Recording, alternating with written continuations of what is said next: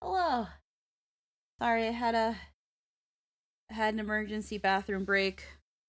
Literally just as I pressed live, I had to run to the washroom. And that delayed things, and I'm so sorry. Hello, hello. Oh, Just gotta gotta take a sec. Oh. And then I would have actually started earlier. I would have started earlier, but I got distracted making making food. I got out of bed at like noonish, like 1:30 noon, I think. And I started making some food and like preparing stuff. And then I started looking at the days that I still have for my medical leave, which is about 2 months. And I started looking at the concert progress I've done. And I'm just like, damn, I need to like get back on this. I listened back to Horse and the Infant, and that one I can say is done. Uh no. Yes. No. No, I have to redo Horse and the Infant. I actually have to redo the God's vocals for Horse and the Infant. Just a Man is done. Just a Man is done. And then I started looking at the ones I have ahead, and I was like, is this still correct? I got swamped up in like concert stuff, and that killed another hour, and I was like, oh shit. Jester went to work at like 11, and I'm like, I just burned 4 hours that I could have been doing notes, but it's not often we're here on a Tuesday. So I'm not gonna sweat it too much. And then yeah, I toasted some bread because I actually made bread the last time we were taking notes. And it actually came out really good, and it's actually really filling. It's just gonna put this over here. It slices really well. It's got a nice crust. I toasted it on stovetop this time. Yesterday I did it via yesterday I did it in the broiler, and stovetop is definitely the better one. It's a little longer, but definitely does the trick. And you guys were all complaining about the humidity. Oof. Apparently Canada's supposed to be getting a heat wave. I don't know when, and I'm kind of inside all day. So let me grab something though, because the air conditioning is a little potent, and I don't know, I'm cold. Cold.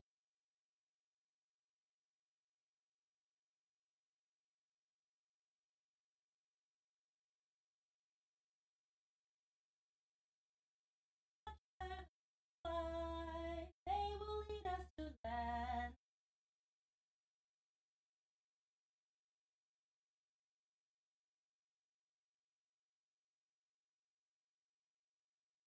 There will hunt for food, my second in command. Now full speed ahead.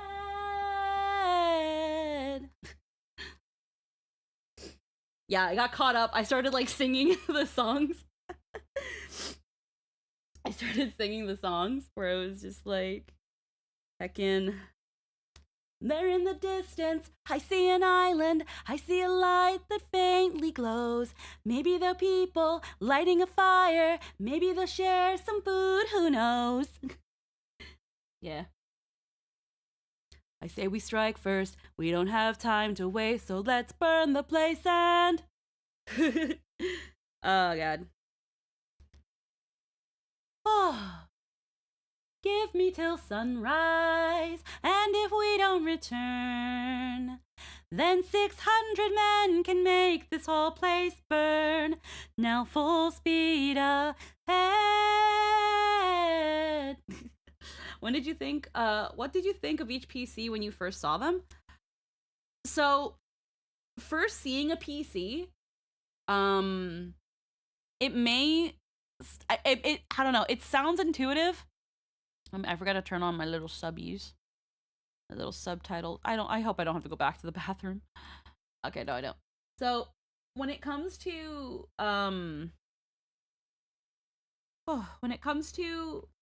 heckin', seeing NPCs for the first time, I tend to, as hot as they may be at first, I tend to, like, wait till not, like, we see more of them. and wait till the character talks with them to then start liking them or not, or if I get a good feeling or a bad feeling about them. Oh my god, my stomach. It's really easy to fall for character hot.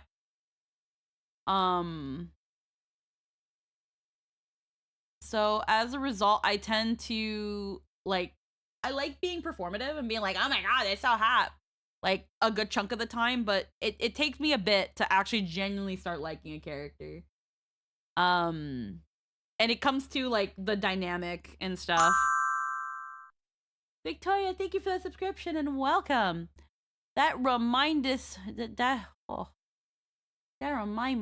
I gotta get.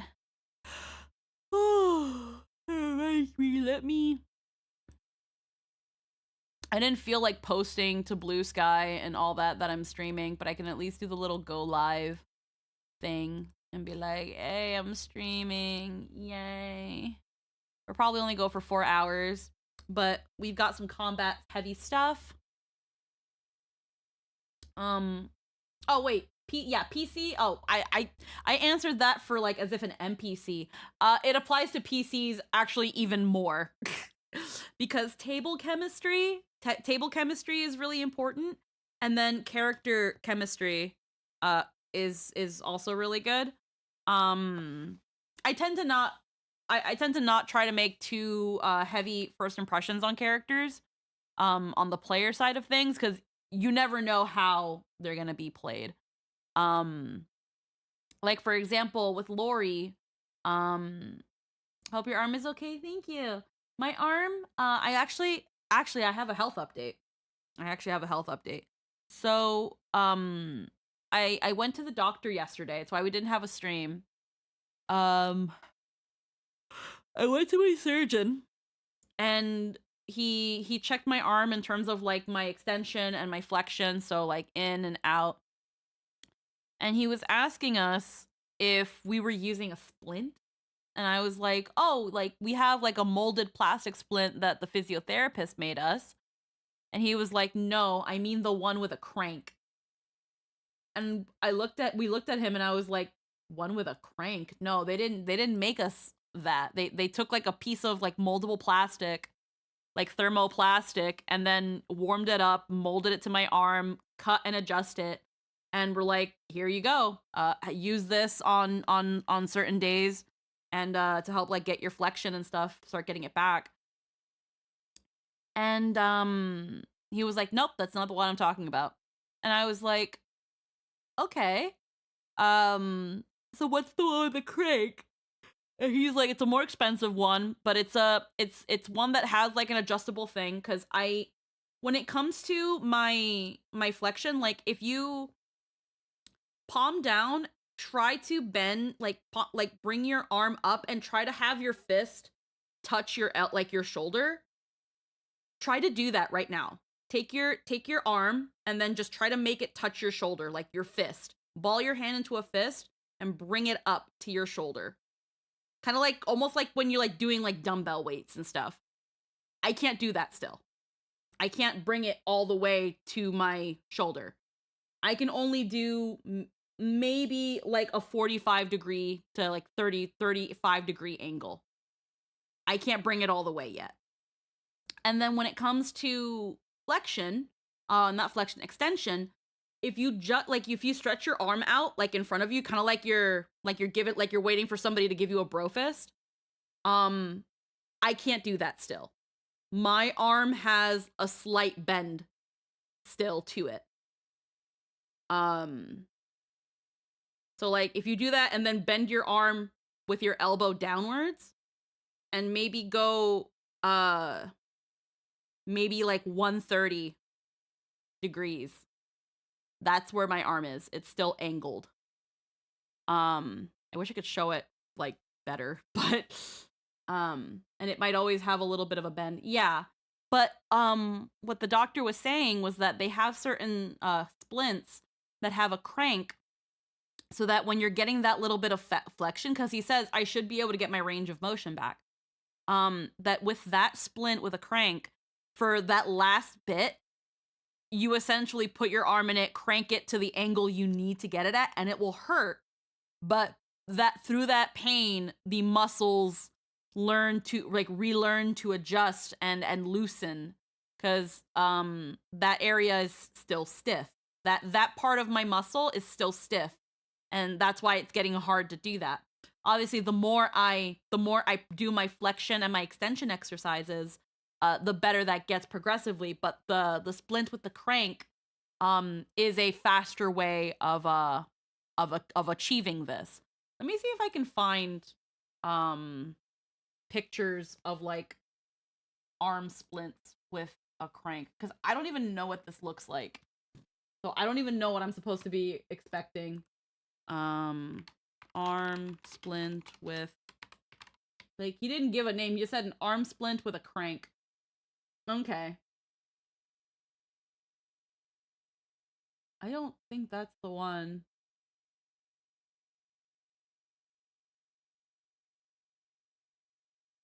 Let me...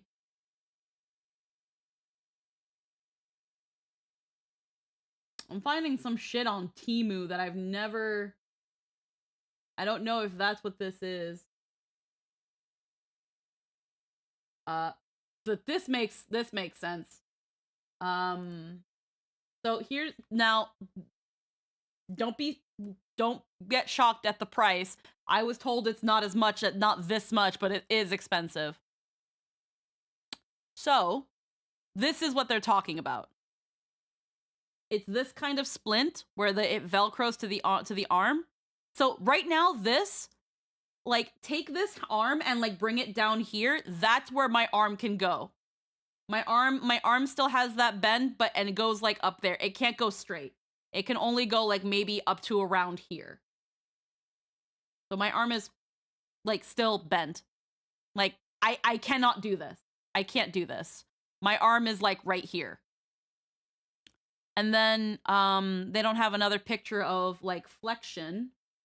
I'm trying to see if I can find a picture of flexion.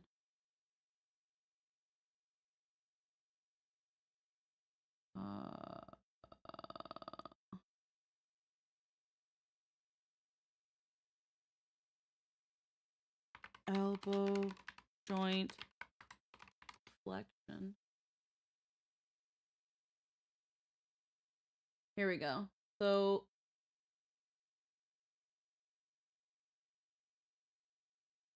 okay, so this is flexion, and then this is extension. My arm currently cannot do this. Cannot do the top one. Right now, my arm, in terms of flexion, can only go up to here. I can touch my head, and if I move my head around for my arm, I can navigate, but I still have to move around my head. So, we found many medical uses for old torture devices. Yeah, so this is as far as my arm can bend. Maybe a little bit more, because this person is at 50. Mine is like 30, like 35. So right between here, I can go up to here, where this lady's eyes are. That's how far I can bend my arm right now. That's as far as I can go. And then when it comes to flexion, this is probably as wide as I can go. Actually, yeah, no. Yeah. So what, if this is exactly what it is, because I'm seeing here, this is an elbow brace, and it has like a crank here. Yeah, so you be used in both flexion and extension. This can avoid the added expense of a second brace. Yeah. So the problem is, so they're telling me about this because I can't meet full flexion. Like, they want me to be able to do like she's doing. I can't do that yet. Everybody can do that, what she's doing right now. You can do this right now. You can even probably touch your elbow. But if you like hold your arm, like your elbow like that, you can touch your elbow. I can still do that with my right arm. My left arm, though, I try to do that, and I can only get to around my eyes. So I I don't have full flexion yet. And then when it comes to extension, I don't have full extension. I have kind of like this. So my doctor said that I need to ask my physiotherapist about a brace with a crank. And I don't know if it's going to look like this, but I'm guessing it's going to be something like this because it has a crank. It's got some stick to keep things in place and then stuff to hold onto your arm. Now, right now, even though I'm under Jester's medical insurance because we're together, our insurance has not been covering my physiotherapy. It hasn't. It hasn't been covering my physiotherapy. I've been having to pay for it. And what I mean by having to pay for it, the generous donations that you guys have been giving have been paying for it. Thanks to you guys, I was able to get the other half of my rent because obviously it didn't work through the rest of May. So whatever money I had went to May rent, and then June, I still had some money, but like you guys helped pay my rent essentially this past month. You guys helped me pay my rent. Do you think? No, absolutely not, Eggy. I am not allowed to hold any weight. No, I can't. I cannot. When it comes to this sort of thing, I absolutely cannot hold or lift anything with this arm. Because the point is, because here's the thing, it's not about exerting strength or pressure, it's about getting the flexion. You don't need a dumbbell to touch your shoulder. You don't need anything. Your body just does that. I need to tell my body, you need to do this again. And the reason it's unable to happen is because there are still parts of my body that are stiff. And in exerting this, I am telling the muscle, hey, you need to soften up a bit or we can't do this. Bringing in weights, now it's not only can we not do this, we don't have strength. I don't have strength in this. If I don't have strength, if I can't even fold, if I can't even get the arm into the flexion or extension, how am I supposed to have the strength to lift anything? So no, absolutely not. I'm not supposed to hold anything on this arm that's heavier than a cell phone. I'm supposed to, but it's, the joint is repairing, but because I tore a ligament. There's a ligament here that I tore, and that's thankfully, according to the X-rays, has anchored still and is doing pretty well, and that's what also helps your joints work. But now with the flexion and the extension, it's because of the muscles. The muscles around my elbow had to reattach to my bone, and because of that, they're stiff. Now it's getting my arm. I didn't mean to build muscle, more to help force the arm to stretch down. No. No weight. No weight. Because what happens with weight, again, whether it be pushing, pulling, lifting, or carrying, no weight under any circumstances on these sorts of things. Because it can end up fucking up the ligament and putting more strain on it than it can, and then it snaps again. That puts my ligament at risk, and it already snapped the first time. So why can't you lift on a broken elbow? Let me just Google this just to make sure. Yeah, so you've lost muscle mass and all the soft tissue is weak and stiff. Range of motion comes first, and then you'll want to rebuild strength. You cannot lift on a broken elbow because the joint, which is made up of bone, ligaments, and tendons, must remain completely immobilized to properly mend and prevent permanent damage. Attempting to lift weights or bear heavy loads too early can lead to strenuous complications. It can lead to displacement and refracture, tendon or ligament strain, which is the concern that I'm having, where the muscles and soft tissues at the front of the elbow shrink and stiffen during prolonged immobilization in a sling. Lifting puts undue tension on these recovering tissues, hardware failure, and impaired recoverability. So right now, we don't want to put strain on what's recovering. So that's why it's not a good idea. Yeah. No worries. I kind of when I was studying medical stuff, it was essentially under that. It's like if your leg is still healing up, like there how do I word this? This is what physio is for. This is what physio is for. Because when you break your leg and you take off your cast and everything, they're not going to tell you, okay, bro, now go off and run a marathon or walk for a block. You can't do that stuff. Your leg has to get used to being a leg again. So I need my arm to get back to learn to be an arm again, essentially. But yeah, so I hi Bardy. But joints are stubborn, they don't get stronger. Exactly. The issue isn't my muscle. Well, it kind of is my muscles because they're stiff, but the issue that's keeping my recovery for another 2 months isn't the muscles, it's the ligament. And if I put any strain on the ligament, then I'm fucking everything up. So that's why. But yeah, they're recommending something like this. Now, thankfully, I was not given this price.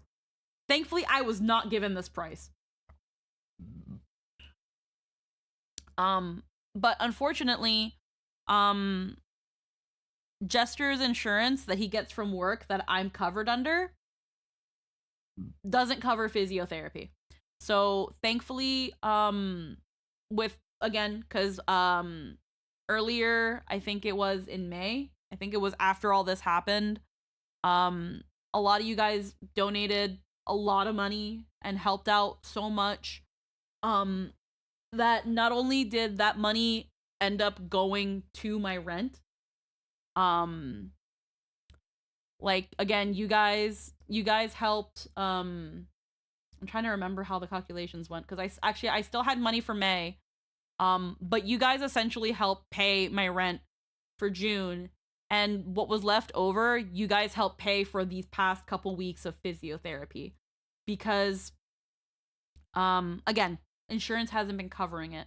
I was able to talk to my physiotherapist, and she was able to lower her rate, from 115 down to 50, but that's still going to be $50. Like, I still have to do another, like, 8 weeks of physio, so it's going to be still another 8 payments of $50. So that's still going to be another $400, probably $500, I think, because the first 3 weeks of physio, I paid that 115.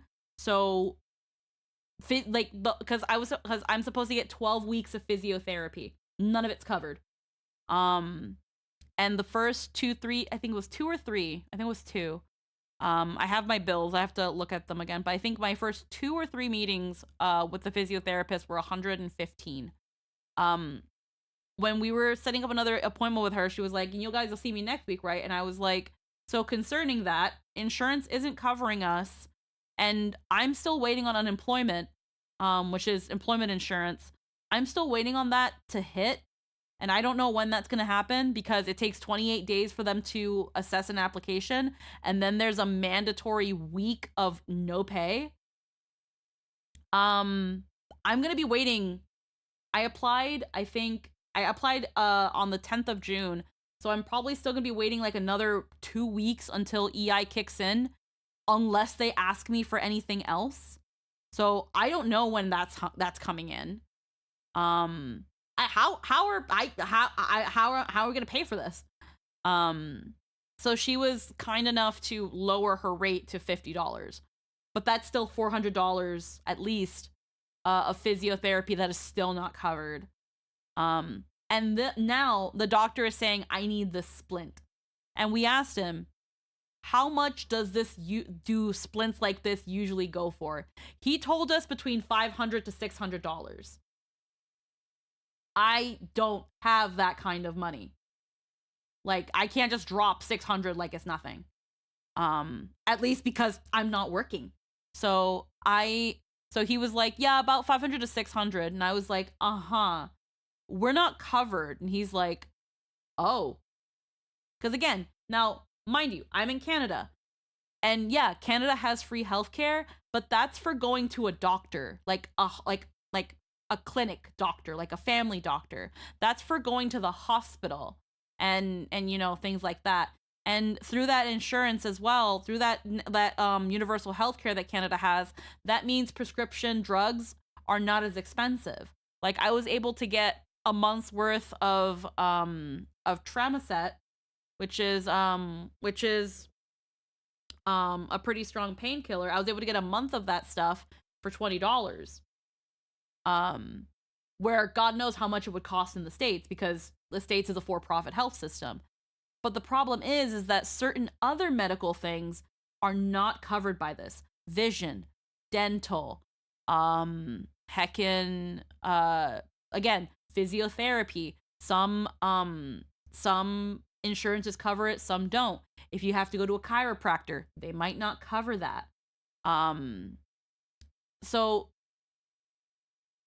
I also remembered I got new glasses too, and that was also because my glasses were like 7 years old, and I was starting to not be able to see through them because they were that old and scratchy. So, through Jester's insurance, I was able to get some new glasses, and I was also able to get some fillings for my dental stuff.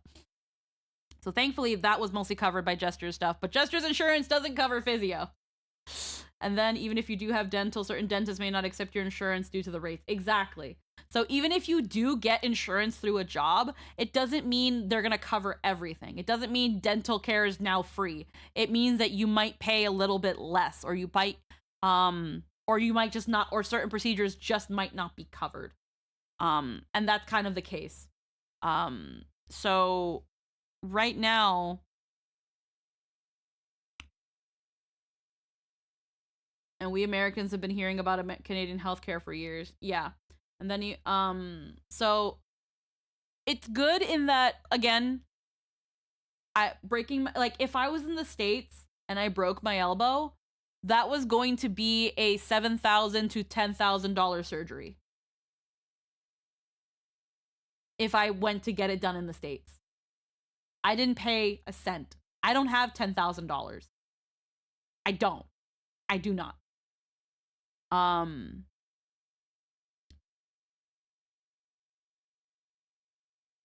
But because of that, I need to unfortunately pay for these other things. Now, again, he told me to ask the physiotherapist if she thinks it's going to be necessary. So there's a chance that I might not even need this, because he was actually pretty impressed with my progress.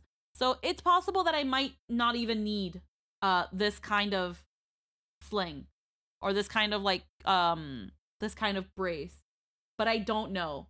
But it's probably going to be looking between $500 and $600. So I'm thinking of how to go about that. Yeah, I just paid off my wisdom teeth remover surgery. And that's another funny thing too. I went to get my teeth cleaned, and they were looking at my x-rays. They only had the 2D ones because they didn't do a 3D one, because that cost money. And they were like, because I've said many times that I'm missing one of my wisdom teeth. But the wisdom teeth I do have never came in. They never came in, but they're still in my jaw. So what the dentist was telling me is that, looking at where they are though in my jaw, is that one of them, and they can't tell by the 2D x-ray, they could only tell by the 3D one, which they didn't do, that if they can do a 3D x-ray and see how the tooth is moving around in my jaw, from the looks of it, it looks like it's one of them is like trying to dig under one of my molars that is out. And there's a possibility that I might need wisdom teeth removal. And it's like, oh, cool. That probably won't be till a next year thing, and so hopefully that's not going to be an issue. But it's that thing of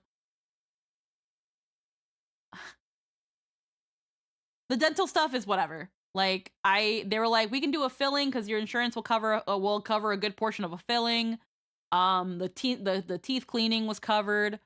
But they were like, hey, yeah, you might need to lose the wisdom teeth. Turns out that the wisdom teeth I didn't have, that I'm missing, is actually on my top row. But turns out, yeah, my lower wisdom teeth, they need to go. At least the one on the right, it needs to go. Based on what they're looking at from the 2D one, but they won't know for sure until they take a 3D one. And again, that costs money. But that's next year's problem. And we're not going to worry about that. But that's probably something that I'm going to have to expect, is a wisdom tooth surgery. But right now,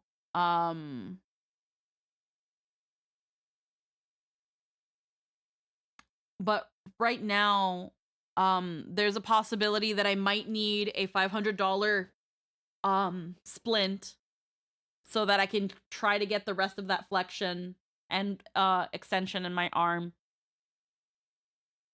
And I'm probably going to be waiting another 2 to 3 weeks for EI to hit. And even then, I don't know how much they're going to give me, because that's not guaranteed either. And then I don't know. I have no idea. I have no idea how. I have no idea how we're gonna. As an American, I wish you a Vexitol24 Twitch tips $10. As an American, I wish you a full and complete recovery. Stay real and hope this helps in some fashion. Much love, Squeaky. Thank you. I'm sorry that it read it twice. That was weird. Why did it do that? Thank you so much for the $10, Vexitol. I'm wondering why it did that. I'm wondering why it did that. Why did it play it twice? That was weird. But thank you so much. You didn't have to do that. Thank you. I'm kind of just in this position where I'm trying not to stress out about it, because it's not like I'm absolutely broke. It's not like I'm absolutely broke. I have a credit card. I still have my savings.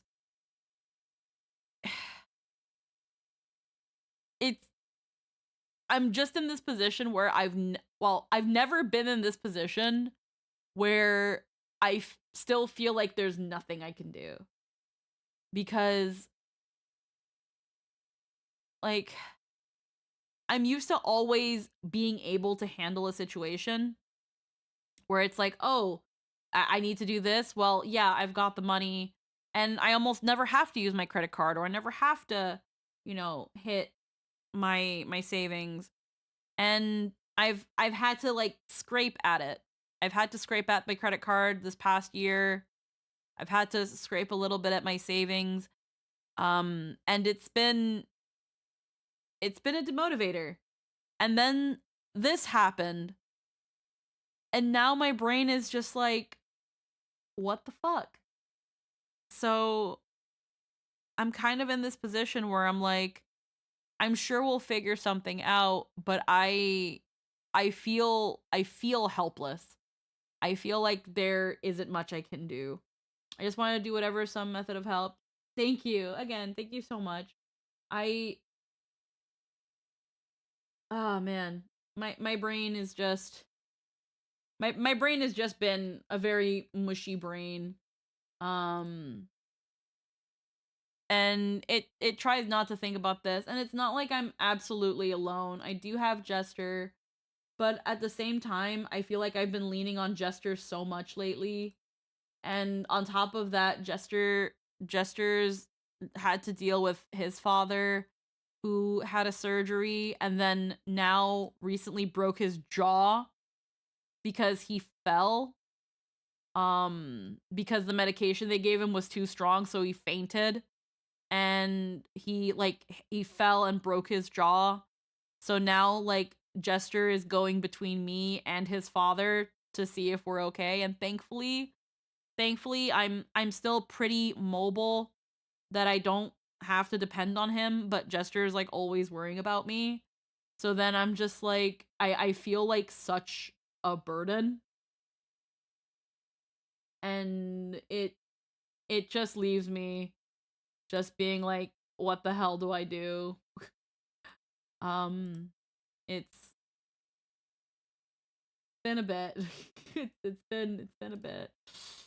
Much love to Jester. Anyone got so I'll, like always, I want to be transparent. I'll keep you guys posted on how things go. Again, hopefully I don't need this brace. I would really much like not to spend $500 on it. But I don't know. And then on top of all this, we have our wedding. But thankfully, we have family helping with the wedding because our families really wanted to help. So financial wise, wedding planning wise, that's not in our hands.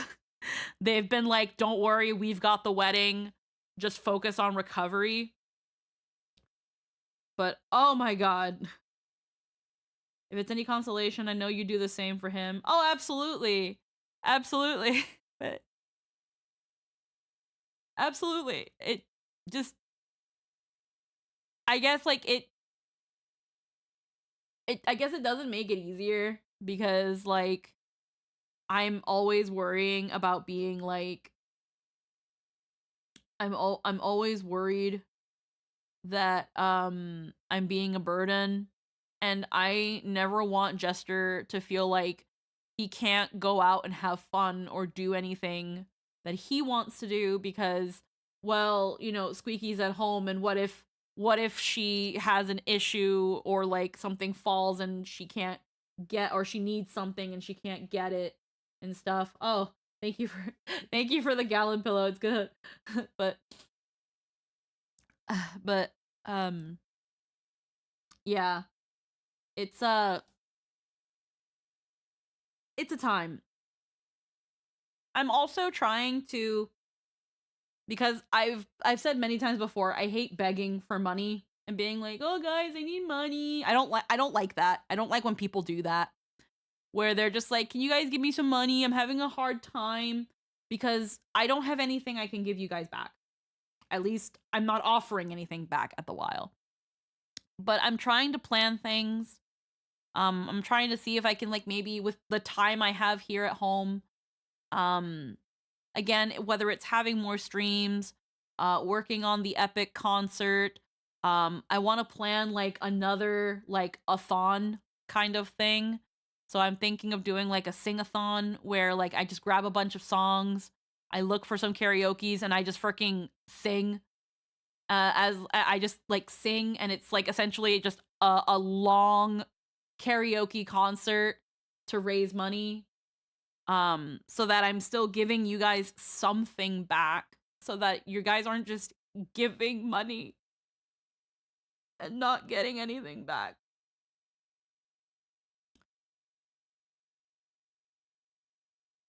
I'm trying to find something to feel like what I'm getting is justified,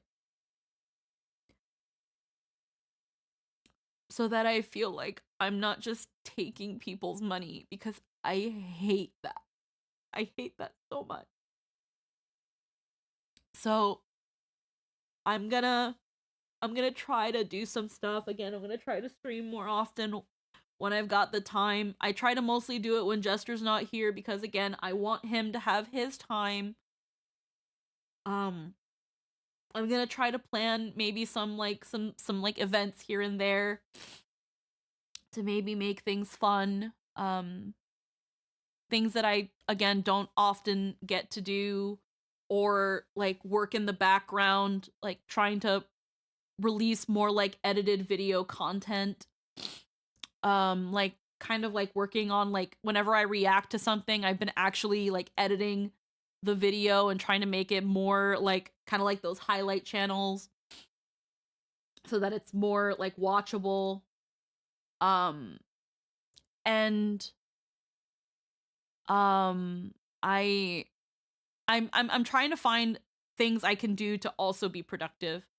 Um And I'm just hoping that it pays off in some sort of way. I have a really funny idea. I mean, yeah, I'm down to hear an idea. It's also like sending your hugs. Thank you. And again, one of the reasons I like doing these comfy streams is that again, they're usually nice, chill vibes, nothing too stressful or strenuous. It allows us to sit and talk. If it gets people to like remember what happens during Gilligan's for when they watch Pennant. But definitely trying to find ways to like give back and make it feel like it was worth it. I've always been very stubborn. And very like, if I can do it on my own, if I can pay for it, if I can, why not? Like one of the biggest things I don't like is owing people. So, this is part of that. One time as a joke, I asked what if for some money.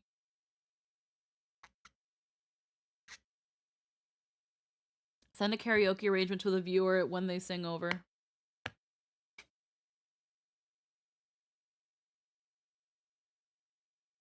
I'm not quite sure what that means. One time as a joke, I asked Bread with her donation amount is to sing a duet.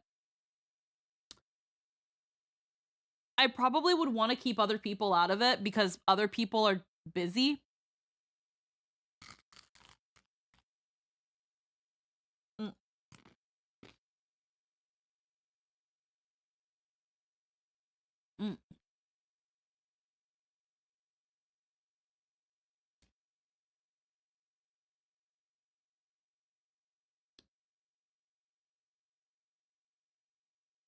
I'm sure I can figure something out.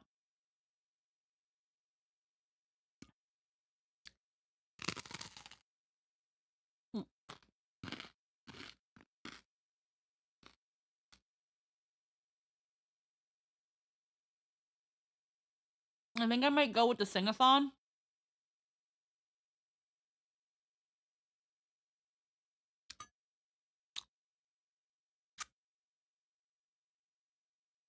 Once I can think of like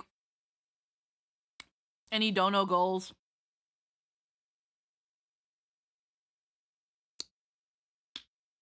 Probably not like milestone ones, but probably like when people donate a certain amount, maybe like a certain song, or they can request a song, or like they can be like, sing this song like this, like holding your nose, or like sing this with like a tablespoon of hot sauce, things like that, to make the sing-a-thon maybe silly and funny. I've got some ideas. If there's one thing I have a lot of, it's ideas. So it's just trying to figure them out in a way to make them fun. And again, instead of like milestones where it's like, hey, if we reach this milestone, we'll do this, we'll make this happen.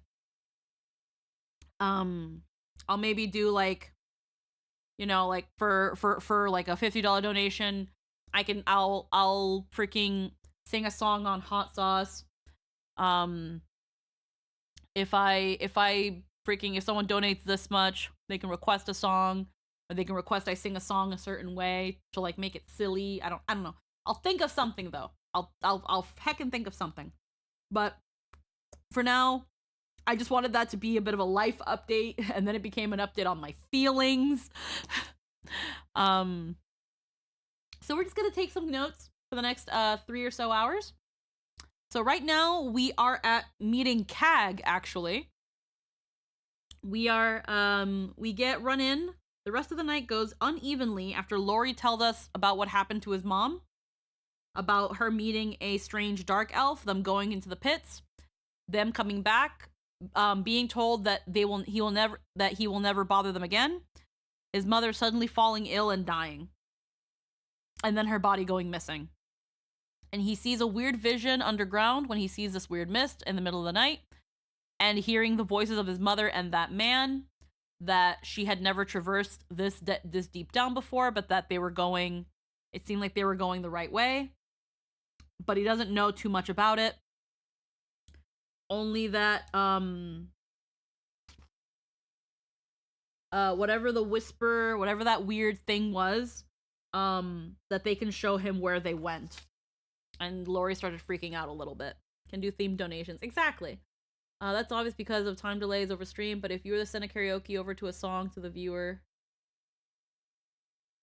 then they could sing over it too, and now you have a duet performance. Oh! Maybe. I'll consider it. Yeah, we'll think of something.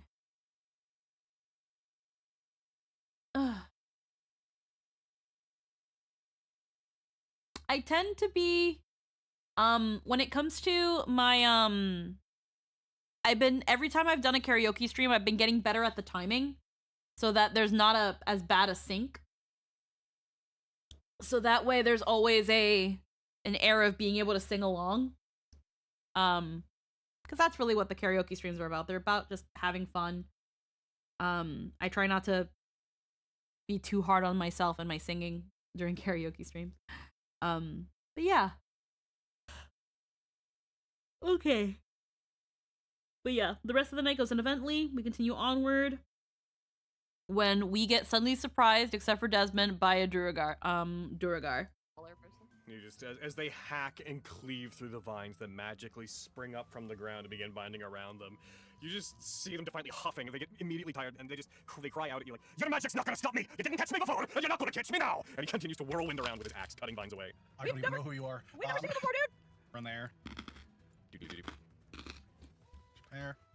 Entangle myself. I know I'm concentrating. Oh, I put on my seat. Oops. It's okay, it'll do the same effect. Yeah. That's me. That's all I can do. Alrighty. Lilia, you're surprised. What? Lawrence, you're surprised. No, I'm yelling at the guy. He rolled a nat 20 on stealth. Jesus, Yeah, sorry. he was ready for this. He is going to, on his turn, just slide and step out of the entangled area. He just rolls out, cutting away vines as he does. Lands with one knee on the ground, looks up, looks towards Lawrence. His head just snaps up and sees you. Even children are among their ranks. Hell, you bastards, no honor! As he raises his weapon over Lawrence. What do you mean? I'm old man. Swings a pepper. Ah! There's nothing alone. That is a hit. How would you knock it off? Pay for brains. Oh my god, he deals 15 points of damage. Yeah, you're... Silver bars. Is it too late? If it's too late, Damage has been rolled, yeah. I rolled it. You gotta do it no, like, sorry, yeah. I gotta do it sooner. Okay, sorry. It's Oh, so I couldn't have actually because I already did it. You already did it, yeah. Yeah. Oh, actually, no, you had your turn. Yeah. So Oh, yeah, you're right. I was just surprised. Okay, I didn't have that, but it was too late, so that's understandable. Sorry, go on. Sorry, Pepper. Strikes you. Fine. He then turns, steps over here, and Lilia, he in a rage strikes toward you. Don't even fucking think about it. I'm so squishy than you. That's a hit. This guy's fucking us up. God. Miss you, bitch. emotions? No. I'm not hearing anything happening, so he's rolling damage. Yeah. It's her first hit. She'll be okay. Lilia, you take 6 Strong one, damage. weak. Does anybody have calm emotions? Dude, this guy's fucking us up. God. Miss you, bitch. emotions? No. I'm not hearing anything happening, so he's rolling damage. Yeah. It's her first hit. She'll be okay. Lilia, you take 6 Strong one, damage. weak. See? Strong one, me. Strong bun me. I also just realized you couldn't have done that first. Silver Barb, because you were You were surprised. surprised. Oh, that's true. It doesn't change anything, it's just Doesn't change yours, anything. but- Yeah. Pepper, I'm you are burning- I'm burning this surprised. lot. Skarn, you are surprised. Oh wait, The if I, best. okay. So wait, if I couldn't have done that, should Pepper still have the advantage or no? You're saying I didn't. You, get to you did it, whatever. I did it? Okay. I want to make sure I want to play by the rules. Tabasco's surprised. Back to the top of the turn order, we're back Thank to Desmond. Alright, I guess I'm gonna shoot you if you don't stop doing that. I'm gonna blast him with my rifle. Alright, shoot him. Oh, that's not very good. That's 15. That's a hit. 9 points damage.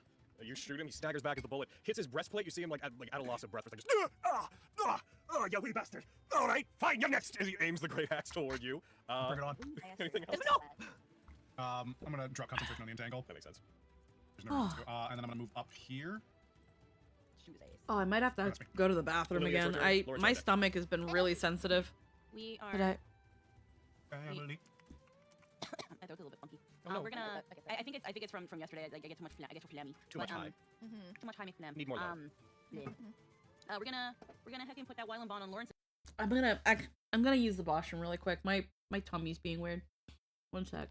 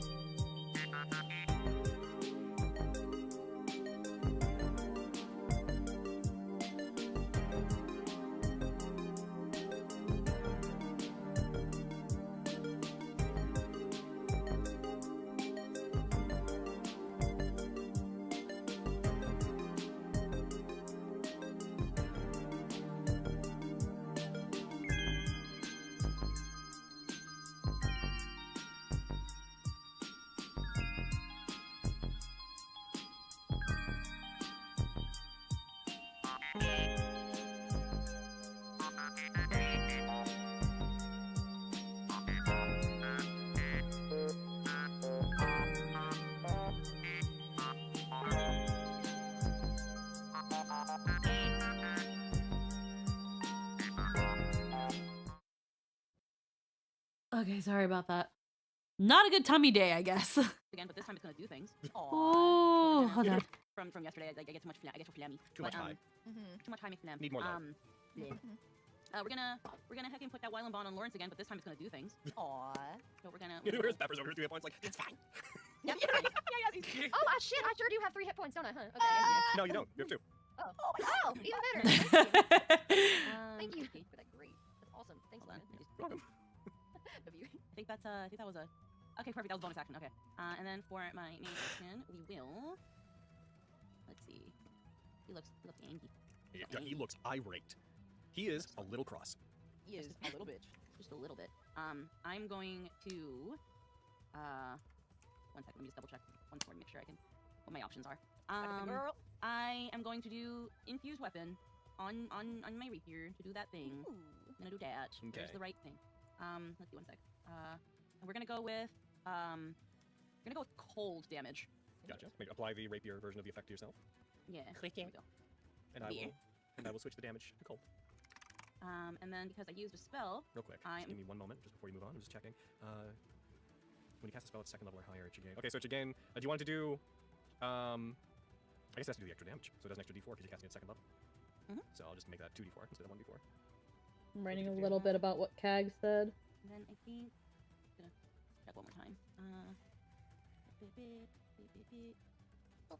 I'm really hoping for a Kag cameo. That'd be fun, but I think he's in the I'm dying. pits. I'm not Or dying. he's become part of the. I don't. Well, the pits are and fucked. The pits are use gone. Virtuous branches to cast graceful protection on you and up to 3 creatures. So it'll be me, Pepper, Lori, and Skarn. Gotcha. I have been chosen. I'm involved. It'd be cool. Now you gotta get involved. You got your skin in the game. Gotcha, Okay, of course. I gotta put the effect on everybody, right? On those people, yes.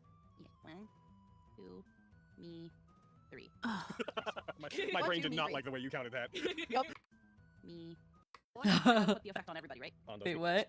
Yeah. 1, 2, me, 3.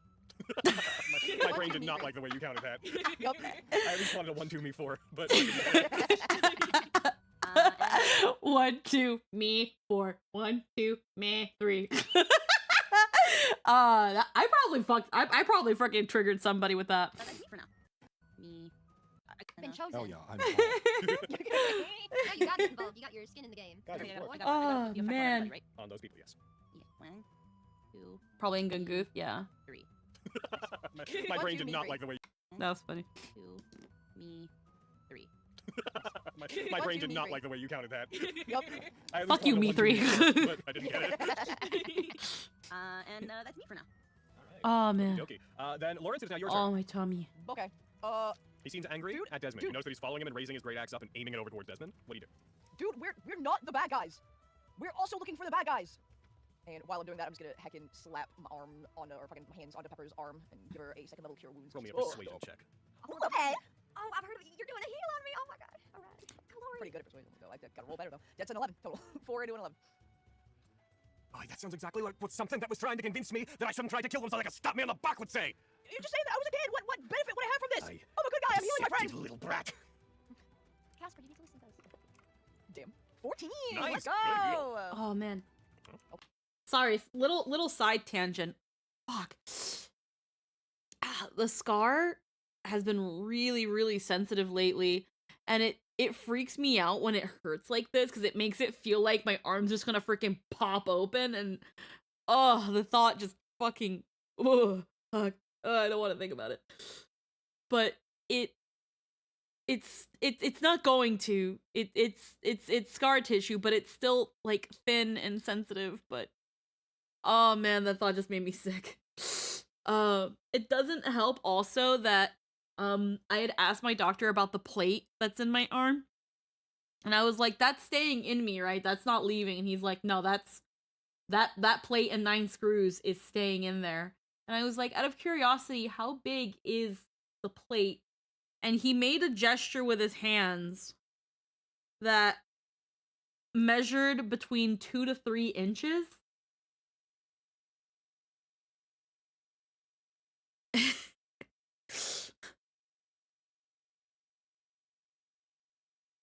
That's like a third of my arm. Like, well, no, not a third of my arm, but it's like between 2 and 3 inches, and there's 9 screws in it. And around where I think the plate is, I had been feeling a bump that I thought was a mosquito bite from when I took a trail walk with Jester, but it's not itchy. And I'm starting to wonder if that's a screw. Like the head of a screw, and I don't want to think about that, but well, airports are going to be interesting for you from now on. Well, here's the thing. When it comes to these sorts of plates, they're usually made with titanium because titanium is light and actually doesn't trigger the magnets in airports. But I probably will let people know, be like, hey, I have a plate in my arm from a surgery. Is that going to affect things? But normally they don't. So it will be fine. But because also my boss, he has a bunch of plates and screws because he'd broken several bones. And he's like he travels a lot. He's gone to airports a lot, and they don't trigger for him. They use titanium. But it makes me sad because I was really hoping that like the plate wouldn't be in my arm, but 9 screws. Did I've shown y'all a picture. Let me see if I can find it. Let me see if I can. I think I can find it if I look through my chat history with Runaway. Runaway. Oh, has image. Yeah, I'm a cyborg. I'm a cyborg.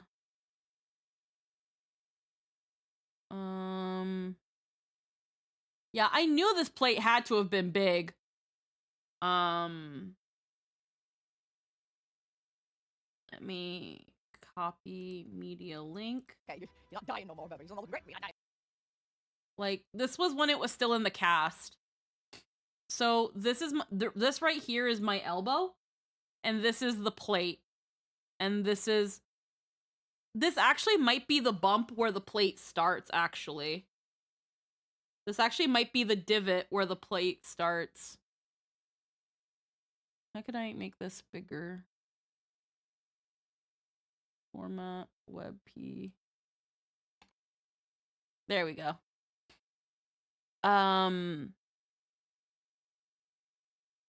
Yeah, so actually that it's hard to say. Maybe like cuz these are the staples that were in my arm. Yeah, I can feel this. This is where my elbow, like my elbow, there's this part of the plate. And then there's this. Like right here is where my skin is. Like this is where my skin is. But right here is where it's closest to the elbow, and that's the plate. That right here, like I can, oh god, I hate that. Yeah, I can, there's the, oh god, I hate that. Okay, yeah, that's the plate. But yeah, that's,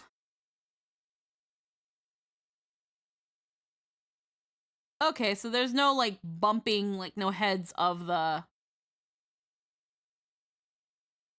that's just stiff muscle still, I think. I don't know. Yeah.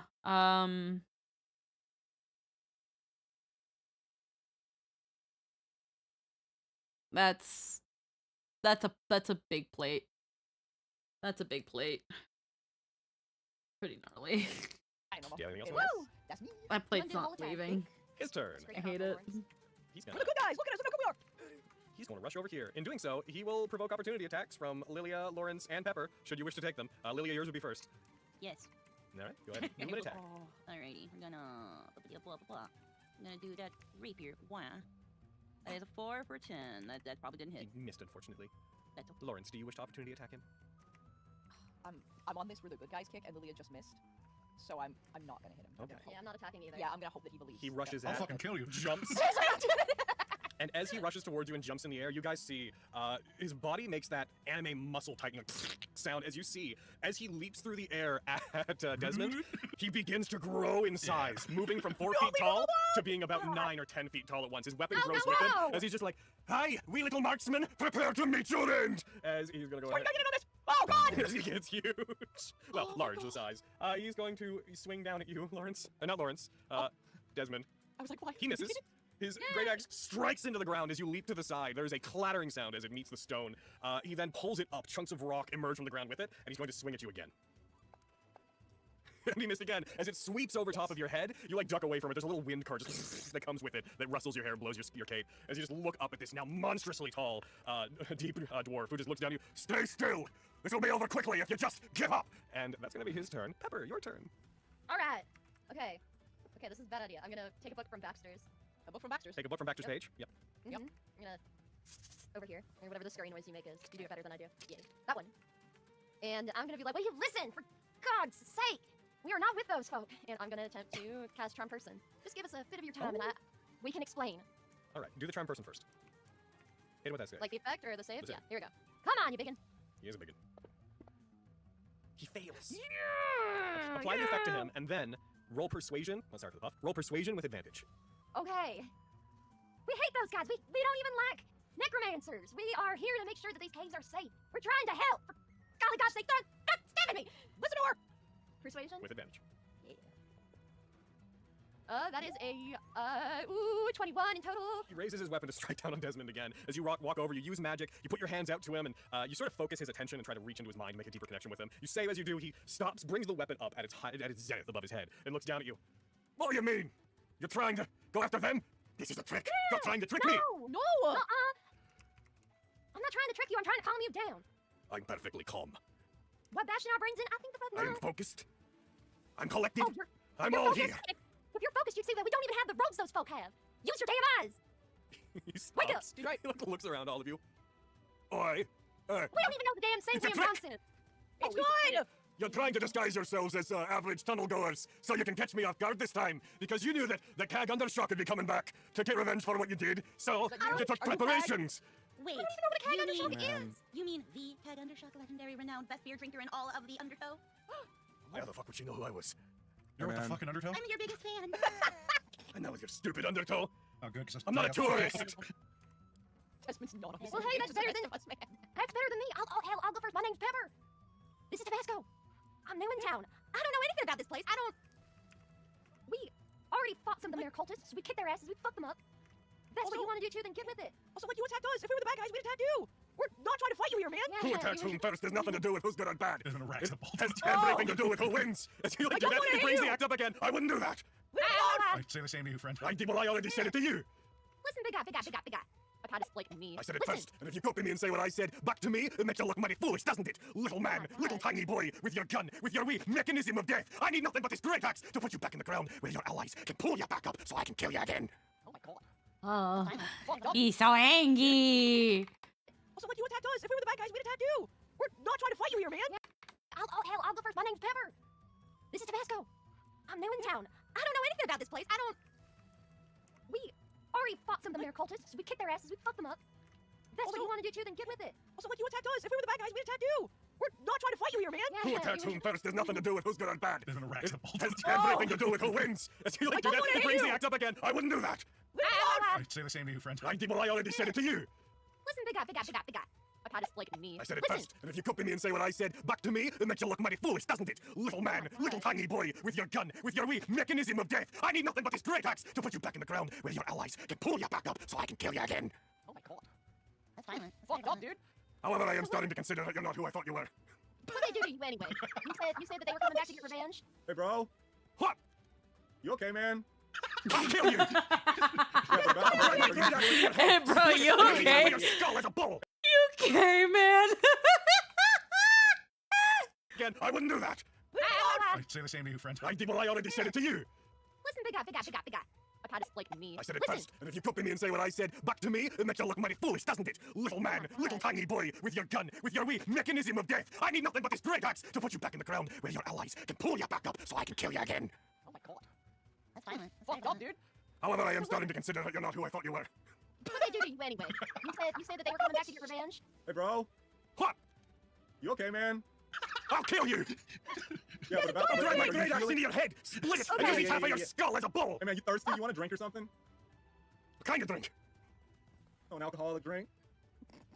He spins the great axe around, slams it down on the ground head side first. All right, I'll hear you out. Explain yourself. Go! Screw away, go! I'm just gonna lean over to Duncan and be like, hey, we've got an hour. Hey, man, how you doing? We've got an hour. Don't tell anybody. Here's my secret stash. Check this out. Here, try this shit out. What the fuck? The entire fight started, stood there, did nothing, turned around. Hey, you good? He didn't say that. Somebody you offering like a water skin with like our fucking booze in it? Yeah. This is one that I just keep inside of my thing that no one knows about, and I just keep... Fuck yeah, dude. He reaches over, he takes it from you, between two of his now massive fingers, raises it up, opens his mouth, pours the Offer entire them- thing in his mouth in one gulp. Offers them drops it back alcohol. towards Okay, you. I'll hear you out. All right then. And he like just becomes smaller again suddenly. Incredible. All right. It's cool. No, it's fine. It's fine. It's fine. No, that was all right. That was possible. Okay, one sec. Now we're out of combat, so I can bring it back down to normal-ish speed. So,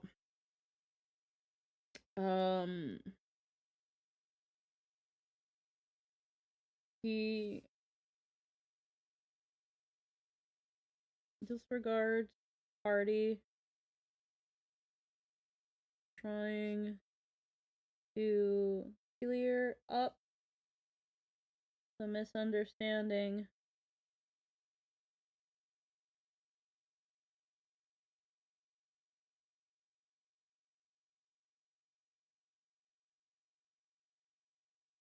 And it isn't until Garn offers water skin with booze that the Duergar considers hearing the party out. Alright. Oh. Occurs to me now I might have made some kind of mistake. Yeah, you don't want to make a mistake, right, guys? So who the hell are you? Kag Undershock, last remaining of my clan. Okay. Cag Undershock.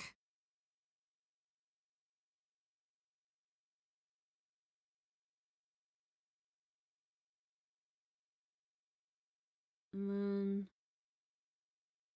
I did it for Sa'un, I think, where I had their name. No, I didn't. I don't write their name and then what they are. Maurice.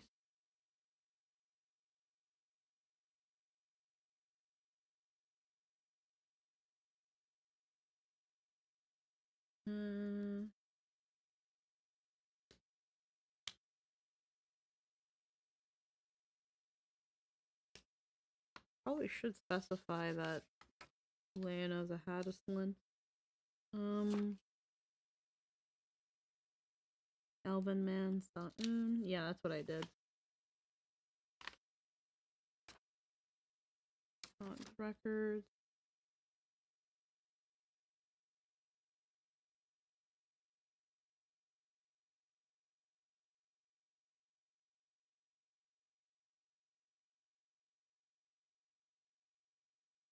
Can you spell Hadislan? I'm gonna just put Hadislan for Lana. I didn't consider that. House of Affliction, we already got that. More Lane, Halfling Governor. I had the thing for the other one. Alright. Okay.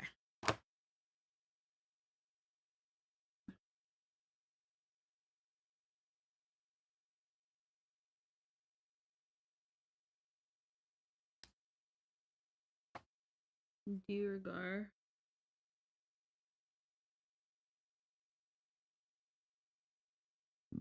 Alright, last of his. So who the hell are you? Kag Undershock, last remaining of my clan. Nice, nice. What's your clan? Well, don't have like a name. Oh, okay. The Undershock Just- clan. Undershock. At least we I were. just wanted to know, man. I was just trying to get to know you, buddy. Sorry, I don't want to. Till those other tourists who have been moving about the tunnels ambushed us and took all of my family away. Oh shit. Oh. Okay, so you're definitely on our side. Just trying to get to know you, buddy. Sorry, I don't want to. Till those other tourists who have been moving about the tunnels ambushed us and took all of my family away. Oh shit. Oh. Okay, so you're definitely on our side. We're trying to deal with that very thing. And ambush them? Oh shit. Who have been moving about the tunnels ambushed us Yeah. and took all of my family away. Oh shit. Oh. Okay, so you're definitely on our side. We're trying to deal with that very thing. Him and his family? Okay, so you're definitely Ambushed us and took all of my family. Yeah. Sorry, I don't want to. Till those other tourists who have been moving about the tunnels ambushed us and took all of my family away. Oh shit. Oh. Okay, so you're definitely on our side. We're trying to deal with that very thing. So, you seen any people recently? You're after other the than just skulking? necromancers too, huh? Yeah. Yes. Fought them a couple of times. Saw them in a old McCraw's estate at some point. They were doing the whole thing with them. We're with the Undertow. See that guy you tried to murder twice? Yeah. As soon as you the say small one Undertow, with he's the like, gun. "Pah!" and spits to the side. Yeah, I can see you don't enjoy those guys. Not a fan myself. Understand, but like, Yeah. no, no offense. I mean, this one falls through. You know. There is a thing between. There's a little apostrophe. Okay, I spelt it. I didn't put. I knew there was something between the D and the S.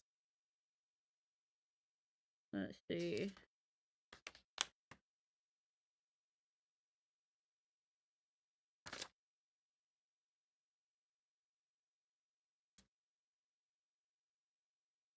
Let's see.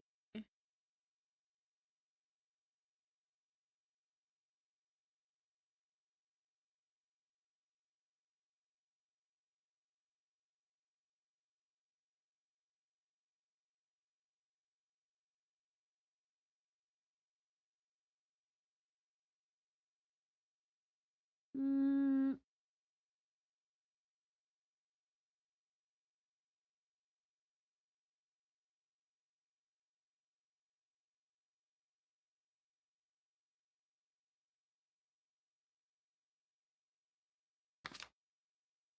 Okay, so there's like a little apostrophe here, and then there's a little I.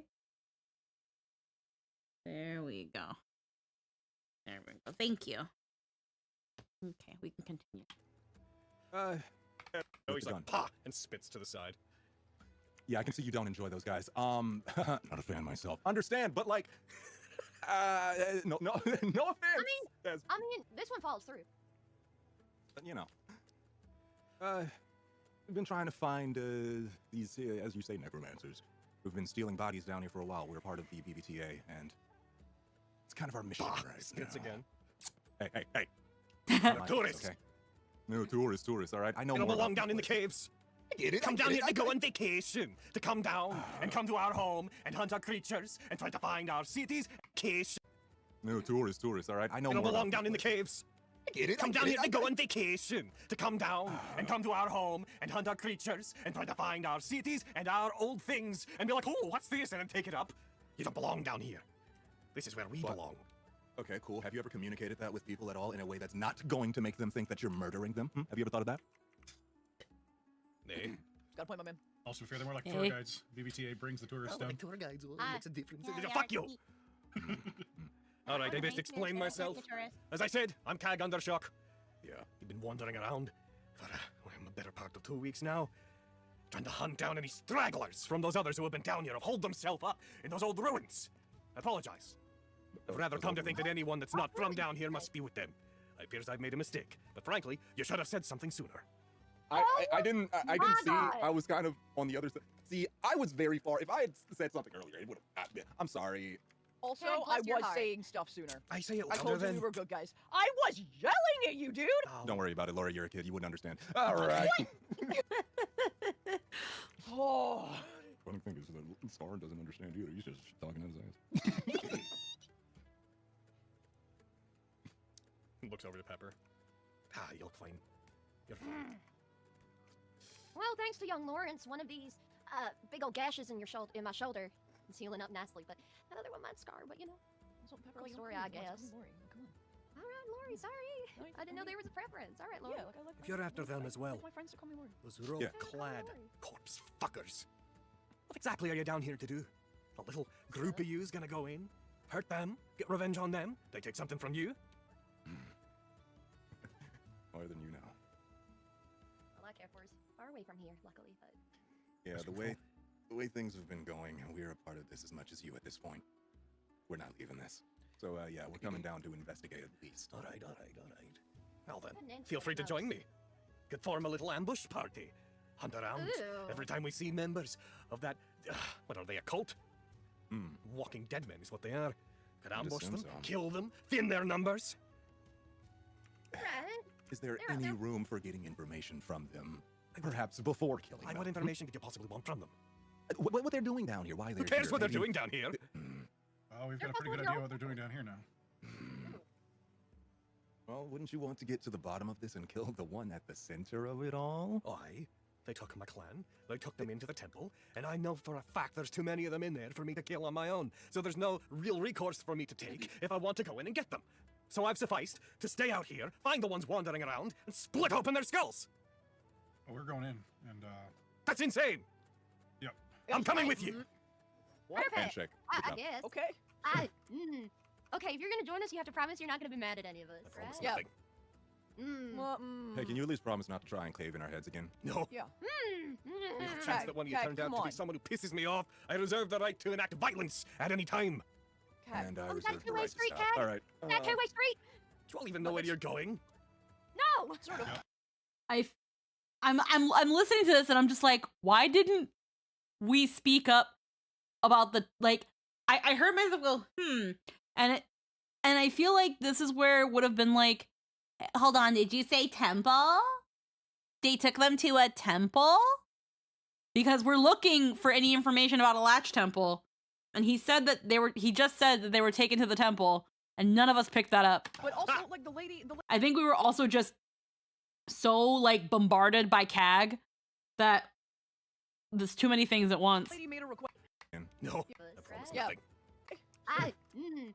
Okay, if you're gonna join us, you have to promise you're not gonna be mad at any of us, I promise right? Yeah. nothing. Well, Hey, can you at least promise not to try and cave in our heads again? No. Yeah. There's a chance Kag, that one of you Kag, turned out come to be on. someone who pisses me off. I reserve the right to enact violence at any time. Kag. And I Oh, reserve that the two-way right to street, stop. Kag? All right. That two-way street? Do you all even know where you're going? No! Sort of. But also, like the lady made a request. It's not very gentlemanly of you to ignore a lady's request. Look, man, look at you. All right. I don't You know what? Sometimes you particularly gotta give learn. a Sometimes you gotta learn. shit. What? Oh. How much Alright. time do I have left on a charm person? it's only been like 10 minutes. I break out into a cold sweat. But if none of you know where Christ. you're going, and I do, then you know what? That makes me the leader of this operation. We're more like a democracy. Like, where are you going? Really We're have looking it. for a temple! Group effort, collaboration. You see, Kag. Yeah, it's the CAG effect. We all got 5 IQ points dumber being in his vicinity. You keep I'm leading my own talking. Yeah. Why is this Oh, yeah, no, child I- attempting to reason with me? I do that. I do that a lot. Listen, small man, as he walks over towards My you, name is puffs his Lawrence. chest up. You can call me Tiny Lawrence. little twig boy. How dare you, Kag? I am not Yeah. interested in your opinion, nor your advice. Damn. Why is that? Because you're just a little shit. Well, that's true, but that doesn't mean I'm wrong. There's so much angry energy. It's no matter of being right or wrong. Oh. My That's clan, always a dwarf. 20 strong, was taken. And you all think that you're gonna survive the force to cut them? 20 of me? Gonna do our Y'all best. could handle one of me. Look, this Give is me a why couple we said minutes, I'm we sure were. I can change your mind about that. This is why we said we were trying to investigate first. They're not Have even you investigated? investigated what? Why, where they are, what Yeah, they're I know doing. where they are. They're held that up would be in an a old great thing. pre-Simonian temple. Oh, that's a great thing. Hurry, You could have told us. I did. I said it already. You said a Question. temple. You didn't tell us. Okay, all right. Question? never mind. Kag, my good friend, my good buddy, my man. Would you happen to know if that temple is on a crystal lake of some sort? What you just said sounded ridiculous. Fucking Christ. Okay. That's gonna be lower, Lauren. Lori. Sorry. Thank you. So you get Now to that, call me now Lori. that you told me I I'm can't call you Lawrence to that, it him. just... It's probably best you try to sit out negotiations, Lawrence. Hmm. How tall is he, Logan? Like 4 feet. So tall. Oh, I'm a little taller than him. Yeah, but you're still dwarfed by him somehow. He's still wider. Like, He's definitely wider than you. Wide load. Kag, I wanted to be on your side, but really, the energy you're bringing to the group is very aggressive. I'm very sorry. My entire clan, my family, and all my friends were taken and presumably killed by these people. That's awful. I'm very sorry if I'm not a We polite didn't do person it. when discussing ripping their spines out of their bodies in compensation. Dude, I would love for you to rip their spines out of their bodies, but you gotta be smart about it, man. And we didn't do it. I You gotta disagree. be mean to us. We're here to fucking help you, man. All right, then what's your plan? And There's no if you say investigate, I'll kill you all now. We're gonna go in and we're gonna recover a couple of the people who've been captured, try and free as many as we can, and I like then that goblin. kill everyone who gets in our way.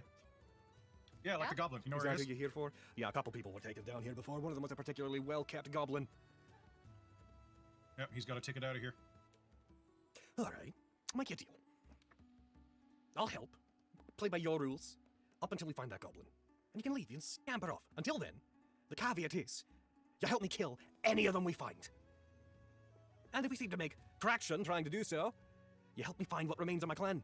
If they killed a bunch of them and took the bodies, some of them are still alive. Sacrifice, probably. Aye, good. See, now you're saying you should have just listened to everything I said. If the child had shut their mouth and listened, they would have realized I was being reasonable. I need you to understand that I will never shut my mouth. Man, I can teach the kid, but he's got to learn through, action. It's kind of a lost cause. I'm also not a fan of doing anything that anyone tells me. I wasn't gonna to do, ask, so but shut which one of up, you does I'm this? gonna Which one of you talk does this more. belong to? This one doesn't technically belong Who does he to any belong of to? us. I'm old man. Unfortunately, it's part of the team. It's Intentional it's. Intentional it's. Yeah, that's right. I'm an old man. I take care of myself. You got some blood. Hold on. Let me just. Pepper, Hold still. I look tough. I'm the new guy. Yeah, so you see how it is. There's some badass. Takes a village, you know what I mean? It would have just been funny. It was like Pepper be like, "Oh, Lori, you got a little blood of it. Yeah, Lori, you have a couple boo-boos here. Do you want us to put some like the little band-aids on them? Give a little kiss. Give a little kiss your boo-boos." Guys, ladies, it would have been really funny if like both Lilia and Pepper ended up leaning in on that, and it's like, guys, and it's like the only time the ladies are on Lori is to treat him like a baby. Not badass His if was you get a taken skin too. infection. He's got stakes in this too. Fine. All right. Well then. Well, where to, Cag? Seems you know where to go in this area. I do. The temple we're looking for is not but a few hours away if you know the tunnels to find. Well, I guess lead the way. The most sensible thing any of you said. All right. Let's go. Happy to be a part of any effort to exterminate those outsiders. We'll do our Uplanders. best. He turns and he starts marching away. Now he's doing the sights on He's the wall. leading it. Da, da, da, da, da, da. Are you Pretty having fast for a little guy. You know what? Live your life.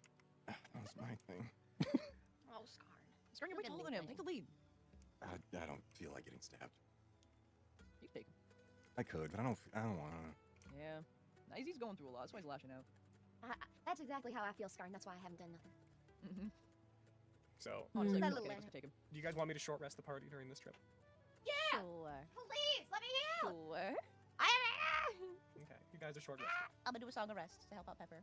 Because everybody else is fine. Oh no, well, Lily's a little hard too.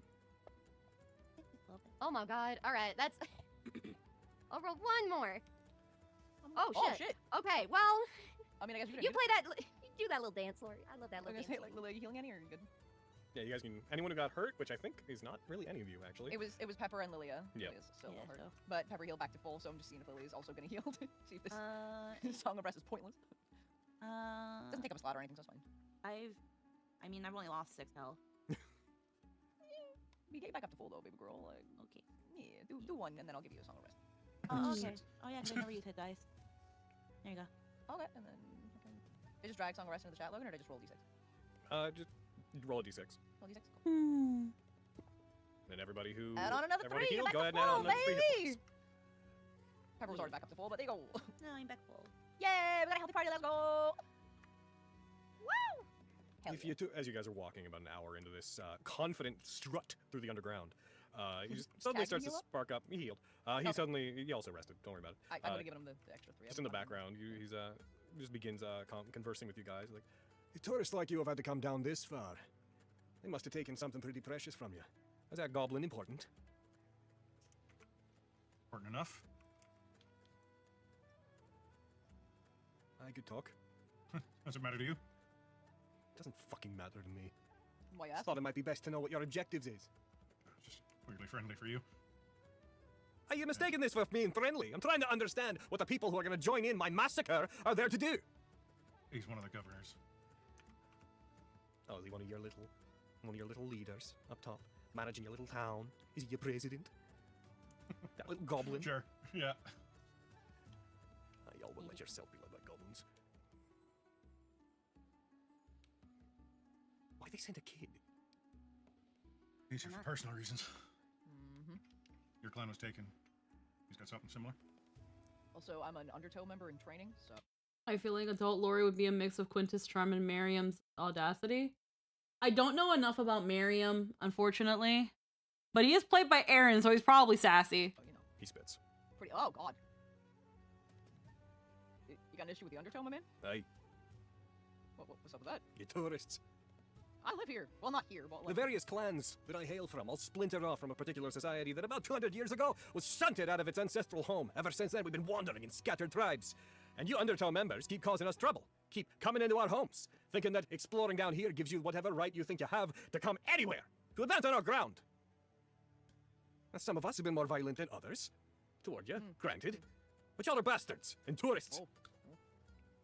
Once again, has an open dialogue been put between these groups Once at again, all? there's no dialogue been there between the groups. If we come up and ask nicely, like, please stop coming into our home. No, fuck you. I feel like you guys Yeah, I talk can about see it a why. little. If you're just fighting, nothing's really gonna happen.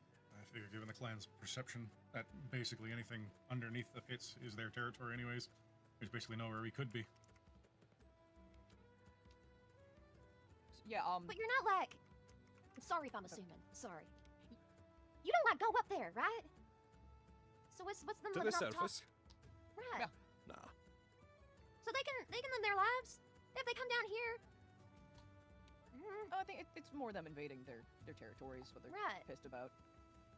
And like, I don't know nothing about Program? that. I'm 10 years old. I don't know We anything use about, like, fantasy 200-year-old grounds. shit. That damn Like- parasite shunted us out of our Right ancient up city here. down We below. use fantasy Not but a grounds. generation ago. We've been trying to find some sense of stability down here. We're tired of dealing with all of you as we do. I think we have a When you sponsorship say with... parasite, I think we're also sponsored by them. like, say more words. That's not much, Now. not much else to be said.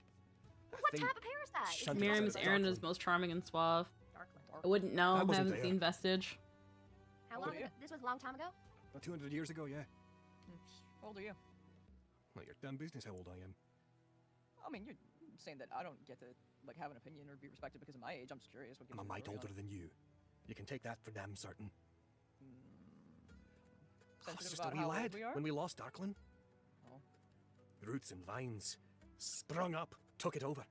And after about a decade of people acting strangely, the thing got in our minds. And then, like when it got bored with us, invaded, tried to wipe us out. And now our ancient home is its lair. Holy Forest of shit. thorns and illusions. Did it make people sick? No, Forgetful? Hmm. I'm 10 years old. I don't know anything about like their territories. What they're Right. pissed. parasite shunted us out of I think So what's them to living the up top? surface. Right. Yeah. Nah. So they can live their lives if they come down here. I think it's more them invading their territories. What they're Right. pissed about. And like, I don't know nothing about that. Like, I'm 10 years old. I don't know anything about like 200-year-old shit. That damn Like- parasite shunted us. Hold on. Hates the Undertow and BBTA for bringing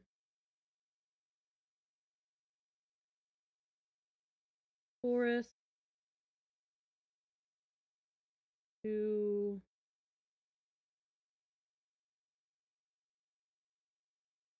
the deeper pit and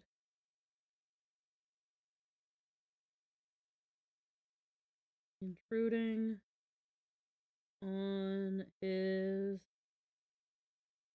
people's lands. Out of our ancient. I think it's more them invading their territories, what they're Right. pissed about. And like, I don't know nothing about that. Like, I'm 10 years old. I don't know anything about like 200-year-old shit. That damn Like- parasite shunted us out of our ancient city down below. Not but a generation ago. We've been trying to find some sense of stability down here. Talks of a parasite.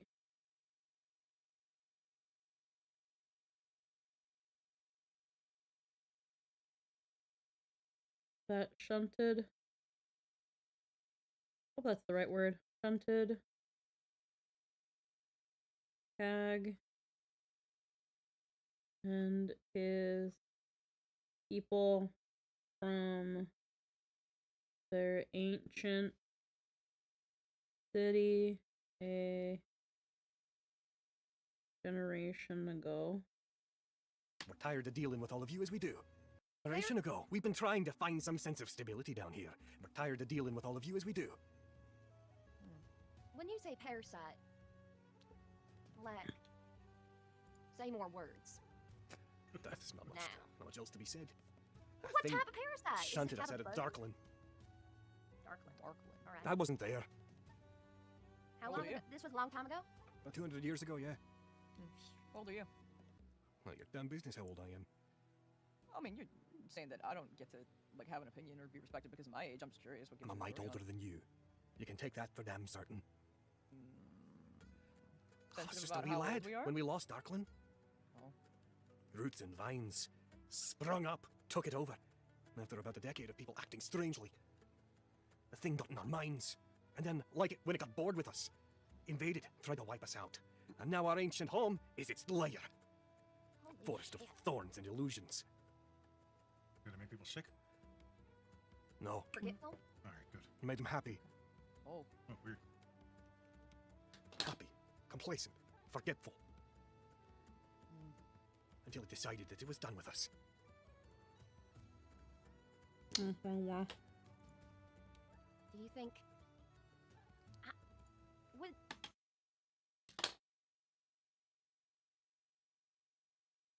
Hold on, whiteout.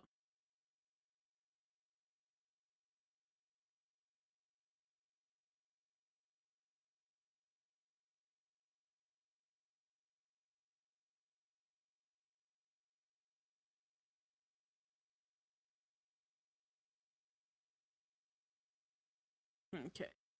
I gotta go back on all that. Yeah, the prince. Actually it was confirmed. Yeah, this was Neftaria.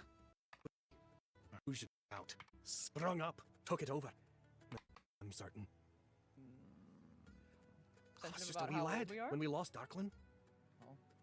Roots and vines So, roots and vine. sprung up, took it over. After about a decade of people acting strangely, the thing got in our minds, and then, like it, when it got bored with us, invaded, tried to wipe us out. And now our ancient home is its lair. Roots and vines sprung out. Roots and vines sprung up, took it over.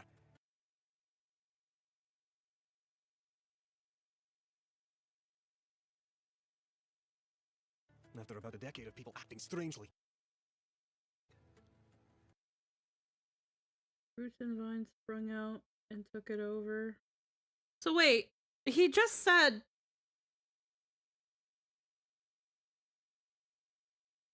So was Darkland their ancient city, or was Darkland the settlement they made? Because they're saying that they were chased out of their ancient city 200 years ago, but then he's saying that they lost Darkland when he was a wee lad about a decade ago. So that's where I'm gonna be looking at my notes now confused.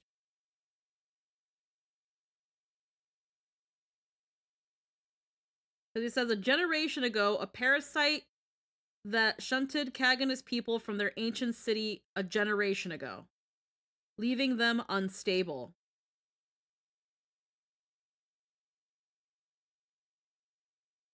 So then what's Darkland? Is Darkland their ancient city, or is Darkland the new settlement they made? Because now I'm confused. And this was probably where I was confused last time too. Because again, when these kind of lore dumps end up happening, especially with a character like Kag that is just kind of speaking while also being very, very abrasive, and everybody's got to get a fucking quip in, it makes it really, really, really hard. Is this Neff's second mention? I have to go back, and I hate that I've been going back so much. And you Undertow members keep causing us trouble. Keep coming into our homes, thinking that exploring down here gives you whatever right you think you have to come anywhere, to advance on our ground. Now, some of us have been more violent than others. Toward you, granted. But y'all are bastards and tourists. Once again, has an open dialogue been put between these groups Well, at there's an all? open dialogue between the groups. If we come up and ask nicely, like, hey, stop coming into our home. No, fuck you. I feel like you guys Yeah, I talk can about see it a why. little. If you're just fighting, nothing's really gonna happen. I figure, given the clan's perception, that basically anything underneath the pits Darkland was the ancient city, but it seems Logan got his wires crossed. is their territory, anyways. There's basically nowhere we could be. Yeah, because he's saying he's at Yeah, least I'll older leave than it Lori, but then he says he was a wee Something lad when they left sure. Darkland. You don't like go up there, right? So what's them To living the up top? surface? Right. Yeah. Nah. So they can live their lives if they come down here. I think it's more them invading their territories, what they're Right. pissed about. And like, I don't know nothing about that. Like, I'm 10 years old. I don't know anything No, about they escaped after Neff fucked them with them for a decade and then shunted them out, and it's been 200 years since. 200-year-olds. Okay. That damn Like- parasite shunted us out of our ancient city down below. Not but a generation ago. We've been trying to find some sense of stability down here. We're tired of dealing with all of you as we do. When you say parasite, like, say more words. That's not much, Now. not much else to be said. What type of parasite? Is it Shunted type us out of bug? Darkland. Darkland. Darkland. All right. I wasn't there. How Oh, long yeah. ago? This was a long time ago? About 200 years ago, yeah. Okay, Well, so we- Darkland is their ancient city. Well, your damn business how old I am. I mean, you're saying that I don't get to like have an opinion or be respected because of my age. I'm just curious. What gives I'm a you mite authority on older it? than you. You can take that for damn certain. I was Sensitive just a about wee how lad old we are? when we lost Darkland. Oh. Roots and vines sprung up, took it over. After about a decade of people acting strangely. Took it over, making people act strange.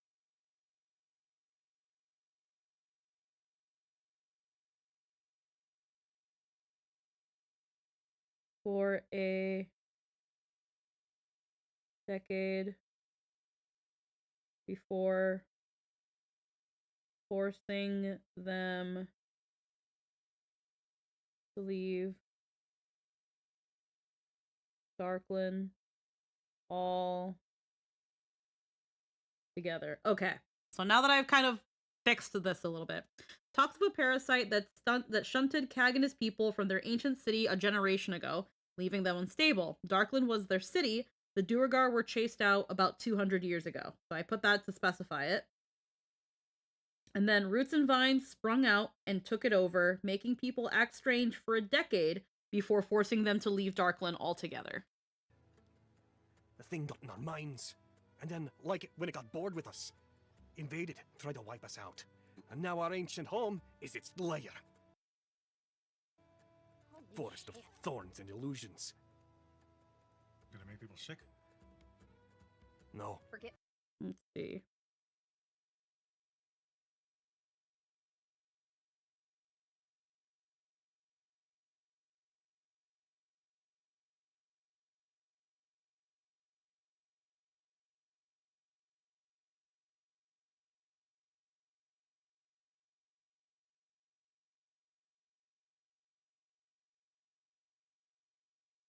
Alright, good. You made them happy. Oh. Well, we're Happy. Complacent. Forgetful. Until it decided that it was done with us.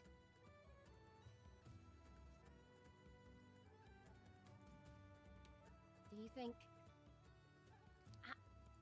All right.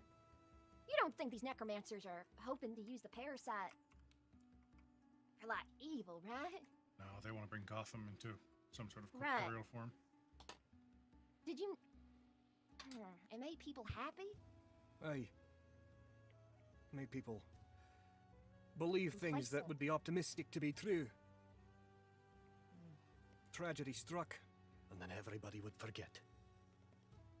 Was a family member to sickness? That's fine. Somehow they fell from your memory. Tragedy struck, and then everybody would forget. Was a family member to sickness? That's fine. Somehow they fell from your memory. Famine? I don't like that. People would just adjust.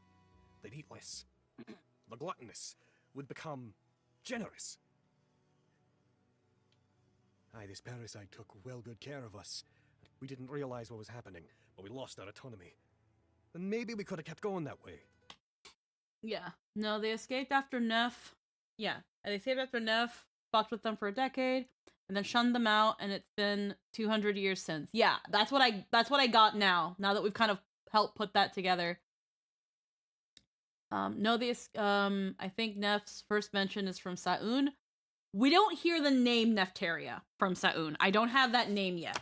We weren't told about Neftaria yet. Maybe we could have stayed happy.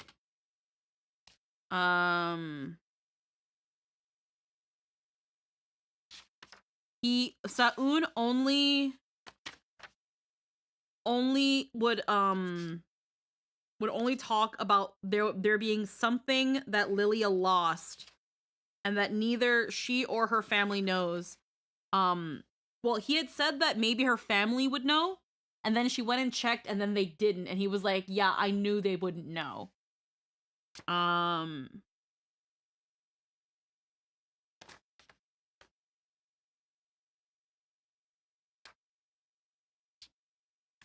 So then, yeah, Sa'un came around 10 years ago. And yeah, no, I spelled freaking Kahula super wrong here.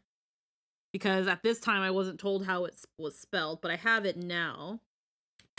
It's in a preview in like a couple pages back.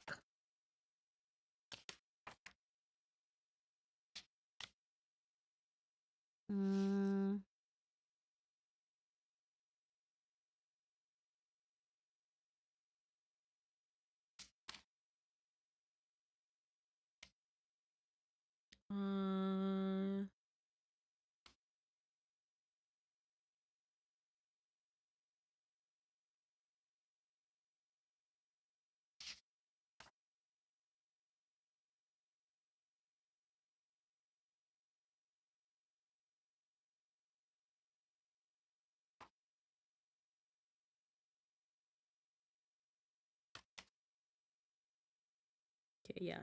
It's Kuchulis. Kuchulis. So it's Kuchulis.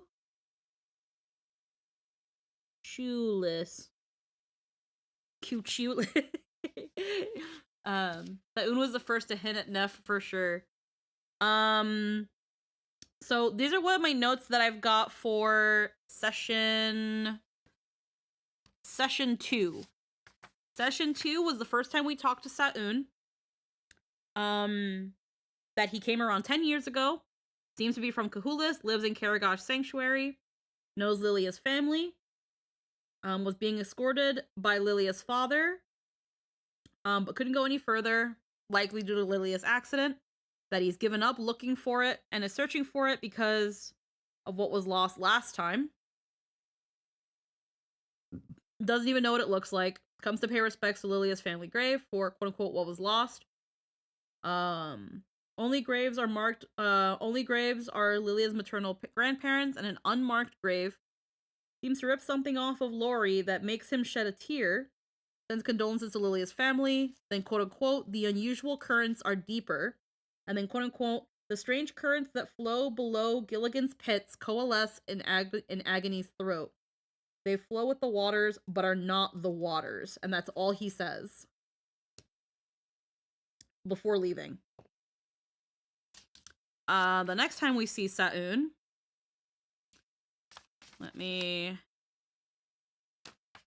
there's this, there's Fanbird, Leona, Maurice, our second dive down. Now we're into session 7. we don't talk to Sa'un until session 8.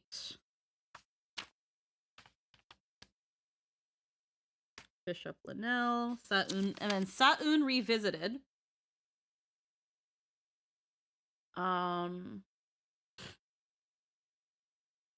Yeah. I think he mentioned a being there, but not the name because of Neff's influence. Yeah. So he said Sa'un knew that Lilia's parents were not going to be able to answer her questions. He tries to speak something, time passes, but nothing was said. Asked if Skarn and Lilia have ever wanted to leave, longed for more, or ever wanted to explore, yet do not. Sa'un claims Lilia almost died and had something taken away from her. He tries to speak, but the odd thing happens again. Says Pepper might be searching for the same thing he is, which are the Latch Temples.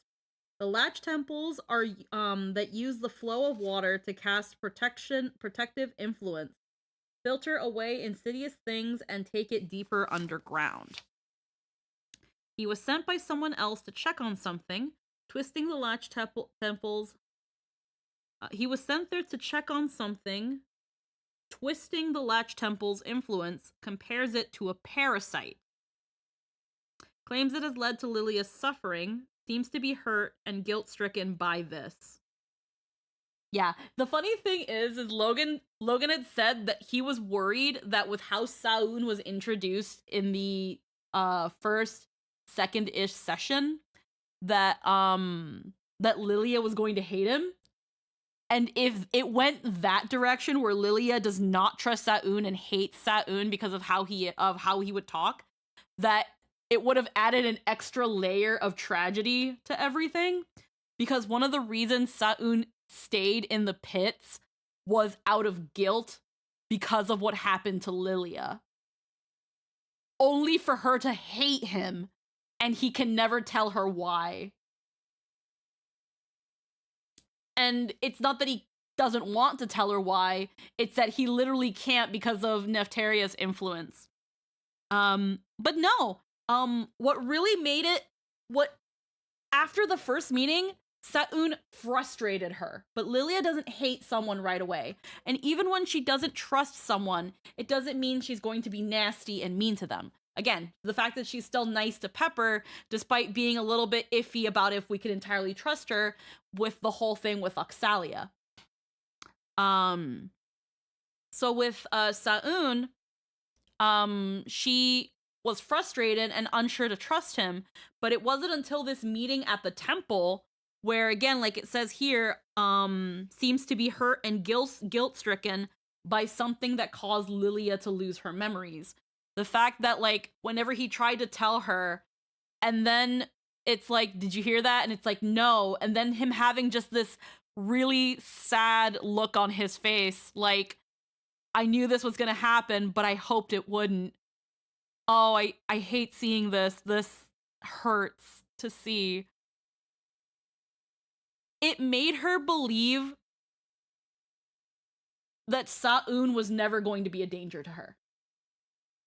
That whatever happened to her, that she doesn't even know, that Sa'un wishes he could fix it.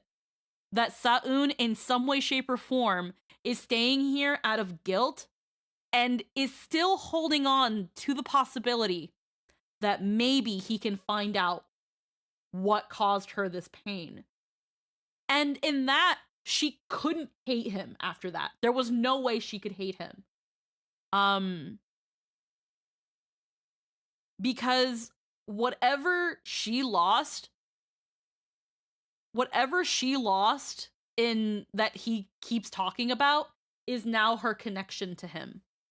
And she wants to know what she lost, but she knows that unfortunately Sa'un can't help her with that as much as he would want to. So then there's believes tragedy follows him, is interested in learning more should the party find more information by quote-unquote following the path they're on. Thinks it's unwise for Lilia to place full trust in him, but he would never want to betray her trust. Sa'un has an eye for certain curses and afflictions that the church can't.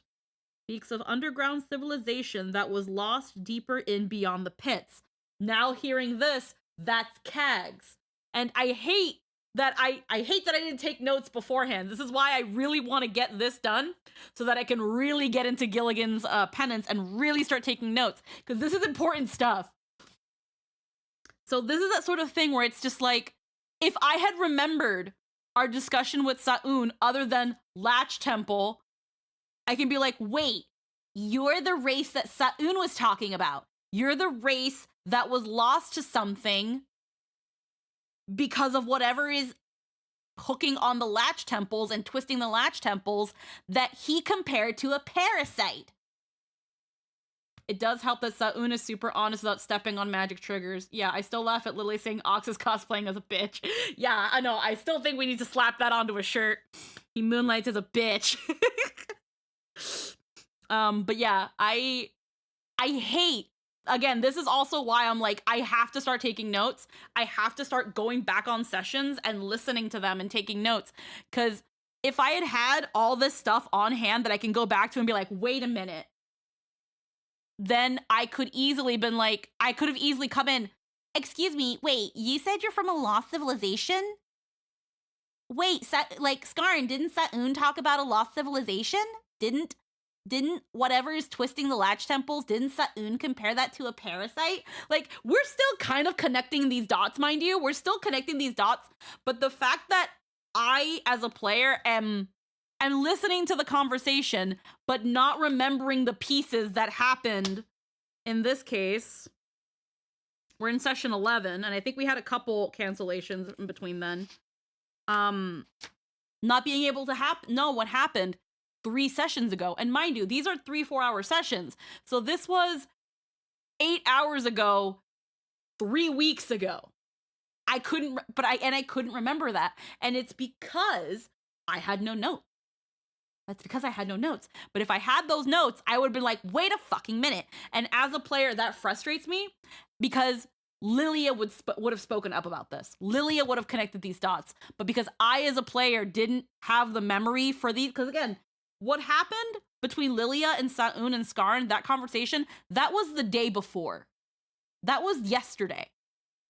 But for me, it was literally 3 weeks ago. So I don't remember. And as a result, Lilia unfortunately don't remembers. And it's either, so there's 2 ways to solve this. If you're not the kind of person that's good at taking notes, there's 2 ways to solve this. And I'm going to tell you this right now because I, as a player, am going to try to do this more. And I want you guys to consider doing this more as well. If a character, and I'm going to call this what it is right now, CAG is info dumping. If a character starts info dumping and you feel like certain bits and pieces of what they're saying might be related to previous conversations you had and previous info dumps, ask the DM. Hey DM, does anything that CAG is saying remind me of anything that we talked about with Sa'un? Does anything ring a bell? Now, mind, we're now relying on the DM's memory. But here's the thing. If you have a good DM, they already have these notes. They have these things written down. Unlike the players, the DM, a good DM, has all this written down, has all this noted, written, bulleted, wherever. They're not just flying. Again, a good DM, most good DMs will have something down.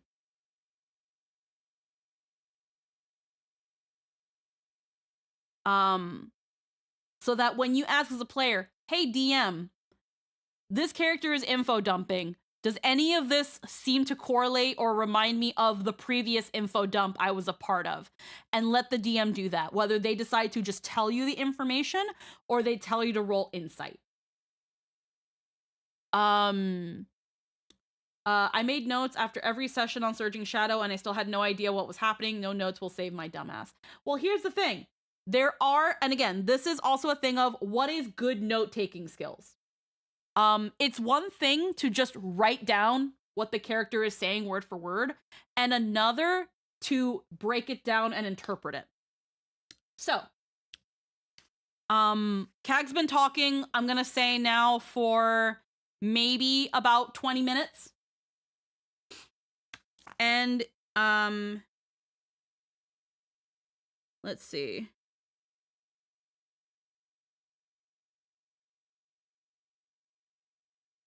I was also looking at the rest of these. Skarn seems to have something on him that Satun can see but can't quite explain. Tries to say one final thing, but it triggers the odd effect, which causes Skarn and Lilia to pass out. Yeah. So, Kag's been talking for about 20 minutes. I've got 1 page full on this notebook. So what I've got here, out of everything that Kag has been saying, I like to record my sessions with my players for note taking. Perfect. Absolutely perfect. So now, what Kag has told us, he has said that he is the last remaining of his clan.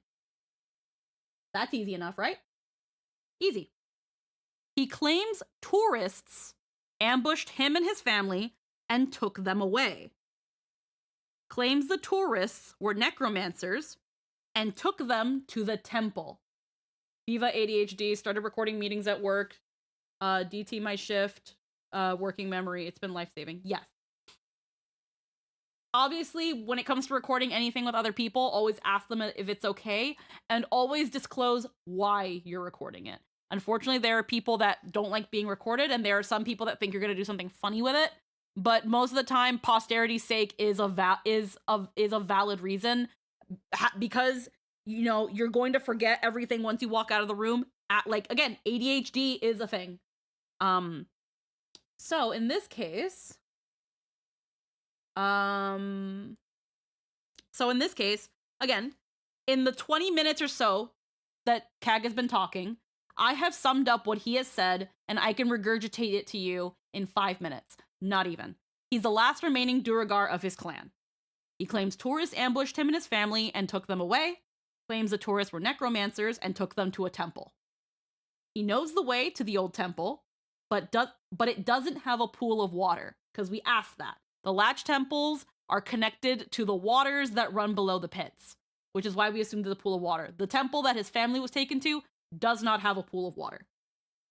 So it says, so likely not a latch temple.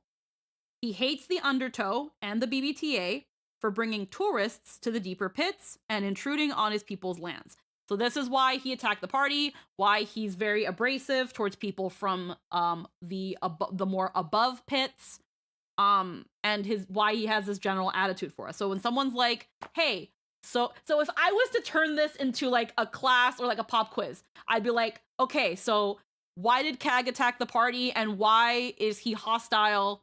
Why is he hostile about the BBTA and the Undertow? Why doesn't he like that? And the answer would be, he doesn't like the Undertow and he doesn't like the BBTA because they keep bringing people down.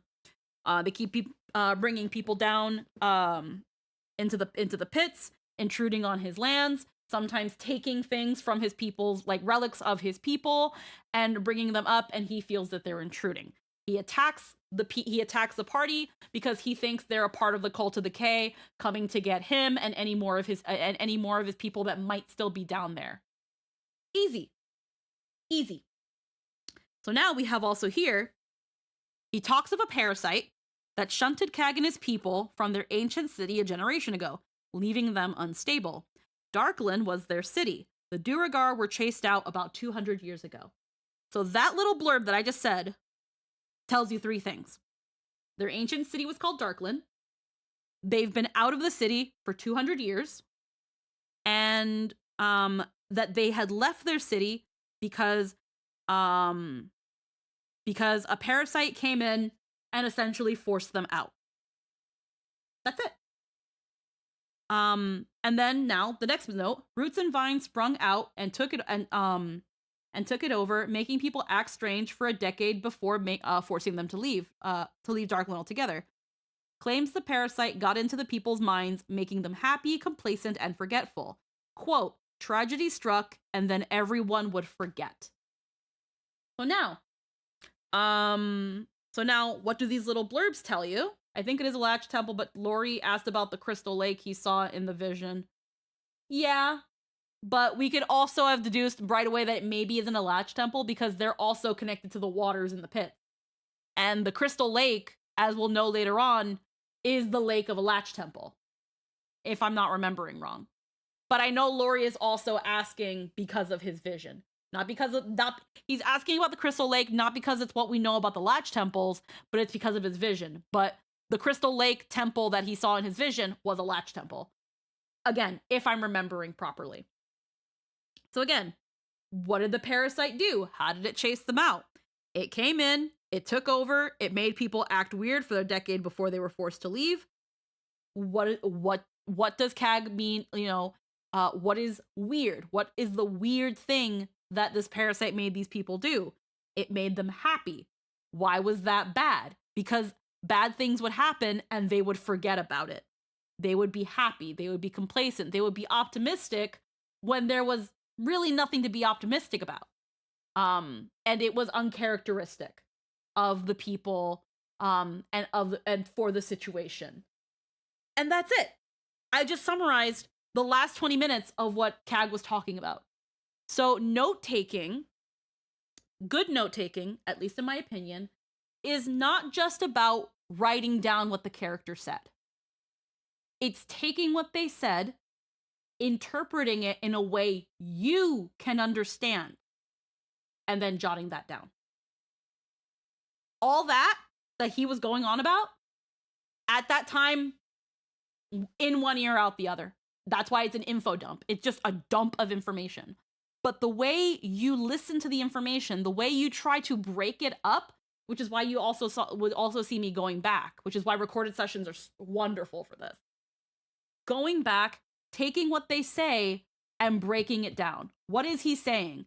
Looking over that. How can I interpret that and make it easier to digest? I just took a 20-minute diatribe of info and turned it into a 5-minute page that you can read. Not even a 5-minute, 3 minutes. And it tells you everything so far that we need to know about this character. And why they're here, why they attacked us, how they're going to help us, and to what end. That's why good note-taking skills are very, very important. And again, if you're unable to do that, if you're unable to do note-taking, whether it be because, again, you're not particularly skilled in it, or you don't have the time, you ask your DM and say, hey, does any of this ring a bell to me as someone who has talked to some people recently about similar topics? In this case, Sa'un. Does anything CAG say bring to memory what Sa'un told me about that didn't affect my brain? I'm definitely gonna try to do that next time. Ask about diatribes. Take note of info dumps. But yeah. So that's what you can write the entire speech. You can write an entire speech that someone recites to you word for word. But unless you engage with what is being said and interpret what they're saying in a way that you can understand, no amount of note-taking will ever save you. You have to engage with it. And again, it does also depend on how the person recites information to you. What really helped was I had a lot of teachers who essentially already did all this for us. They would tell us to read the chapter of something, and then they would say, read the chapter, and we're gonna go over it in class. Read it, try to commit some of it to memory, and we're gonna go over it in class. And they would present to us a PowerPoint that already had essentially a interpreted, easier to understand version. But it was also, what did they say versus what did it mean? You know? Having a teacher tell you, like, having a teacher show you what easily digestible notes look like versus whatever you have to engage with, really, really helps. It also kind of helps you pick up what might be more important than other things and help you kind of comb through the fluff. But what's another? I'm trying to my brain. I'm trying to like sort through the memories and stuff. Because again, there are people that would just write down sentence for sentence what the book would say, and then you'd say, "What did you learn?" And the answer would be, "I don't know."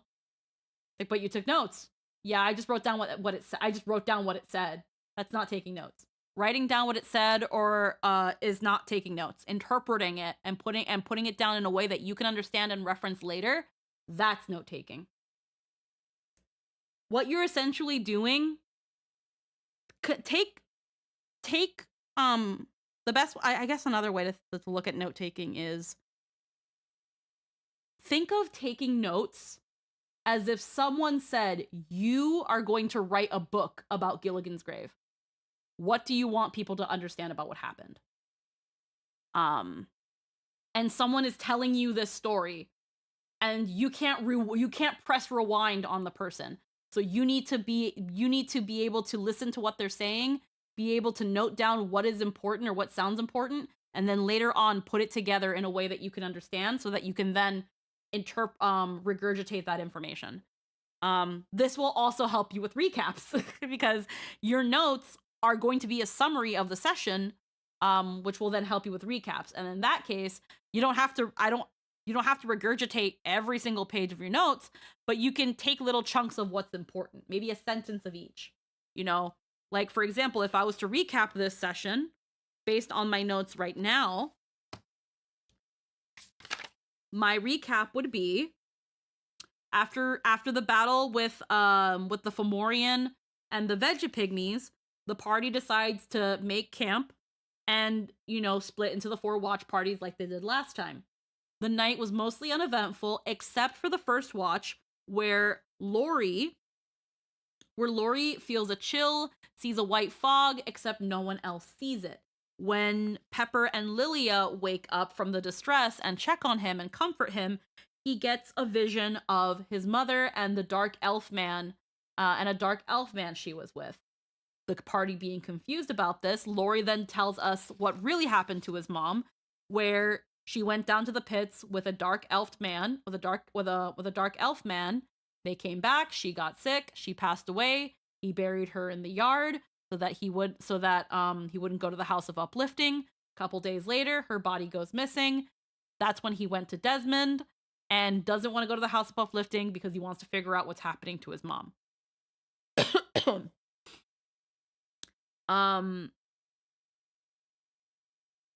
He has a dream of his mother later on, and then a weird foggy shade appears at him saying that if we continue down the path, he will see where they went and what they were looking for, which again freaks him out.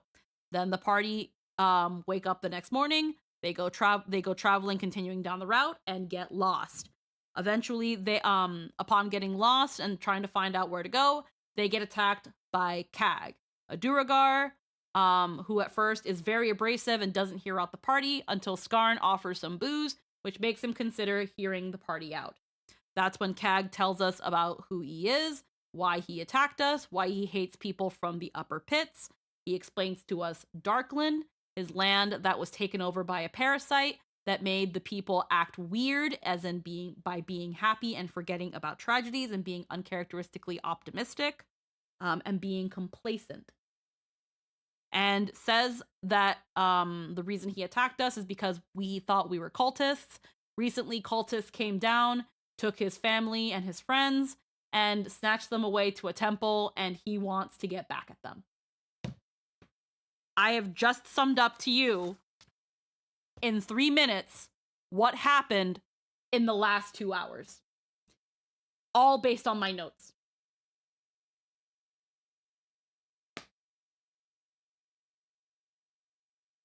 That's what school's supposed to teach you. That's why you go to school. That's why you go to school. And that's why you go to school, kids. And again, like many things, note-taking is a skill. And for some people, note-taking can be very hard. That's why you have to find some other ways to engage with the content and interpret the content. If it means listening to a recording of it and being able to here's the thing. Being able to rewatch a session in chunks is so much better than listening to full sessions in their entirety. Because as well, it gives you having little bites is easier to process than having a whole meal in front of you. Maybe the reason Kang is so jaded is because he's traumatized by the concept of people living happily. And it's possible. School failed me. Possibly. But it's also been a long time since you were in school, Din. So as a result, there's, not flexing these note-taking skills, not taking the time to do it. It takes a bit. It takes a bit to get back into rhythm of thing. And again, you also have to read your notes. You also have, to read your notes. You have to engage with your notes. And again, as you can't just write down every single word that the characters are telling you. You don't have to write the minute by minute things that they're doing and saying, because that's just going to bloat your notebook. You have to sum it up. Again, I was able to sum up the initiative with Kag. I was able to sum it up in a little sentence. He attacks us, takes us by surprise, except for Desmond, doesn't listen to us, says things about accusing us of coming after him. He's irate, he spouts accusations. We try to talk him down, he doesn't listen. Only until Skarn pulls out a water skin of liquor does Kag decide to hear us out. That's literally all that happened. And this freaking combat went from like a minute and 17 to went from like an hour and 17 minutes. It was like an hour and 17 minutes in. It went from there to like an hour and 45. So that was about 30 minutes that I just summed up in 3 sentences. Skip combat. Skip combat. Unless the combat has plot relevant moments, or an easier way to say it, unless there's cutscenes inside the battle, you do not need to write down what happens in combat. It doesn't matter. That's also why I speed up things. And then, and if anything, I can also blame combat for why I stopped paying attention. Or if I did stop paying attention, why I couldn't remember anything. Because for half an hour, I had to focus on combat. I had to focus on, am I going to dodge? Am I going to attack? What am I going to attack with? Looking at my sheet, trying to understand what I could possibly do about this person that is coming in and might just kill us. There are apps that if you have a recording or transcript, it helps takes notes for you. Yeah, but that usually uses Gen AI. Those sorts of thing, Ravenflame, those usually utilize Gen AI or like AI in general. And my issue isn't so much with the Gen AI or the AI in this aspect, but if you don't read what it gives you, if you don't engage with what it gave you, it's not going to help. You still have to look over what it did. So let's do a funny hee-hee experiment. Let's do a funny hee-hee experiment, guys. So YouTube has this really nifty thing called Ask. And this is powered by Gemini, which is the AI, bot and stuff. Whether you want to use it or not, it's up to you. But this is a 3.5-hour session. You can hit ask, and it will say, what do you want to ask? Let me take this out. You can tell it to summarize the video. It will scan the transcript, which again, you will find that usually right here. But remember, the transcript is based on what it is picking up here with the auto captions. And sometimes, because of how people speak, of how people say things, it might not understand it. Like, a couple times, the captions have not been able to pick up Druagar. It hasn't been able to pick up certain things that people are saying. So any foreign words like you would hear in a fantasy setting, you're not, it might mess with the AI because it's not a person looking at it, it's a computer. And again, if you don't read it, it doesn't mean anything. So it's one thing to just do this and then copy paste it and then there you go, notes done. Is why Spark Notes doesn't really do much for people. If you don't read the Spark Notes, if you don't internalize the Spark Notes do nothing for you. But then when you fail the test anyway, then people are blaming Spark Notes. When no, you're still an idiot. You didn't look, you didn't internalize, you didn't process, you didn't engage. You still have to do those things because that's how you learn. Because that's what all of this is. It's learning. It's still learning. Taking D&D notes, aside from it being a silly, hee-hee fun, drama, you're essentially in school. I'm sitting here like a student with my pen and paper, listening to the video like it's my teacher, and it's trying to tell me a thing so that I can take this knowledge and use it later. That is school. That is school. So, the AI summary says, ask about the video. So this is the AI summary. It says here, the video is the 11th session of Nat 19's Gilligan Grave, a Dungeons & Dragons 5th edition actual play set in the world of Somnus Domina. In this title episode, Undershock, the adventuring party continues their descent into the depths of Gilligan's Pit. Okay, that sure is a summary of the session, but tells you nothing about what actually happens. So now, key events so far, up to the current timestamp of 1:57:28. Up to essentially where I've stopped. So anything past this, it will not tell me. If I finish the video, like if I were like at the 3:27 mark and then I asked it, then it would probably tell me, or it might have it later on. Because it actually says here, coming up later in the video. So, key events so far, up to current timestamp, party dynamics and travel. The group consisting of Lawrence, which it spells wrong, Desmond, Scar, because it's not picking up Scarn, Lilia, spelled wrong, and Pepper, with their companion Tabasco, is traveling toward the Latch Temple. They are navigating dangerous, fungus-filled underground tunnels. Okay. Encounters. After recovering from a previous battle against dead foes and veggie pygmies, quote-unquote, because it doesn't know what the fuck that is, the party has another combat encounter with a hostile dwarf named Cag Undershock. Yeah, that does happen. Pretty simple. And then it says what time code, we start getting into the combat where we get surprised and we see the Duragar. Diplomacy and conflict. Following a tense confrontation where Skarn and others attempt to de-escalate the situation, the group discovers that Cag is the last survivor of his clan and is hunting the same cultists the party is tracking. They eventually form a tentative, begrudging alliance with him. And this goes up to 135. That's still pretty good. Pretty good. It doesn't go into any nitty-gritty details, but it sums it up. It sums it up. Resting. The party takes a short rest to recover and prepare for the final stretch. Coming up later in the video, the party proceeds to the Latch Temple facility, eventually crossing a bridge over a massive, dark, water-filled ravine. That's it. A major combat sequence ensues as the party reaches the entrance involving cultists with whatever V. Grace's Hound and other guardians of the temple.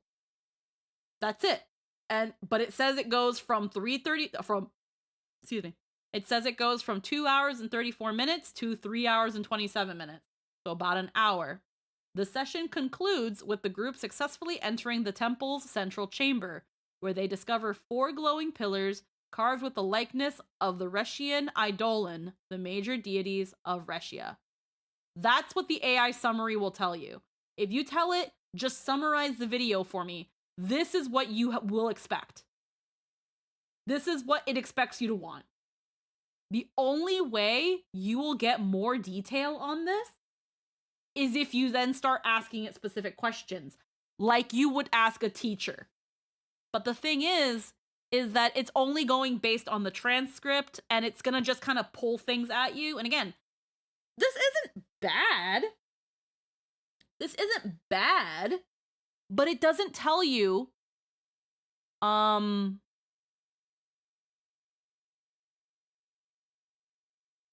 but like, for example, this tells you that Kag is the last survivor of his clan and he's hunting the cultists that we are, but it doesn't tell us why.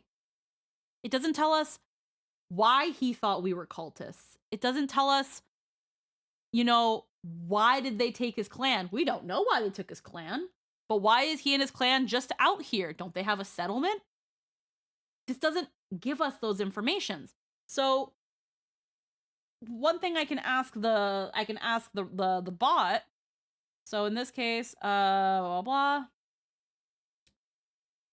So I'm gonna ask, and here's the thing: this will only tell you as best as you ask it.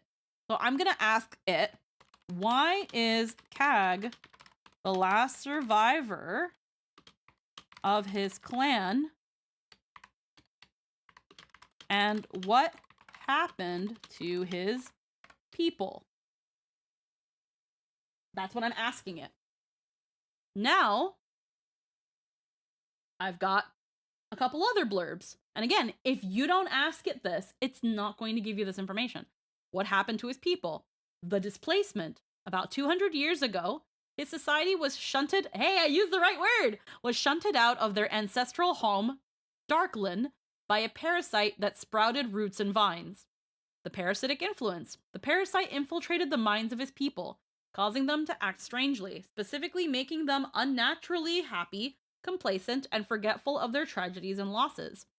The eventual collapse. After decades of this artificial stability, that's not true. Wasn't decades, it was decade, and there was no stability. They left and were rendered unstable. The parasite lost interest and turned on them, attempting to wipe them out. His people were scattered, and it took roughly 50 years for them to regain their autonomy and fully remember the losses they had been forced to bury. So it says here 157, 158. In the present, Cass lost the remainder of his remaining clan, the Undershocks, because they were ambushed and taken by the cultists and the party is currently tracking. Yeah, it doesn't really... It's only going by the transcript. It doesn't consider anything that was said before or anything that will be said after. It's only going by whatever goes on here. There's not much here. And again, some things are still a little bit shaky.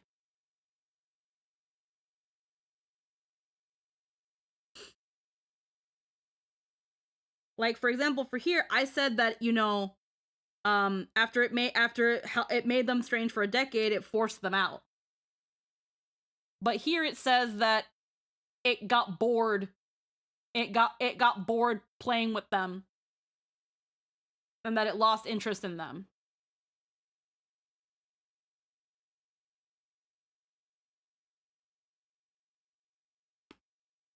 It says it took roughly 50 years for them to regain their autonomy and fully remember the losses they had been forced to bury. Now, I don't think it said that yet. It says here up to 158:18. This parasite took well good care of us. To just, they'd eat less. Let's That's see. fine. Somehow they fell from your memory. Famine? I don't like that. People would just adjust. They'd eat less. The gluttonous would become generous. This parasite took well good care of us. We didn't realize what was happening, but we lost our autonomy. And maybe we could have kept going that way. Maybe we could have stayed happy. But then it turned on us. Okay, so now he's explaining here the eventual collapse. Where, yeah, it gave them happiness and stability at the cost of their autonomy. But then eventually it turned on them. It's like it changed its mind. Maybe.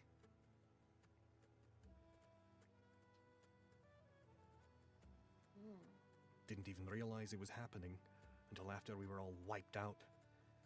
Then once it had lost interest in it, took, 50 years for our minds to put themselves back in order? and for us to realize the way we've been living.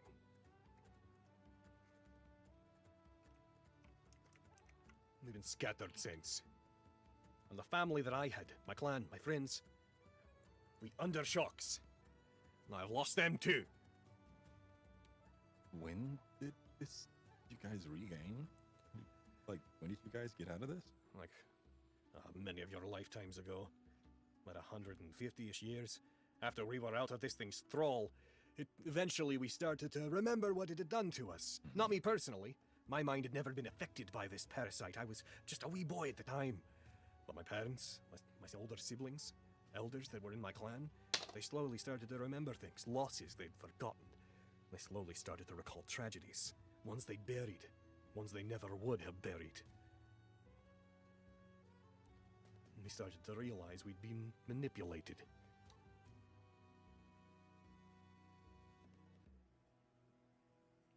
I'm sure it sounds ridiculous that we were made happy and that somehow was tragic.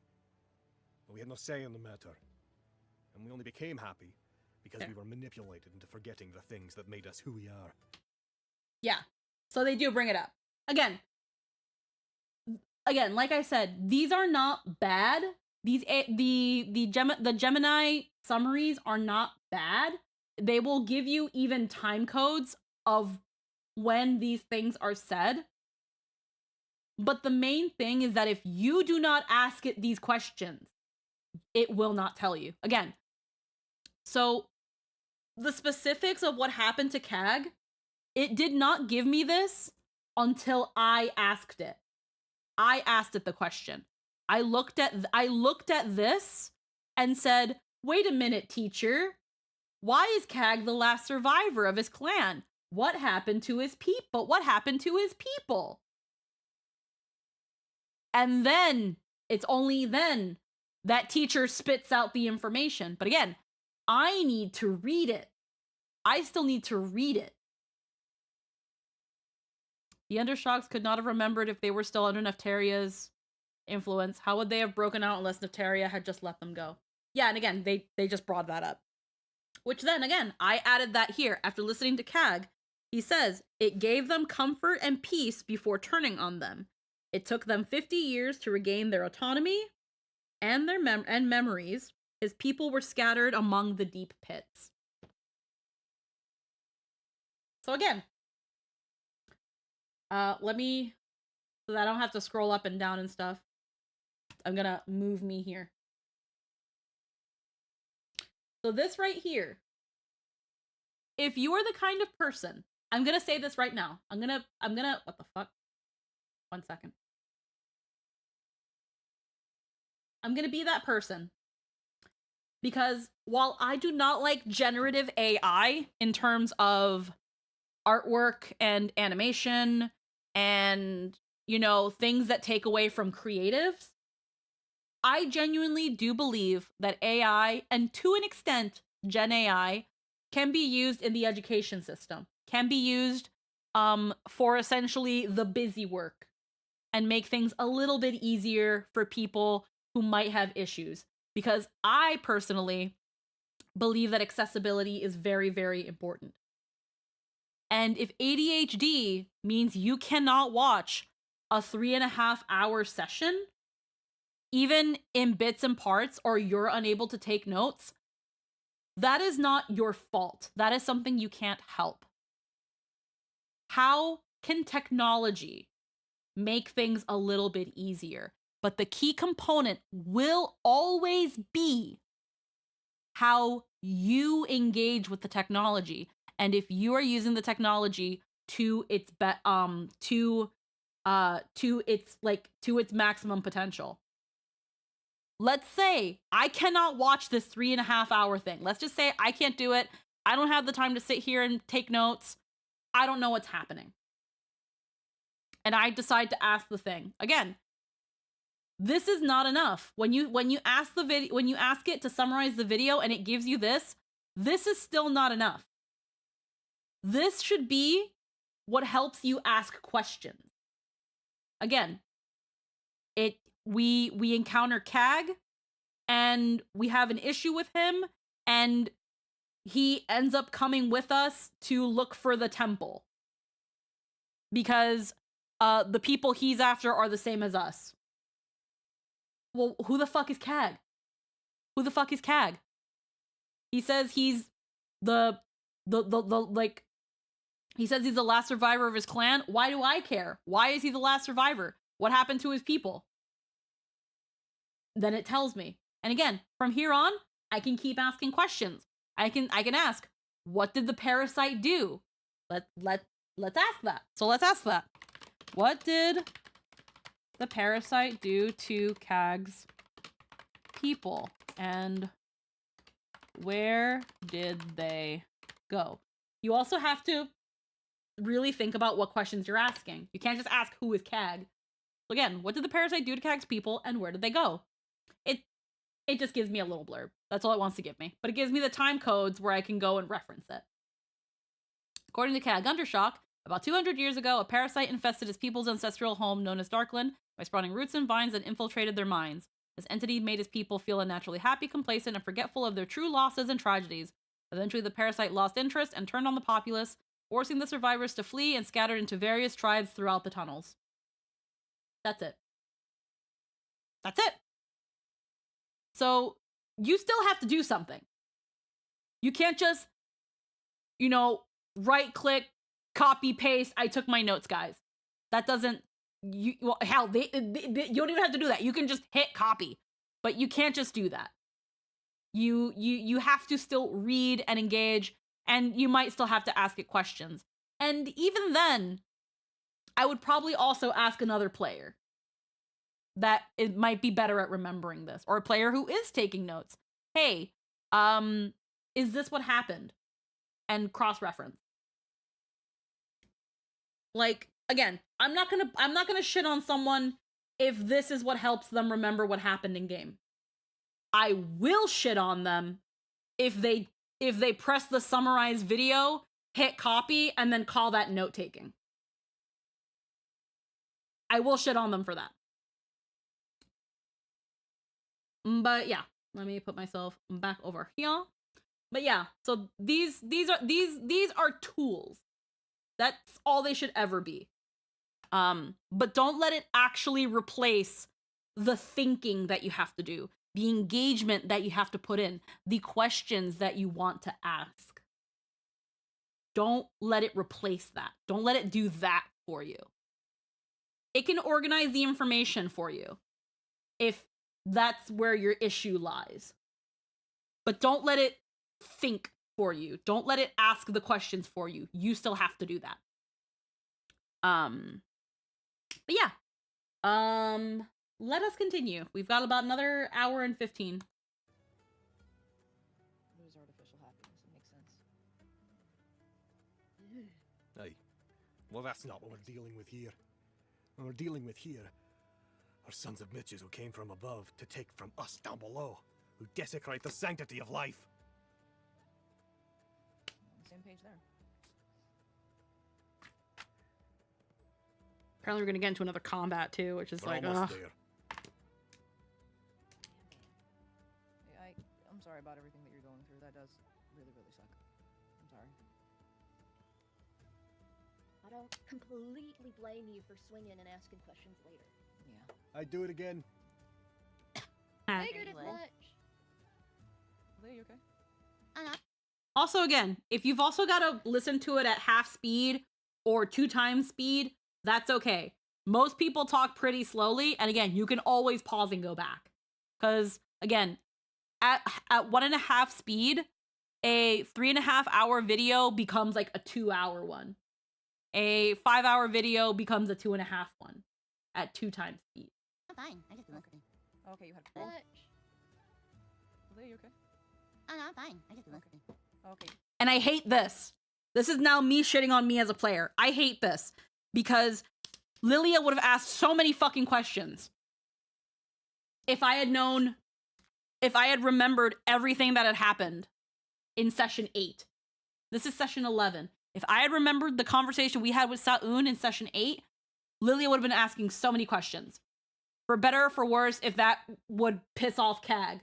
Where it's like, but it probably would have also led into these conversations about the parasite. So it's not a, you know, world-ending thing that Lilia didn't ask these questions, but as a player, I feel like I failed my own character because she would have asked these questions. Or she would have asked Skarn, like, hey, did we not hear something about this earlier before? Like, maybe this is more connected than we thought. Because Skarn didn't ask these questions either. Because again, session 8, there's been combat. We'd already been going for 2 hours. This was 3 weeks ago, maybe even 4 or 5 weeks ago if we put in a cancellation or 2. And Justice takes notes. I don't know what his notes look like, but Justice takes notes. So again, the funnier thing is sometimes taking notes does not guarantee that you're gonna have all this. What can help? What can help? Now, I have tabs that separate. I wish I can kind of show you guys my notebook. I'm actually gonna take a picture of my notebook. My handwriting is a little bit sloppy, so you guys will have to hear me. You guys will have to kind of like you guys will have to go easy on me, but I'm just taking pictures of my notebook. I'm gonna show y'all.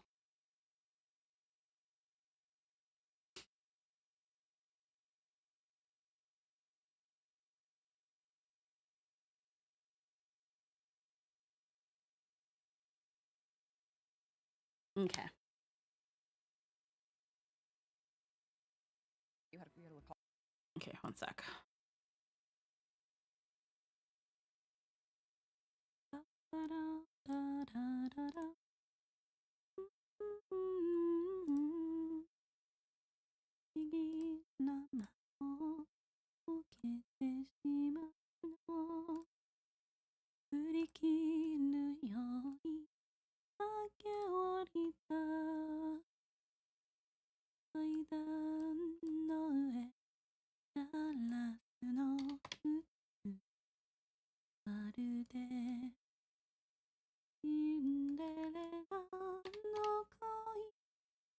Okay, so at the moment, if my notebook is closed, this is what it looks like.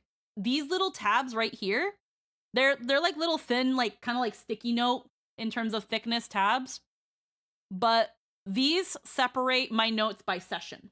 Each sticker you see here is the beginning of a session. And then this is what my actual notes look like.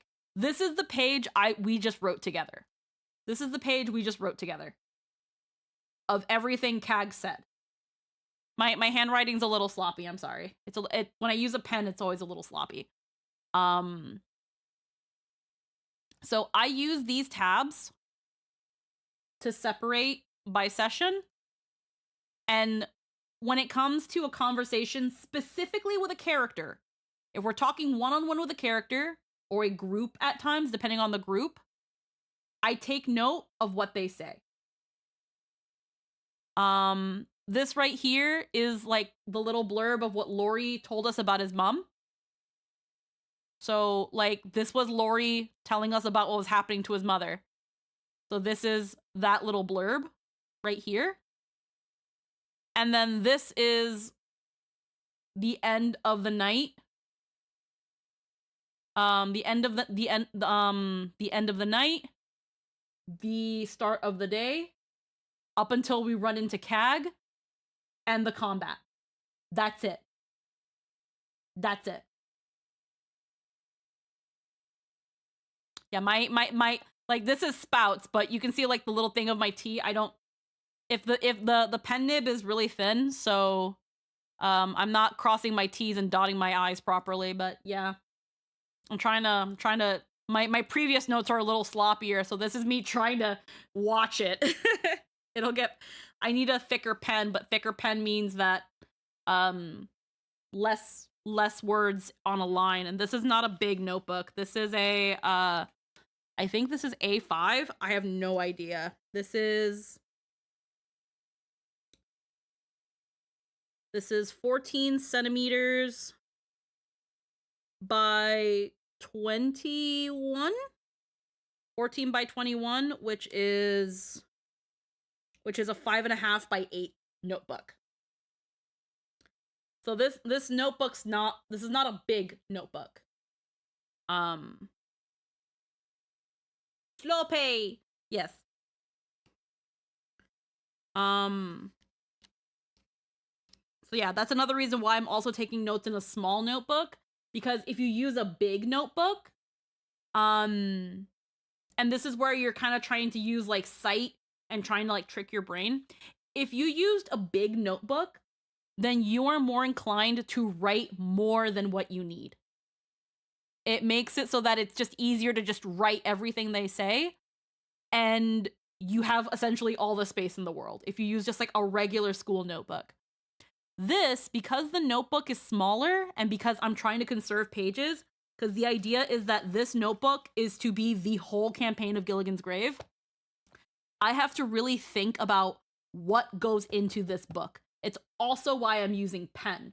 I have the little whiteout tape, but it's also why I'm using pen, because I only have so much whiteout and you cannot erase pen. Once it's on, it's on. So also, if you write notes in pencil, over time, that ink will, not that ink, but the lead or the graphite of the pencil, eventually it fades away, it lightens up. The constant flipping of pages and the rubbing together of the pages, it smears, it fades, and then your notes are gone. Pen is more just bold, easy to see, and won't fade away. And then funny enough, I'm using art ink pens to write this. These are Royal and Langnickel pigment inking pens.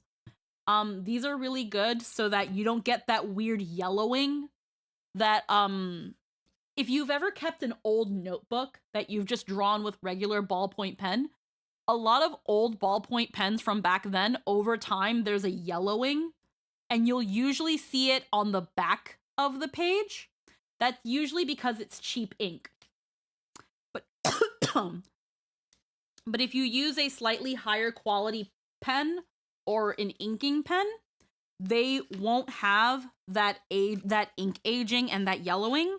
So when you turn the page, you don't have that issue. And that inking makes notes unreadable as well, because you'll be reading the paper and then there's like the yellowy phantom of the page behind it, kind of leaking in and kind of muddying everything. Obviously in the case of this, you do see the other sides, but it's definitely negligible as opposed to old ink yellowing.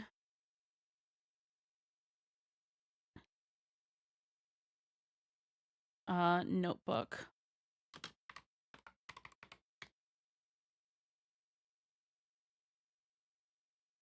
If I can find it.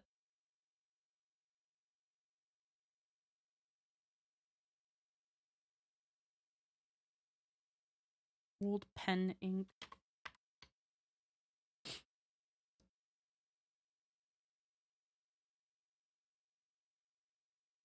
No, this is yellow inks.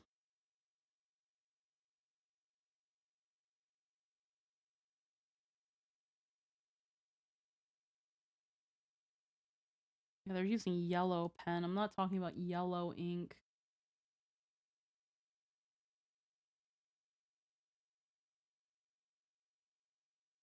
Okay, I'm not gonna say inking. I'm gonna say old pen ink aging. It's hard to see.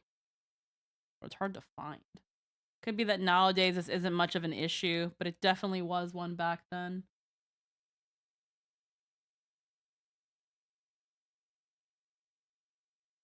And then we're seeing like fancy pen. Okay, I can't seem to find it. But yeah. But yeah, that's a look at my notebook as it looks right now. Let's continue. Cough, which is weird. Damn. This is worse. Do you see the mist? Lilia drinking their mushroom wineskin eyes just a little bit wider than they should be. Their pupils are huge. Like, I'm sorry, A little more dilated than normal. I I missed Yeah, this, Pass me that Lily, shit, dude. Lilia's Hey, pass me that shit, dude. Just a little bit wider than they should be. Their pupils are huge. Like, I'm sorry, A little more dilated than normal. I missed this, Pass me that shit, dude. Lilia's hello? We're all the cool kids drinking the shroom wine back. you guys are all acting so weird. I'm acting fine. Don't worry about it. I'm just, there's a lot of hostile energy. I'm not sure if I vibe with it, but whatever helps you sleep at night, sir. Yeah.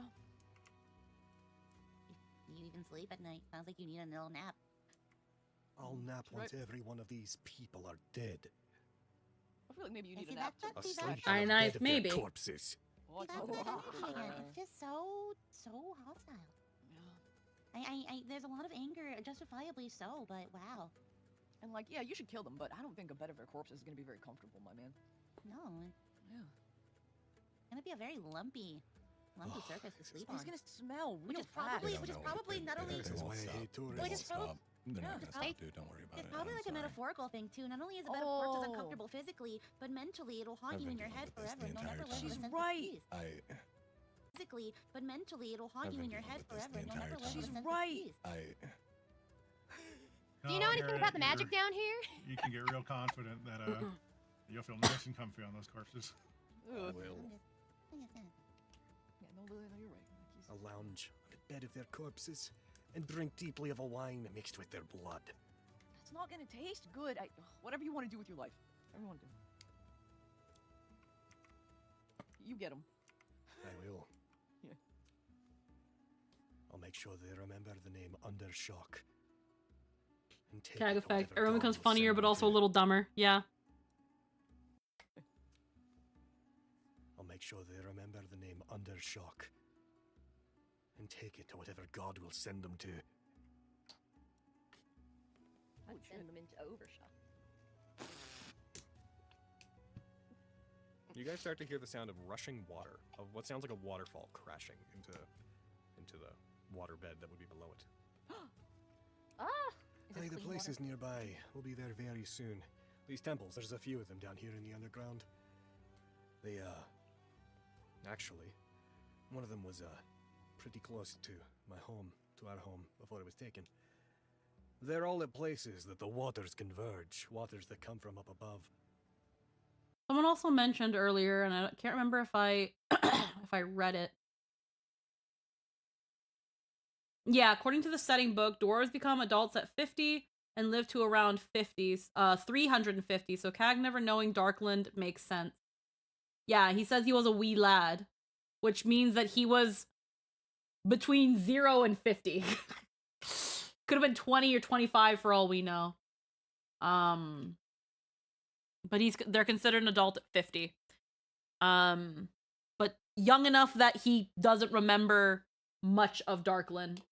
But knows that it meant something to his people. We were warned by, our old elders to stay away from these places. Leave them alone, they said. They have an important function, they said.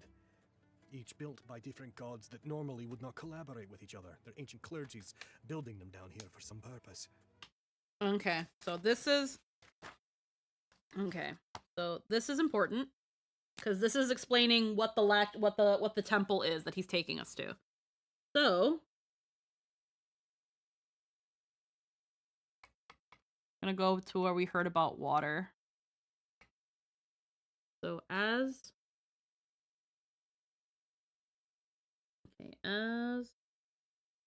the party nears the temple, crashing water is heard. That is a point.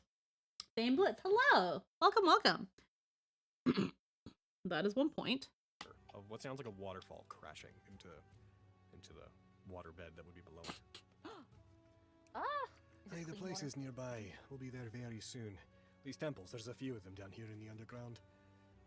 They, actually, one of them was, pretty close to my home, to our home, before it was taken. According to CAG,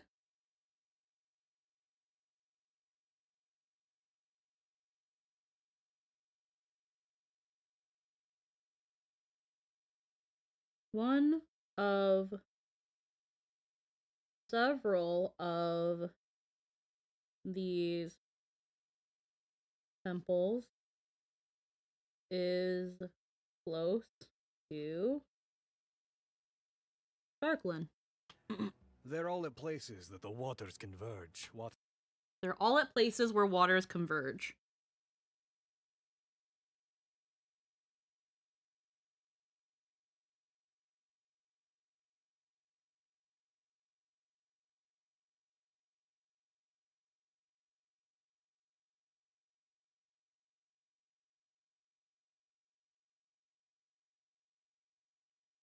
Okay. Waters that come from up above. We were warned converge. Waters that come from up above.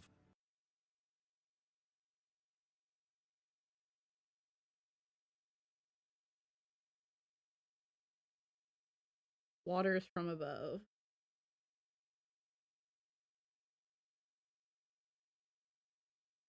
And that's another point.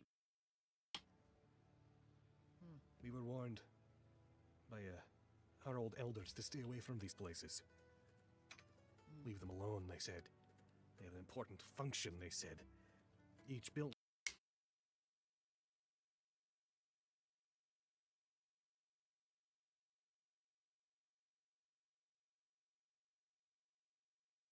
Coño. Okay. Tags.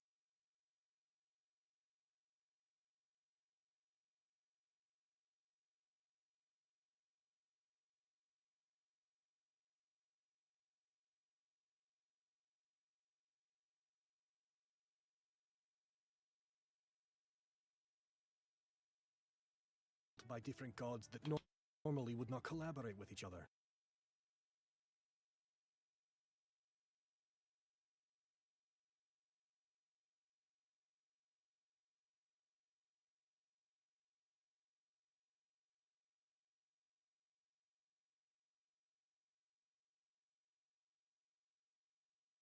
Their ancient clergies building them down here for some purpose. Even after we split and we became different clans, seeking refuge down here, our elders still refused to make home in these temples.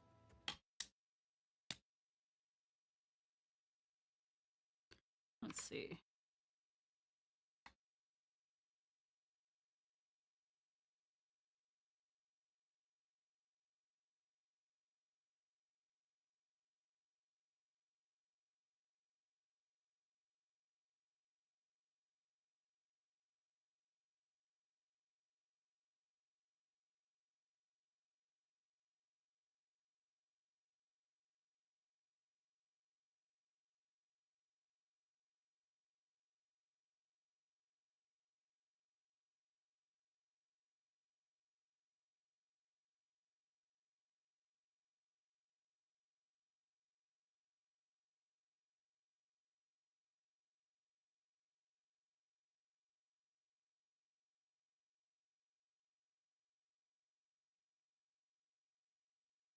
Okay.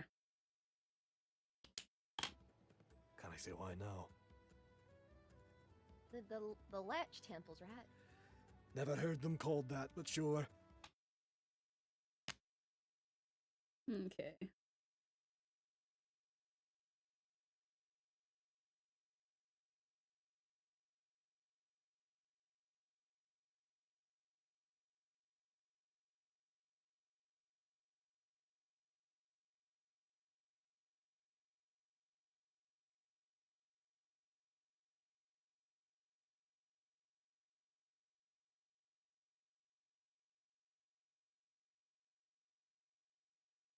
Okay.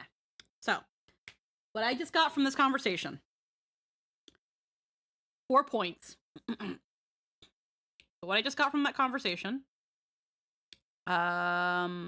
About 5-6 minutes was as the party nears the temple, crashing water is heard. Point 2. According to CAG, one of several of these temples is close to Darkland. The temples are all in places where water converges, waters from above. Point 3. Elders from CAG's people said these temples had an important purpose, built by gods that normally do not interact. Even after being shunned from Darkland, the elders stayed steadfast to not settle at these temples and forbid others from going to them. These are very likely the Latch temples, but CAG does not know them by that name. There we go. Unfortunately, I have to go to bed. Yeah, no worries. Thank you for spending time here, Raven, and I hope you have a wonderful night. We try to do these note-taking streams on Sundays for now. So always feel free to stop by on Sundays for our comfy note-taking, talking about Gilligan's Grave, D&D, and fun things like that. What do you guys call them? Don't really call them anything. They're just the temples? I heard one of my elders once call them a colander, but I don't think that they were speaking with any kind of authority. Huh. A colander, because they said that the purpose is to strain. And he's like making a weird motion with his hands, like making like a pasta colander, like shape with his Hell hands. Yeah. Going through the motions with them. They strain the waters. No idea what it meant. Like clean them? Oh, Purification? maybe. Do you know if that water's safe to drink? Probably not. Okay. Hey, does a bluish light come off of that water? It's water. Okay. I've never been in the temples. I don't know. Oh, okay. Okay, we're gonna find out together. Good, cool. The What point of my adventure we're going on, story, Cag? you little Yeah. shit, Lawrence, is we don't go in there. Well, hey. I want to go in there though. We're gonna go in there. All right. We're gonna find out together, Cag. It's gonna be great. Oh, good. I can't wait for our little field trip. Yeah, it's gonna be great. We're going on an adventure Take together. pictures and send letters back to our relatives. we'll be- Oh, I wish you were here. Lawrence We're and gonna I be are having fast such a good friends. time. Yeah, man. You could send one to his dad. Yep, it's true. My dad's a pretty important guy. They roll their eyes. You're right to be impressed. You're right to be impressed. Oh my god. How is a dwarf reminding me so much of my younger sisters? That I will never know. You guys approach an opening. You open up into this massive hollow, and you can see that in this huge chamber in the underground that clearly was hollowed out artificially, there is a spire. There's a series of cliffs that have a path hewn that goes up them, and up above you, you see that there is a sheer stone wall, clearly carved and placed, an unnaturally smooth stone wall, upon which you see water flowing down from various sources, crashing down into this pit that is between you and it. So, oh man, I can't show you guys, but heckin' Logan's showing off some demos for future merch, and they're looking pretty cool. just to reiterate for specificity, you're effectively on like a cliff face, and then on the other side of a massive pit that's filled with water, there's a sheer stone wall, and the only things that you see on it are that about 40 feet I mean, up and 100 feet I'm away a from part where of the you are, merch team. there is I'm this I'm a part of the stone merch bridge team. going across this. Like, I'm not gonna say with who, but I actually did hit up somebody with the potential of a collab to maybe do some content relating to Nat 19. Now it's just a matter of if they're interested and what we can set up if they are. Gap, this thick, like 20-foot wide stone bridge, and then a ways above that, 30-40 feet, and then about 60-ish feet to either side, there are these balconies that are coming out of this stone wall. As you guys exit into this area, as you enter into this hollow, he regards it, points his axe up. Aye, this is it. It's not much to look at from the outside. There used to be carvings and murals all across this thing, but they weathered and disappeared with time.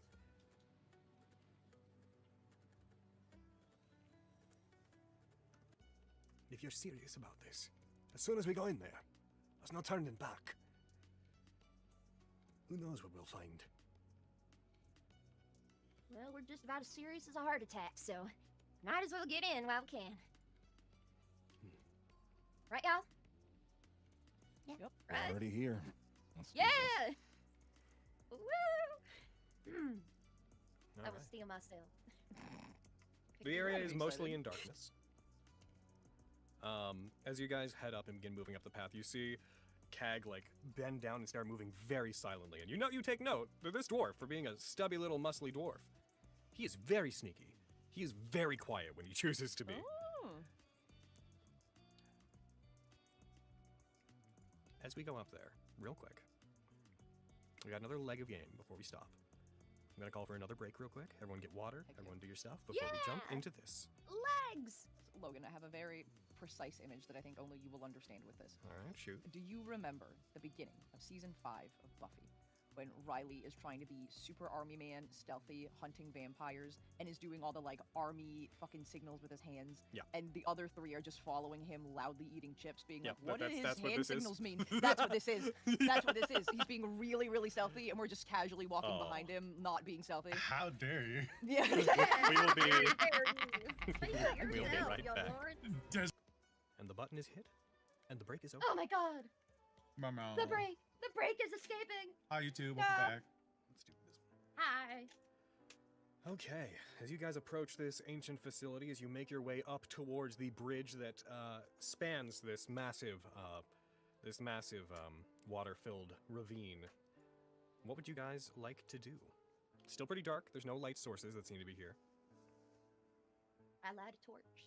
Are you gonna light a torch? Yeah. I choose the sea. I choose light. Okay. I'm assuming our boy in front's got dark vision. Oh, so true! If they're gonna light a torch, Woo! I'll break Yes. back, and I'm gonna trail just to the edge of the light, Mm. and just follow the group from about 25, 30 feet back. Damn. Right. All right. I shall stick through the shadows. As you guys approach it, you guys get up to the section where the rocky cliff. I'm gonna switch this back over to the section where the rocky cliff transitions into this massive, like 100-foot long, 20-foot wide stone bridge. I'm gonna share a map, but you guys won't be able to see anything on it for a sec. No. Just wait until the red dragon loads in, then you'll be able to see it. Yeah, the red adult dragon. Yep. No, don't eat my buns. Perhaps later. How do you guys choose to approach it? Just approach what? He's right. He's right. Fair. Yep. Can't see dick. I mean, I would. Can I send choose it to as- see? Wait a minute. I'm gonna let him figure that out before I say what I You guys have dark vision. You could cast that. You guys have, I think a devil sight elixir. One of you has. I mean, we're still sneaking, right? It wouldn't be a good idea to just be like, lights match, right? Well, To Pepper see. lit a torch. Pepper lit a torch. Yeah. I can put it out. All right. Well, I'm just gonna feel around in the abyss for anyone that is taller than my own head height. Oh, it's Skarn. Here, you have dark vision now. Whoa, Lilia, hands. It's okay if it's Skarn. All right. Oh, I have the elixir. Hold on. I'm gonna stamp out my torch. I did light it. I did expend it. Okay. You see Skarn her? can see in the dark for An the next 8 idea? hours. ah, Damn. I can see. It's just a bridge. I can fight. Yeah, my brain went there immediately. Yeah. I can see.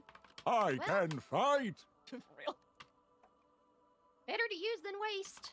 And I'm gonna chug the candle dance elixir, so I can see. Delicioso. Okay. So there should be an effect for you to put on yourself. I am not seeing one because the only elixir have it that I equipped? have is. Of course not. Why would I? That would be the why? smart thing Why to would do. I? It is Oh, equipped. yeah, Hold yeah, it on, says it no, is. it is equipped.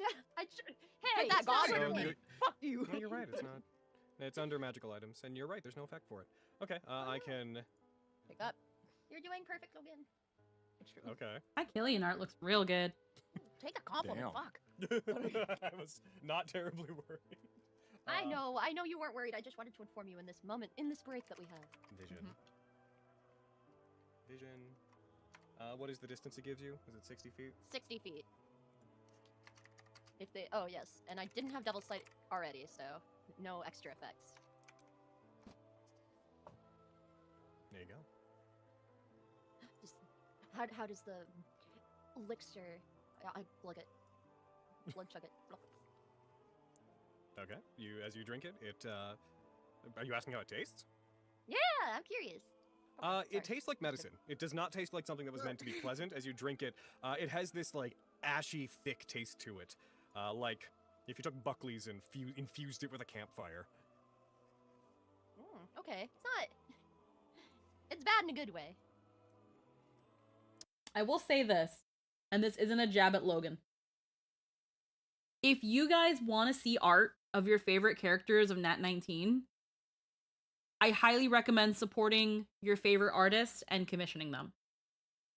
I will say this because when it comes to Logan getting art not for the games, when he gets his like fun art, 9 times out of 10, it's going to be a sexy lady. It's going to be someone like Vivian or someone like Marile, or I wouldn't be surprised if we get a lot of fun art of Viorico for Penance. I don't say it as a jab at Logan, but that's what Logan likes spending his fun money on. Or it'll be Lyra, or it'll be Scandal, or it'll be currently Lucius for Soul of Trickery. But that's what he usually gets his fun art from, fun art for. If you want to see art of Killian, if you want to see art of Skarn, of of Adel, of if you want to see fan art of other characters, or you want to see just in general more art of other characters, I recommend commissioning them. Not only are you supporting an artist, you're getting a piece that you enjoy, and the players feel like their characters are seen and appreciated. Yes, Din Din is always open for commissions. She takes skebs, she takes chibis, so you can absolutely support and commission your local lovely artists to draw your favorite characters, draw them in silly situations, draw them in memes, or get a freaking badass pose like whoever commissioned the art of Killian. Again, I'm not going to take any jabs at Logan, but I've seen what Logan spends a lot of his fun commission money on, and based on history, he wouldn't commission art of Killian that wasn't for promotional or merchandise things. I say this based on his history. And understandably so. Again, hot ladies be hot ladies. Whenever I have the chance, obviously not now, but whenever I have the chance to commission art, I usually go for my characters or characters I like or ships I like before other characters. It just happens. And most of the time, when Logan is commissioning art, it is business related. It's getting key art for the books, for the splash pages, for what probably maybe for performance check. So he's constantly commissioning art for business purposes. So when he gets that once in a while, sexy pinup of Lyra, that's his fun commission. When he finally can commission something that's not for the purpose of a book or for merchandise, it can literally just be what he wants it to be. That's why he goes for the pinup of a character. I got a lot of nice art of Marile during DMS. Fio, he barely ordered art of Fio. If he did, I never saw it. He ordered a lot of Marile art, especially after Marile got together with had the hookup with Zinnia. After that, I got so much Marile art. And there was quite a bit of art with Marile and Zinnia. Y'all saw it. Y'all saw the Marile art with Zinnia. Like, so just based on that history, and that's completely fine. But if y'all want to see art of your favorite Nat 19 characters, I highly recommend going and seeing them yourself. Going and commissioning artists yourself. Again, you support an artist, you get a cool art of one of your favorite characters from the campaigns you love, and the player feels like they are appreciated and their character is loved, and it makes them happy to see. You just made their day. Literally, everybody wins. Everybody wins. So I say this with so much love in my heart. If you love Killian, if you love Australia, if you don't have the money but you can draw your favorite characters and share them. We love seeing your fan art. Again, if you love Skarn, commission art of Skarn, or commission art of Desmond, or like, I think, funnily enough, in all of Gilligan's, the least drawn character was Lori. I don't think Lori ever got fan art. And to be fair, he's a kid. So that's a tough territory. Some artists won't do kids, and depending on what situation you might want to draw a young male kid, you're skirting some lines. So understandably so, why there was almost I've never seen fan art of Lori. I think we saw some fan art of Manny, but I can't recall. I think Manny from DMS didn't get fan art. I think Gino never got fan art. We're not counting Gridler, because Gridler works for us now.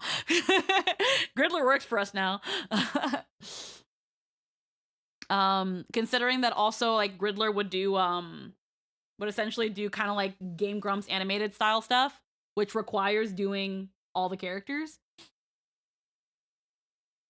Okay, yeah, you did. Yeah, Dindin's done a lot of fan art for everybody. But outside of I have to say outside of Dindin too. Asterisk. Outside of Din. But yeah, so yeah, many got something, but I think Gino almost never got anything. Arden got a couple. I think Theo definitely got a couple. Fan arts, but I don't remember Logan ever commissioning anything of Theo. I know when we did the pride poll and Madi Lay won, Theo was kind of shoehorned in there, which didn't make sense to me because like Theo wasn't in the poll because Theo was straight, and the poll was about characters that were LGBT. And Module is bi/pansexual. So that was that thing where it felt weird that, like, in the Pride artwork where Module won the poll, it felt like Theo was more front and center, and that was supposed to be the Pride work. A little weird for me. But people seem to really enjoy it. And obviously, it's still a wonderful piece, and I'm glad that, like, everybody enjoyed it. But it also felt a little weird, where it was like, hey, we're trying to, like, show representation for the characters that are, you know, LGBTQ. And then, like, a straight character gets put into the thing. Need disposable income. Can imagine how happy it makes you guys when fans make commissions. Oh, absolutely. But yeah, that was something that'll always, that I like, aside from a couple fan arts, I don't remember Logan ever getting any, like, fun art of Theo.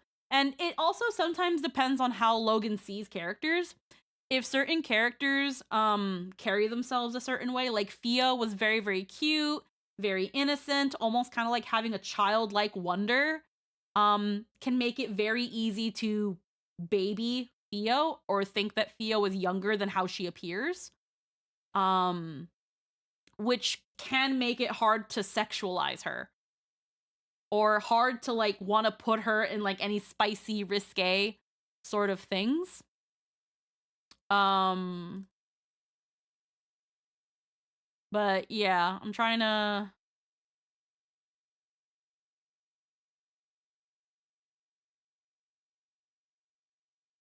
Yeah, here we go. Yeah, so like the Pride art with Marile and Fio. I remember we picked out the bathing suits for that, where it was like, pick out a bathing suit. We're gonna throw Fio into this, because I think also at that time, Hayden wasn't really sure where Fio fell into this. Only later on being like, oh yeah, no, Fio's hella straight. That Fio only gets really flustered with Marile, but doesn't see Marile as like a romantic option. But yeah, I think it's because Fio is played by Hayden, who is non-binary. Fair. That is fair. But the character poll wasn't about the players. It was about the overall characters in Nat 19.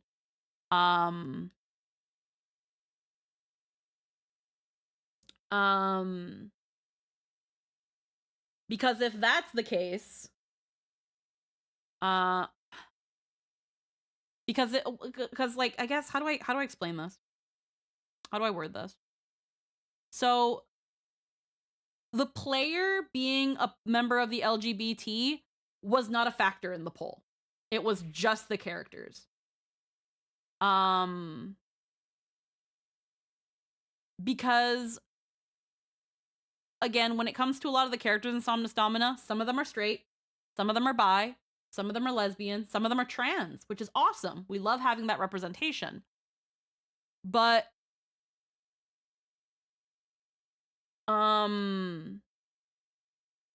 when it comes to a character poll, who the character is played by shouldn't be the factor. And I don't think it was either. I think Fio was literally just put in the picture just to have it be a fun picture. Because I also remember before I joined Nat 19, I think he has his taste and mine align with his a bit, but yeah, if you want art of your faves, then commission an artist, peeps. Yeah. I think in this case, I remember before I joined Nat 19, what I had heard was that the Pride Month character polls, whatever character won the polls would get NSFW made of them. And because of that, people usually voted for certain characters to win. When around the time I joined Nat 19, we decided to change the direction of how these polls were done to still the characters that were nominated had to be a part of the LGBTQ. The fact that the characters, it was like, well, where do they fall? Are they bi? Are they pan? Are they trans? Are they lesbian? Are they queer? Are they gender fluid? The player was never asked, where does the player identify? Because that doesn't matter. The bread is here. Hi, Stella. Can you believe it? They were just about to throw But all this away. We're just talking about like old character polls, and I'm telling people that if they want to see art of their favorite characters, to commission people because everybody wins. And we're talking about the old LGBTQ polls, because I think I remember you and I had this conversation where Marile won the LGBTQ the Pride Month character poll, and we had joked because Fio ended up in the art. I remember because we were looking at bathing suits for them, and you were like, Fio's hella straight. I think, I'm not sure yet, because at the time it was still pretty early on. So you weren't sure where Fio fell, but Logan decided that he wanted to add Fio into the portrait. Because back then, before I joined Nat 19, the Pride character polls ended in NSFW, but then after I joined, they decided to change it because they were like, it sends a weird message to make a character poll specifically for LGBTQ characters, and then have the prize be, now here's porn of them. Specifically sexualizing them, because it also excluded asexuals. Because asexuals are inherently not into having sex, you know? So like, for example, if Lexi won the poll, you can get a sexy pin art of Lexi, but originally, the prize was, here is porn. So because of that, technically the asexuals were omitted, and you can't really call that a pride poll. So I was also talking about how Logan, when he's done with all his business art commissions, he likes to get his fun commissions, which are usually going to be a sexy lady. They're usually going to be Lyra, Scandal. When it was DMS, he got Modile. Right now, he's getting Vivian from JJ. He would get a lot of Tancha and Fenris. He got a handful of Zinnia and Fenris. So I was telling people that I was like, guys, nothing against Logan. We love Logan. But if you want art of your favorite characters, like if you want art of Killian, of Skarn, of like Desmond, of all your favorite characters that for the most part are a little bit more neglected on the official art capacity, please commission them. Please commission them from your favorite artist. It supports your favorite artist. If you aren't able to, but you yourself are an artist, absolutely draw them. Everybody wins. You get art of your favorite character, you supported an artist, and the player feels loved, appreciated, and you just absolutely made their day. Everybody wins here. Because Logan, after he's done doing his business commissions, he usually wants to just commission a sexy lady, and that's completely fine. But yeah. I was just pointing out that for the Pride art, and the funny thing is you wouldn't even know it was Pride art except for the rainbow beach ball that's slightly off screen. If you had told me this was Pride Month art, I would have been skeptical. I think the pool is also supposed to reflect bi colors, but I'm not quite sure. I think the bi flag is pink, blue, and purple, and that is the colors in the pool. So that could also be it, but it's not the first thing that comes to my mind is pride. But yeah. But yeah, I think we were talking about how like Fio was put into the pride thing because Logan wanted to include Fio. And how like it was like, yeah, but like Fio's straight. Fio's straight. And how we thought it was kind of funny how that was happening. Because then bisexual lighting, yeah. Because then if you're like, okay, Marile won the Pride Month poll. Here's a beach art, here's a pool art of Fio and Marile, and Fio's in the center and Marile's on the pool side. It's like, so who won the contest? So who won the poll? She's a filthy boy kisser. Filthy. Kissing boys? What? No. But yeah, I've been taking notes for this whole time and having like little diatribes about good note taking versus bad note taking. And if you're like someone that's super ADHD, if you have to use the YouTube summarize the video, that's not bad per se, unless you choose to absolutely not engage. And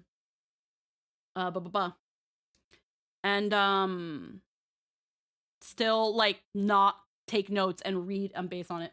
Theo's an ally, she gets to be in the pick. Yeah, essentially that was the idea, essentially. I think around that time though too, I think it was still relatively early in the game.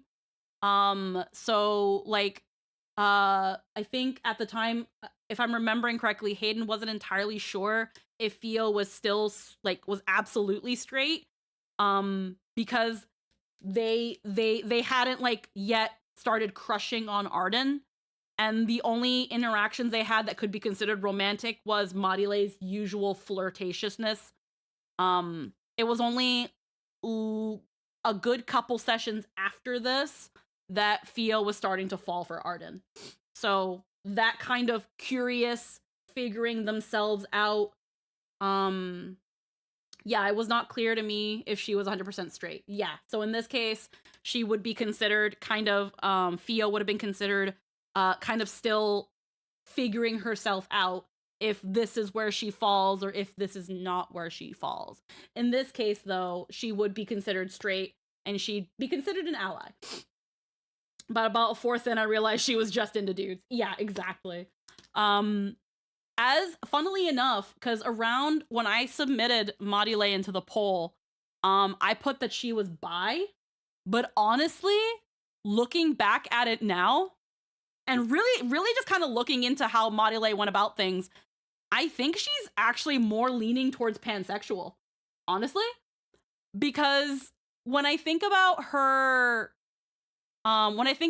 job, and I think about the kind of people she has met in her life and doing what she does, I wouldn't be surprised if she had encountered some non-binary, some trans, or some like, you know, more femme or more masc people, and being like, yeah, sure. Yeah, sure. I don't have a problem. Does everything work down there? Okay, let's party. I don't think she would have minded. So I think Marile is actually pansexual. I think Marile is actually more pansexual than bi. I don't think she would be trans exclusionary in any way, shape, or form. So yeah, today we learned. Let me put my little artist glove back on. But yeah, I'm kind of sad we haven't done the I'm surprised. I'm a little sad we haven't done like character polls in a while. Like, we gotta like I know those we have to keep track of those. Because like we could probably do those also for like certain occasions where like, hey, Valentine's Day is coming up, have a character poll. Hey, Easter is coming up, have a character poll.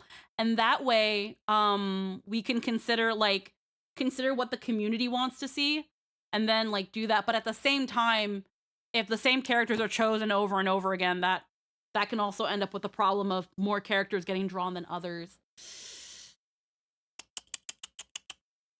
I got ideas. Also, heckin',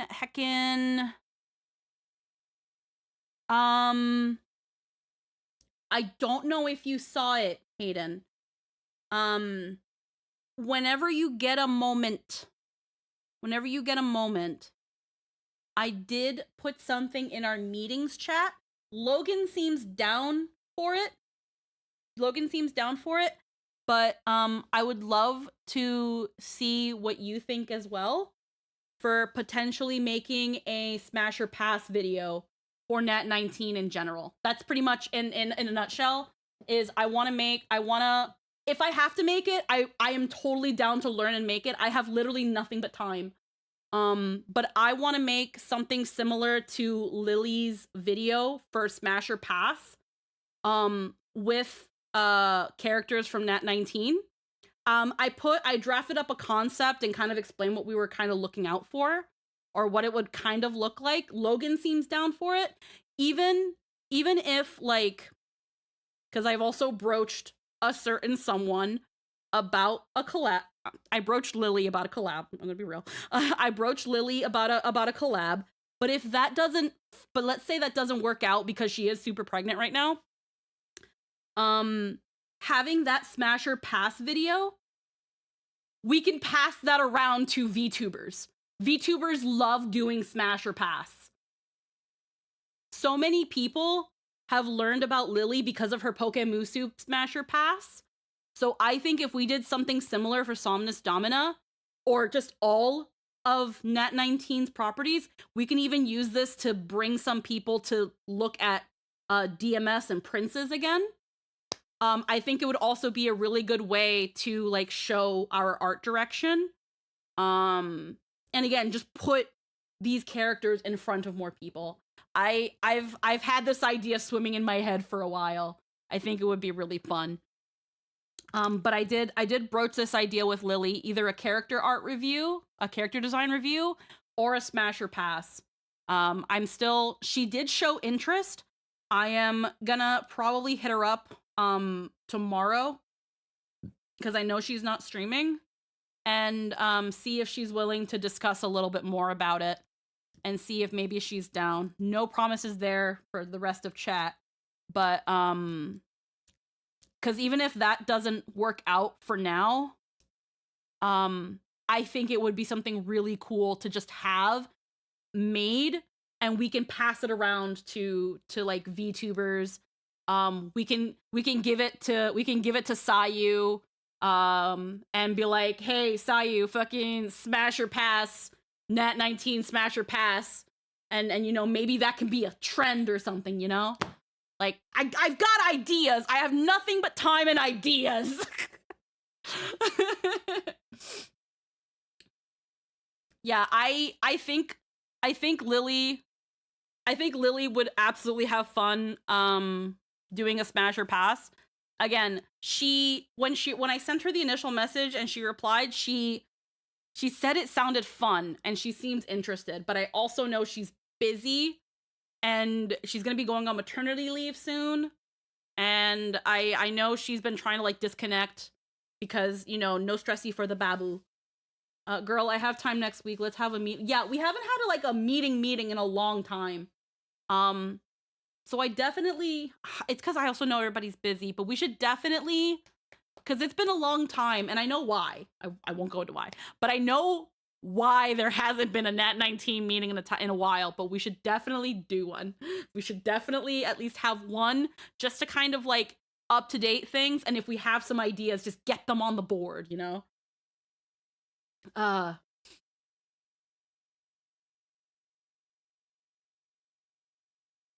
I also think it would be good because like it would kind of brush some of that dust off, that negative energy, just bring some positive energy back into things. I think it would be really good.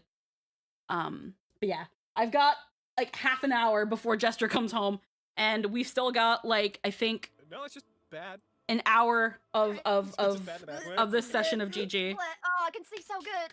At what cost? Yeah, so I've got just barely. You guys half, get out 1, 2, proceeding forward. You get just about 50, 60 feet away. 2.5. Where the entrance would be. 2.5? No, about 3 pages worth of notes for session 11. Steering the kid towards the group just so that they don't wander off anything. Okay, so this is now we're at the temple. Look like my dream in here, or no? Thought so. Okay, did he say it looks like it's? No. Thought so. Does it look like my dream in here? No. Okay. Can I take a general look around with my dark sight? Ooh. Roll me perception. Where'd my fucking thing go? There it is. Okay. Perception. Up that speed just a little bit more. 11 to 13. Hell yeah. As you look around, you can vaguely see the edges of those two balconies I mentioned, which are elevated up about 30 feet from the bridge. There's one over here and up. And there's one. Okay, header entering the temple. We extinguished the torch, right?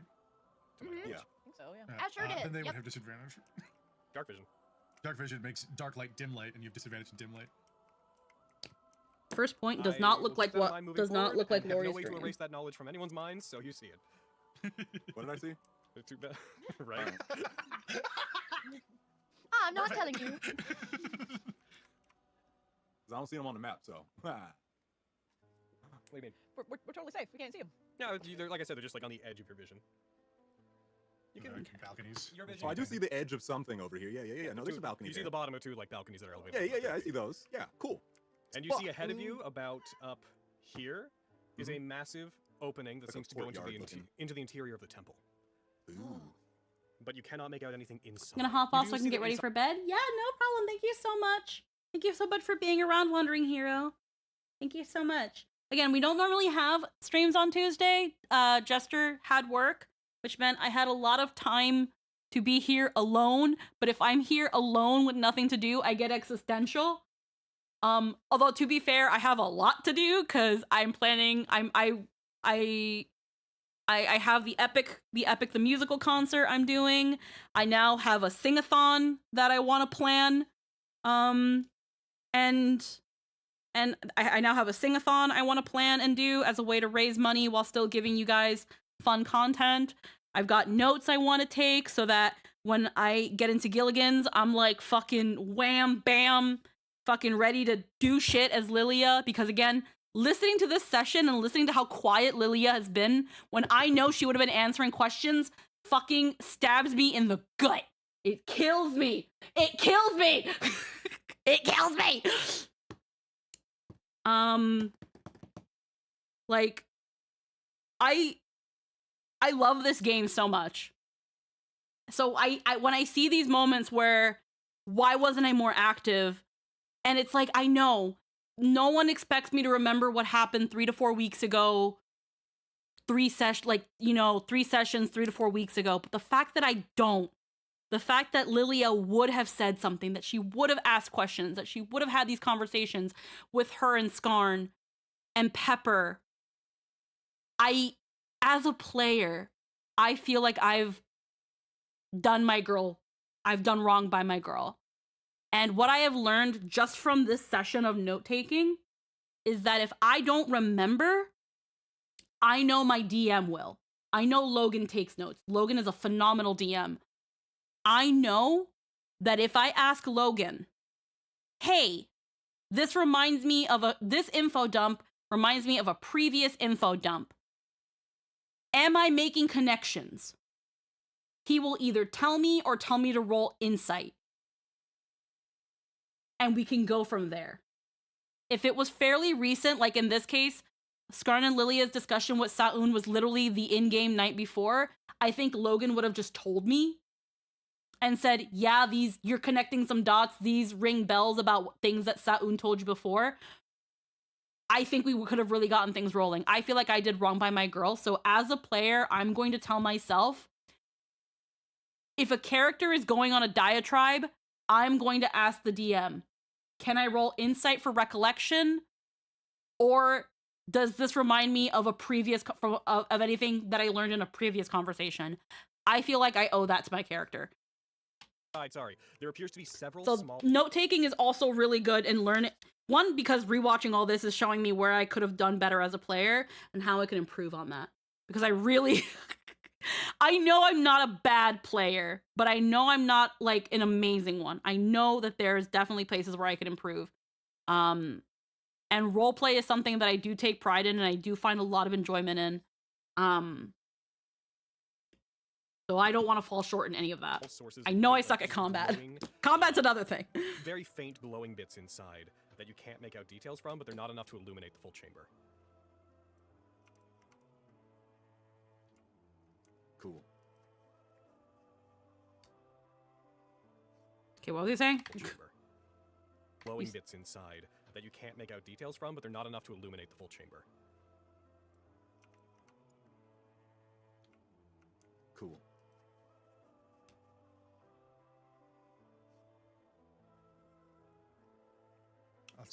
We actually surprisingly have more people on the YouTube side of things than normal. That's kind of crazy, I'm not gonna lie. Normally there's only like 1 or 2 people on the YouTube. But we have like a good little chunk. That's nice. Put those watch hours in, yeah. All right, everyone. That is a Stealth closer. Starts doing front flips. That is a 21 from Lilia. Damn. 15 from Pepper. 12 from Skarn. Yeah. 10 from Lori. Oh, 10 from both of us. Boy, let's go. Undertow don't know how to stealth. How did you get a 10 when you have With advantage? Nope. Ouch. It's because you rolled a 4 on the die. That's 2 and a painful. 4. Oof. That's not fair. Well, thank you for this gift because it does simplify things for me. Oh no! All right, we're dying. As you begin to approach the temple, it's just Desmond. Desmond, Desmond and Lawrence, as you guys approach the temple, you briefly I'm not gonna say the silence, because you guys hear like the crashing sound of water. Like there's a waterfall effectively in here that's making it difficult to hear. But as you move, you briefly catch this like glimpse of movement. And you hear the twanging of Enjoy your lurk. bowstrings. As both of you, everyone else, you're basically good. Both of you guys, from each of those balconies, a longbow shot is going to fire towards you. Give me one moment to do that. A longbow. What if I Darn. What if I said no? Darn. They're our friends. As from up above, a longbow shot fires at Desmond. No. Which hits. No! Oh no. Desmond, it's not a crit. That's good. So you take 10 damage. Lawrence. Yeah. A shot fires at you, which hits. Fuck, okay. As you guys, those of you with dark vision having moved slightly forward, you see that there is an individual on each of these balconies firing down towards you guys. As this happens, you start to hear murmuring, you hear sounds from the temple opening ahead of you, and Lawrence, by the way, you take 6 damage. You start to hear shuffling, and on the edge of your vision, you start to see individuals moving, bodies beginning to saunter forward. Specifically, you see something that you've seen before, several decaying menials, several individuals who are sort of dragging themselves forward, but don't seem to be quite as clumsy as regular undead, pulling themselves forward out of the entrance. And, real quick, balcony. You see ahead of them a creature that is wrapped in cloth and has two elongated arms exiting either side of it. Their head is completely bald and looks almost like featureless. They have You said rewatching can improve your ability as a player. Do some performers hold themselves to a different standard when playing a streamed game versus a home game? Yes and no. This depends on the player. I believe. Asterisk. I believe. This depends on the player. Now, me in particular, I will say, depending on the home game, I'm a little more lenient. I'm a little bit less pressured to kind of bring my full performativeness. Or at least I'm a little bit more chill vibed and feel a little less of the pressure during a home game. That being said, I really enjoy acting, role-playing, and being my characters. So for most people, they might not notice much of a difference in how I play when it comes to my characters. But me in particular, I find a home game to be a little bit more of a lax environment. I might not pressure myself to remember or be like, I should have said something, my character would have done this, blah, blah, blah. I might not do that as much as a game like Gilligan's Grave or Gilligan's Penance or like I did with DMS. I'm gonna go on another tangent, but I want to be real with you guys. Who here was in the very last session of DMS? Who here was in the very last session of DMS? This is just an example of how much pressure I put on myself as a player and a performer. If you were there at the last session of DMS, where we had to take a brief break during the final battle, I had a panic attack. I think I told this story before, but just in case, I'm going to tell it. I had a panic attack on the last session of DMS. Not because of anything anybody did. Nobody did anything. Nobody did anything wrong. Nobody caused this panic attack. It was all me. Absolutely all me. Why did this panic attack happen? Because as I took the time to listen back to certain sessions, I had these feelings. As I took the time to listen back to sessions where I felt like I could have done better for Marile, as Marile. When I saw in the final battle, everybody just knew. It felt like everybody just knew how to flair and flavor what their characters were doing. And when it came to me, I had nothing. And it was the last session, and the thought that would run through my head was, how long have you been in this game? How long have you been doing this? How do you not know what to do? Why are you still like this? And all those thoughts just started rapid fire cycling in my head. And I couldn't breathe. I think you can, in the recording, you can hear my voice crack a little bit where I was like, can I have a moment? My brain can't figure this out. And we had to take that break, and I had a panic attack. And if it wasn't for Hayden, I think I would have been in that panic attack longer than my brain feasibly thinks is fair. But I remember apologizing to everybody, apologizing to Logan. Even though the audience couldn't hear it, I apologizing to the audience because I felt like I failed.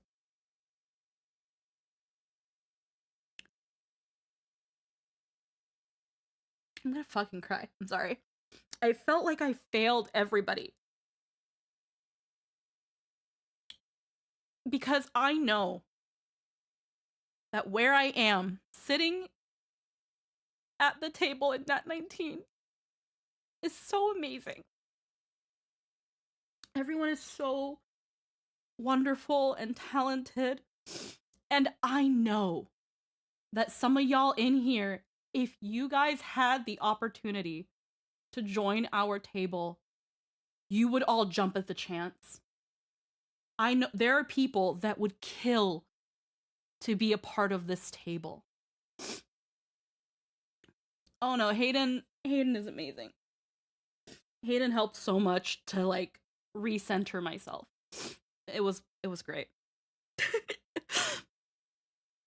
And to know how much of a privilege it is to be a part of Nat 19 and to be at this table with all these wonderful, amazing people that people would die, would kill to be in this table where I am sitting. And this is what I do. And this is what happens to me. It killed me. It killed me. It killed me.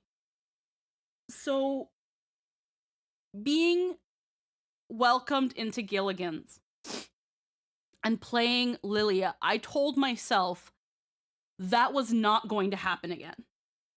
I was not going to have another moment where I'm at the end of a game and I don't know what I'm doing and I don't know what to do. That when I'm asked, how do you do this, Lilia? I draw a complete blank that I don't even have, because that was another thing too. I was scared that anything I did say was not going to be cool enough, that it was going to be cringy, that it was gonna, ruin the flow. This is how anxiety fucks you. And my own brain was my worst enemy. That I didn't think about.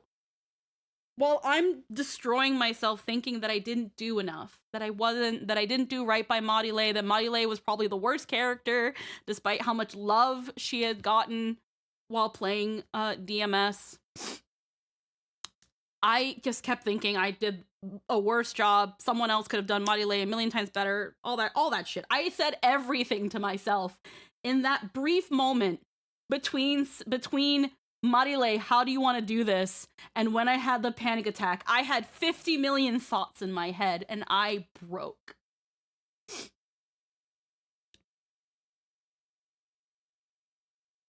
After that, I told myself that was never going to happen again.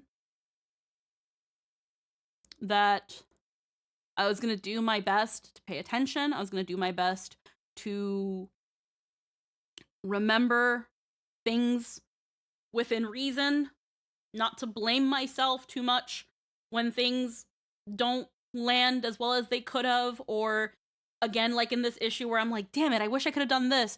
That's not the end of the world. That if my character thinks if this little silly, how do you do this flourish sounds fun to you and cool to you, that's your character. And that if you have something simple, that it's okay. And that if one of my biggest obstacles is getting through combat, not knowing what to do on my turn, taking advantage of the time that I have before my turn. Because these combats are long. There's quite a good time between someone else's turn, between my turn and my next one. Take that time to look at your sheet and have a strategy. Have a base idea of, when it comes to my turn, I'm going to do this then. And if something changes, let's say there's for now, let's say there's 3 puffballs. There's 3 puffballs and there's Skarn and Lilia. And Skarn and Lilia are attacking puffball A. And Lilia is like, I'm gonna attack Puffball A on my next turn. I'm gonna bonk with Root Bloom and do a Wylum at Skarn. But Skarn kills Puffball A. And now Puffball A is gone, but now Lizard Man appears. Now there's Puffball B and C and Lizard Man. Well, my turn hasn't come back yet, and my plan was to hit Puffball A with just some bonkage of Root Bloom and a Wylum at Skarn. Well, what's my backup plan when Puffball A is gone? That's your next one. If something happens to Puffball A, our plan B will be Wylum to Skarn, and or no, not Wylum to Skarn. It will be Tamamo's Arrow Fall and hit Puffball B.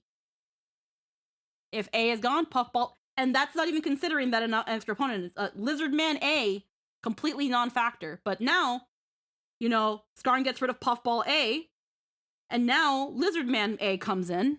Oh shit! Well, I can't do Plan A, but now my Plan B, that Tamamo's Arrow Fall and attack, I can use that on Lizard Man B. That my Plan B just worked. So now, what I try to do, and I don't always do it, but I try to do this, I look at my sheet and I consider, what do I want to do? Essentially, have three dead horses, I guess. Have 3 dead horses that you can beat before you actually have to think about something. There's a mini reason Mimi acted more as an NPC than a main character. And again, like, that stuff, it can be hard. But when it comes to combat, I knew that something that would help me would be to plan ahead. And to have several plans. If I don't know what these enemies are weak of, well, bonk pass. We're gonna bonk with Root Bloom a lot. If these enemies look like they have some sort of elemental affinity, Tamamo's Arrow Fall. Are we dealing with beasts that might have pack tactics? Wylum Bond and then shuffling between Tamamo's and maybe Root Bloom. Tamamo's it can be a little bit tricky because it relies on concentration. But like, for example, Wylum Bond and Gaius Avatar. I've not had to use Gaius Avatar in a bit, but that's not a bad idea for pack tactics. You know, I essentially have like formulas that my brain can run if I haven't thought of a strategy yet. Oh, it's me and I have to go first and I don't know what to do.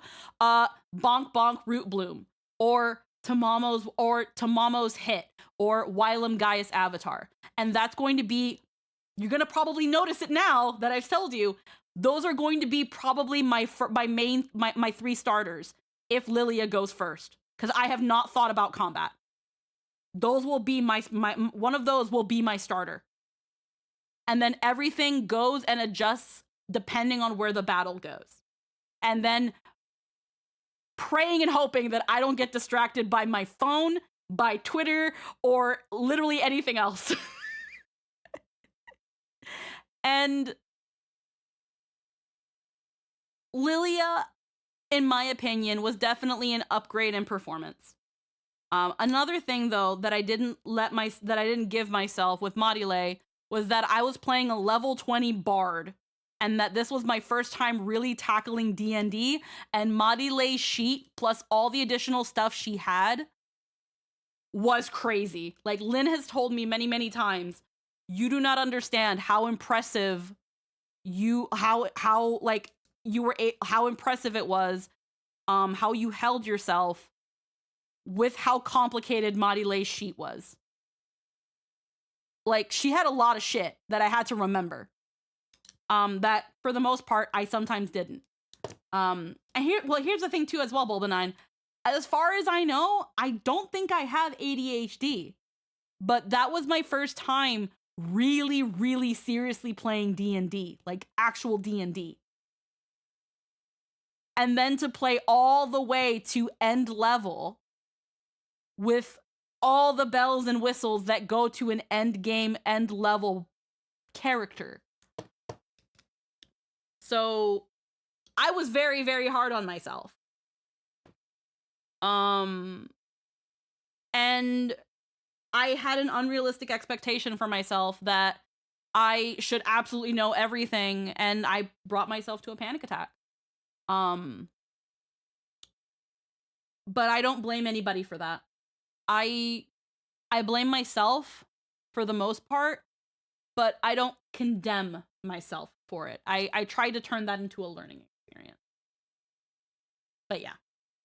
An elongated tongue. Sorry for hanging out that of their mouth, tangent. As they move, they I give had off to this- say you that just hear because this- that question that you asked Bulba9, I felt like that was the best way to answer that question. When it comes to a Nat 19 game, a streamed game, I hold myself to a higher standard than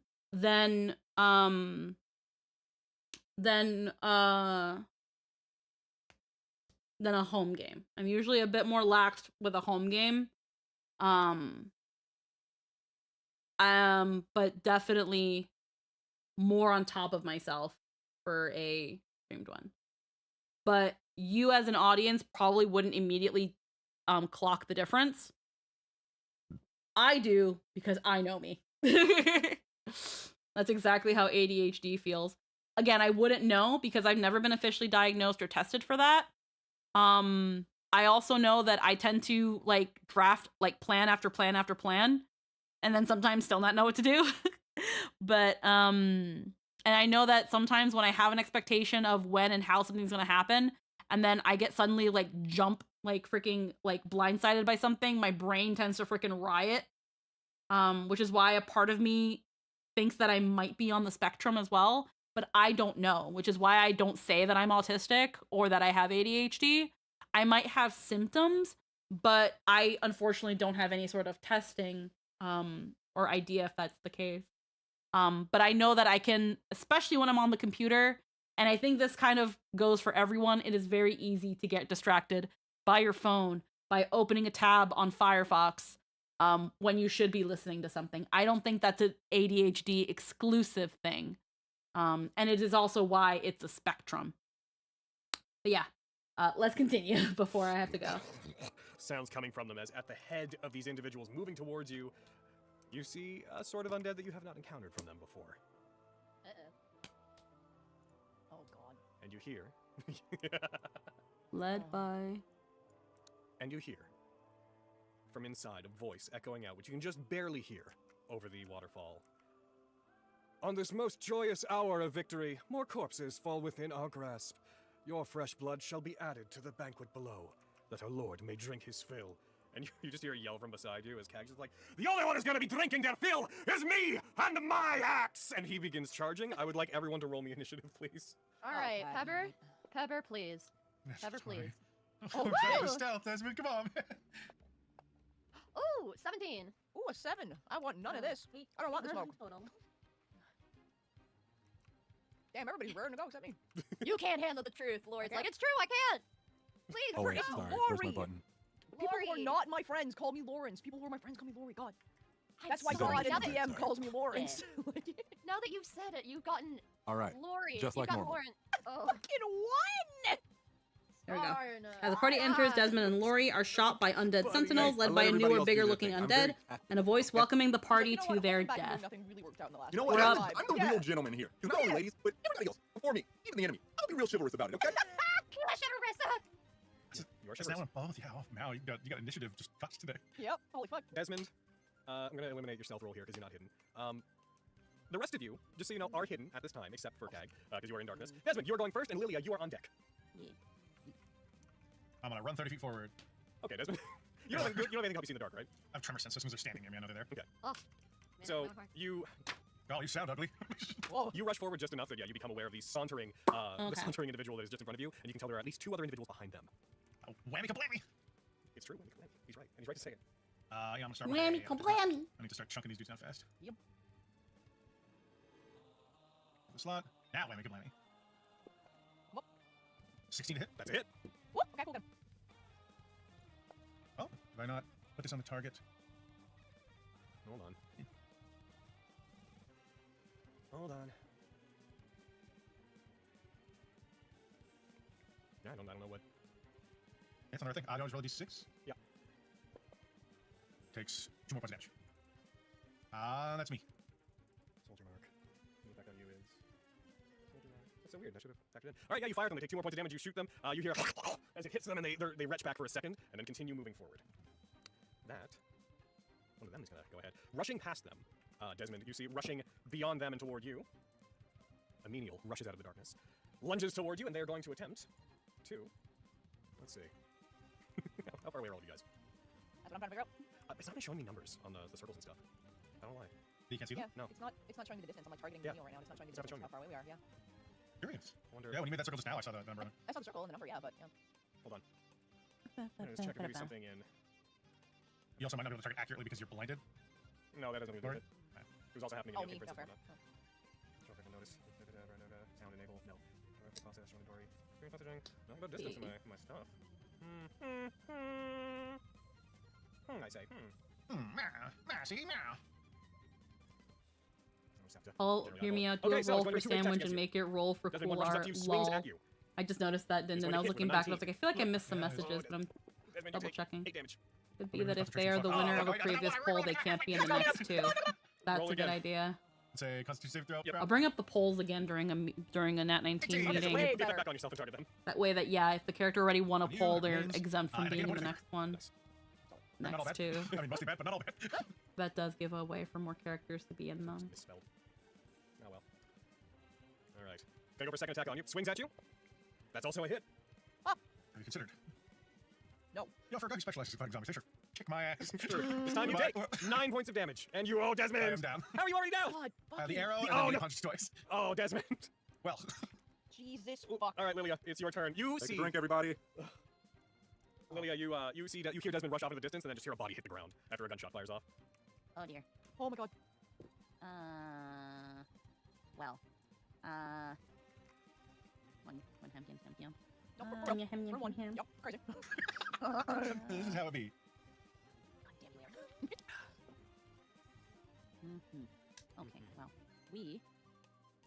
we are going to heckin' cast Moonbeam. Okay. So we're gonna just do that. Okay, let me not do let me not hit the spell slot first. I learned the hard way what happened. You should have buff your spell slots right now. Oh, dark vision, right. No, I gave Star and Dark Vision Yeah. earlier, so so I'm using my last one. Oh, for my Moonbeam. tummy's I'm gonna my tummy's cast having Moonbeam, one last. in the one last general- blow. Wait, roll. Wait, what? I'm gonna have to make. Oh, I accidentally clicked. I accidentally made myself do the save. That's not what I wanted. I wanted to do this one instead. Yeah. And then I want to place the Moonbeam, just at about where decaying menial 11 is, because at some point when these fuckers move forward, they're gonna step into the Ooh, Moonbeam we're as well. so close to hitting. We're so close to hitting monetization right on around the main Okay. channel. Okay, just wanna make. My channel, my channel. So for the purposes of this, We're Oh, like just put that there. 5 foot radius, 40 foot high. Okay, good. 115 So, hours my bonus away, action, watch hours, uh, from being able to oh, unlock I want that. memberships, I don't even know what the hell it does.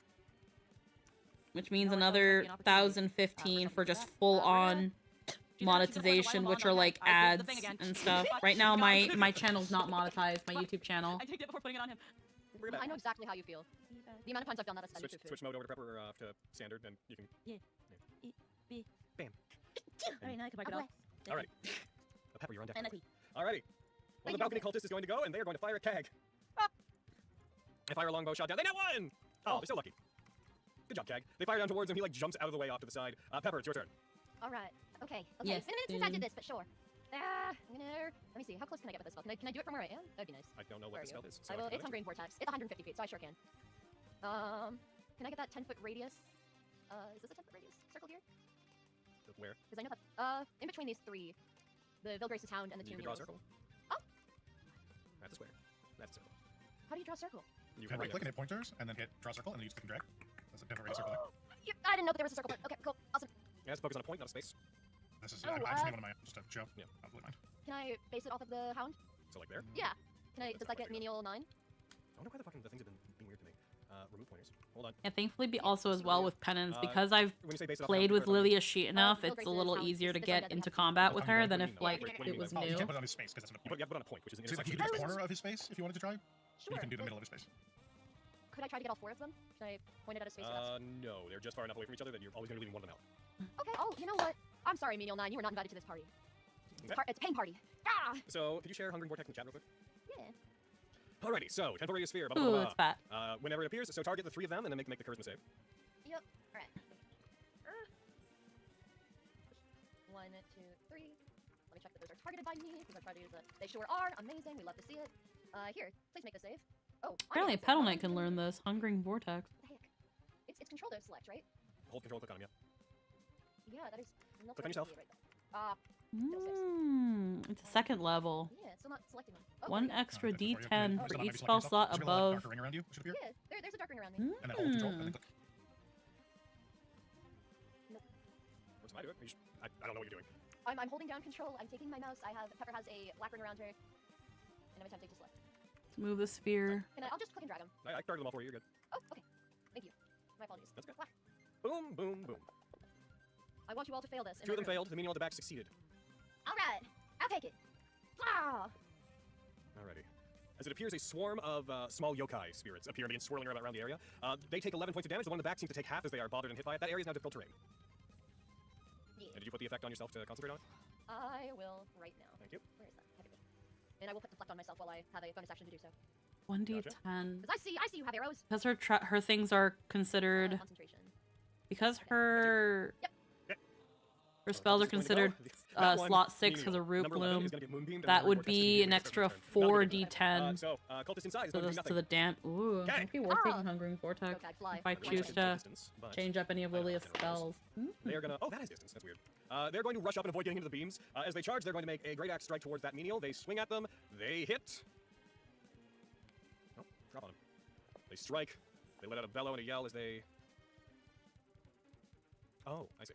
They cut through that one and kill it, so I guess maybe actually not as bad of a deal for them. They're then about to step forward to get the others. They like stop and they look at the moonbeam and the swarm of yokai that are there. And they stumble to the side and then over to the other side. They pull a hand axe off their belt and they're going to throw it in at Vilgrace's hand. Who they are going to hit. Oh, come So on. they stumble for a second, unsure of what to do, throw it, and it dies! Oh my god, Keg, you are securing the bag. Thank God. I'm doing okay. I'm gonna be wrapping up really soon. They're going to shoot down towards Keg, and they are going to hit. An arrow flies out, strikes him in the back. It hits him, but there's a moment of no reaction, and just. Ah! You dumb bastard! When I get up there, I'm gonna rip your head off! Became, 21 is going to go.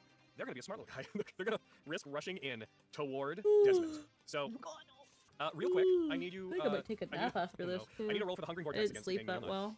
Oh my god, please let this rip him asunder. No, Sunder's Oh my god. Oh no, he's not. Things would be better if he did. He's in good Boyville. Yes, he's in good Boyville. They, nat 20. Oh my So god, roll will you still take roll it? half damage. Please roll full. Please roll full. Come on, dice, you never do me favors. I never win. Let me win. Oh, that is not what I was trying to.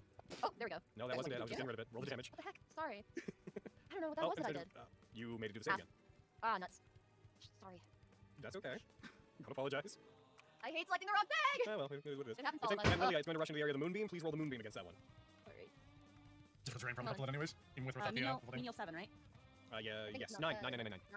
Oh wait, 9. Okay, wait. Oh god, hold on. Need my, there we go. I can't do moving when I, what the fuck? That's not what I wanted. I'm trying to. Excuse me. Okay, so it's 9, right? Yep. I have to roll the save, right? Yep. Okay, hold on. I almost rolled the wrong thing. B. Alrighty, boom. It succeeds.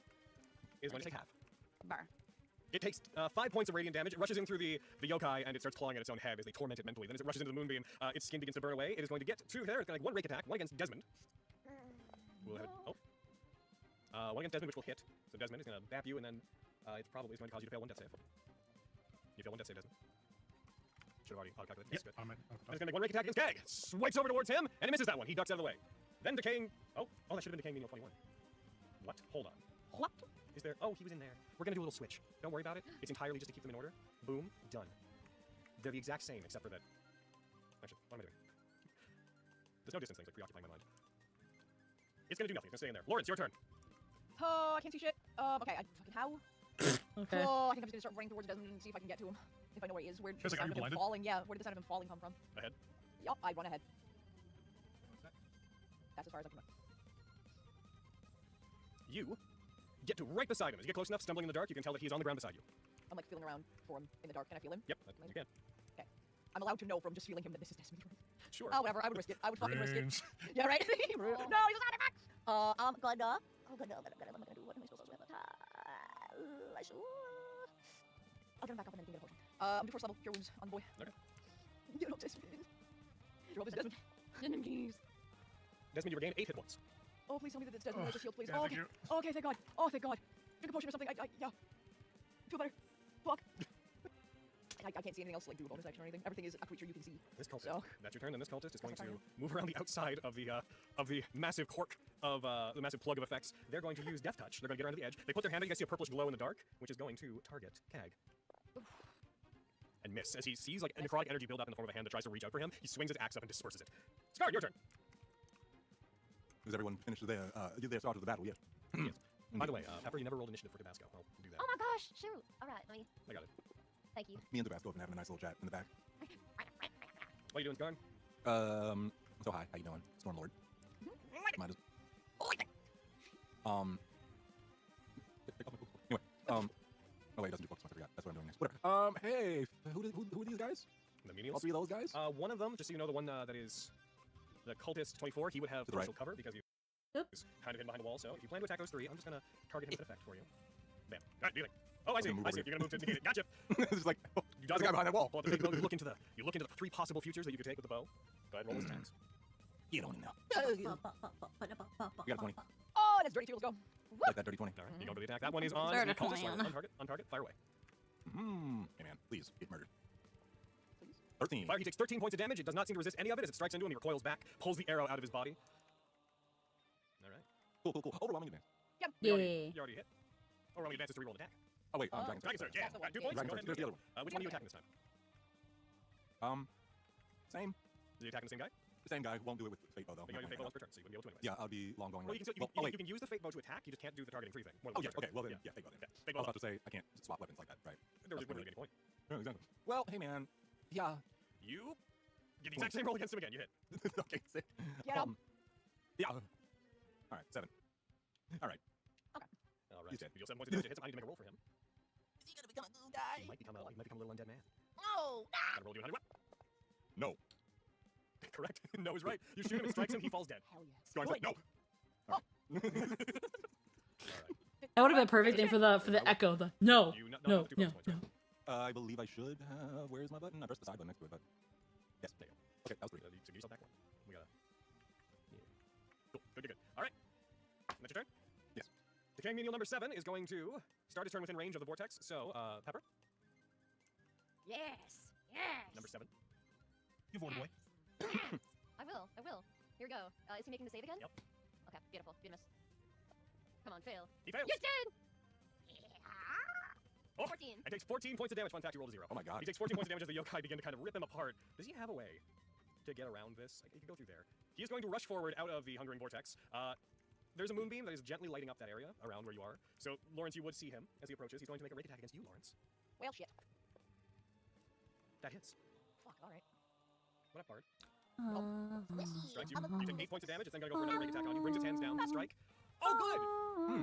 It hit. On the I child. can tell you it hit. I can tell you it hit. Bye, everybody. I can tell you it hit. Are you saying that I should silver Man, who knows? Is what you're trying to say? The world is wild and wacky. I can't tell you what to do. I'll silver part. That's a good call, so it doesn't crit. It's going to attack again. I knew it. It still hit, but it didn't crit. And who do you want to give the Okay, points? Who do you want to give the advantage to? I mean, that was fucked up, but I'm gonna give it to my buddy fucking Tag over here. Oh, to Kag. Yeah, he's fucking shit up. All right. Go, bud. As you are Get it. taken down, as you are knocked unconscious. We are then going to go to the top of the turn order, which is going to bring us to Desmond. Desmond, you stand. I stand. Or you could stand, I suppose, but then you do. Fucking I'm going to burn my favor immediately. I'm going to run over and shove this decaying needle off the bridge. Sure. There is an edge to it. Like there's a railing, but it's not that high. Go ahead and roll me athletics. Linux, all right. Where is my actions? Just going to burn that. Spend. And athletics with advantage. Here you are.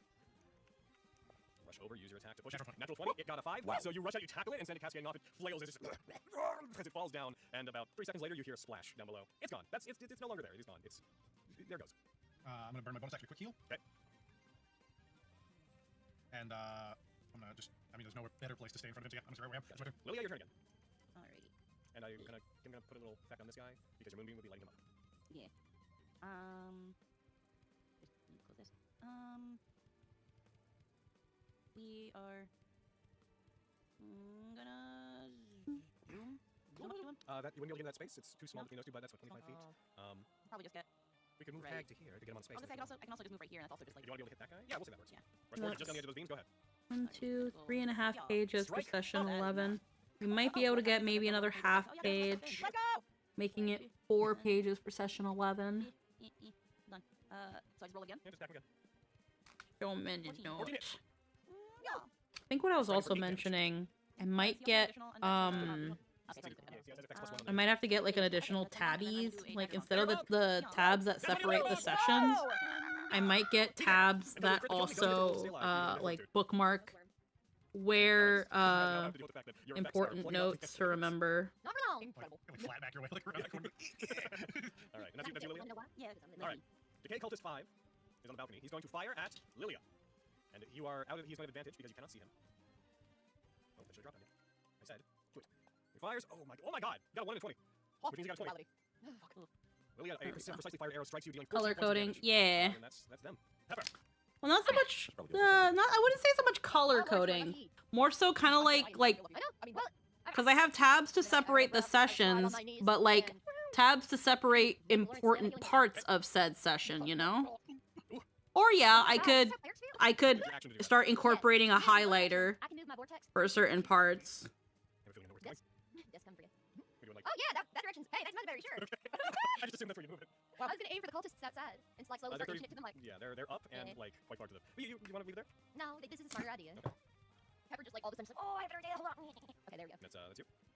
Yeah. The Decay Cultist 29 starts his turn with a hovering vortex, so go ahead and roll against him. Yeah. All right. Sorry, I don't know why I turned into Britney Spears for a second. Okay, good. Oh, where are you? There's a save. Or was it? Yes. Yes, okay, you did it. Cultist. Perfect. They fail, do damage. Wow! It deals 10 damage to them. They're immediately going to rush out of that effect. They emerge typical terrain, right? So they can. Sure Oh, is. they can't. They get to the other. They're still in it. Yes. Tabasco's turn. I can't make Tabasco do anything, can I? Can I be like, okay, you've been mean to Lori enough? They can help. They can move. They can attack. Yes. Okay. I'm gonna hold off on doing anything serious with them this turn. Okay. I assume the tabs for sessions would be one color, and the important moments tab would be another color. I have these like Sanrio tabs, and they're different. They're all different colors. So they're like purple, blue, yellow, green. I didn't think about color coding the tabs, like maybe yellow for combat heavy sessions, green for roleplay heavy sessions. And because I didn't establish that when I started, I'm probably not going to. But what I will probably do is that I'll probably get secondary tabs. So they're gonna have advantage on this. Or I'll keep using the Sanrio ones I have. And instead of having them on the side like I do, I'll have them on the top. I'll have them on the top. And on the top, green will equal, like, story bit. Like, I'll have, like, maybe I'll give, like, the pink ones for, like, important story. The only problem with this, though, is that then it will ruin the balance of the tabs I have. So it might be better that I just get another, like, different kind of, like, page tabbies. First one. Misses. And, like, keep the little cute Sanrio ones I have to just,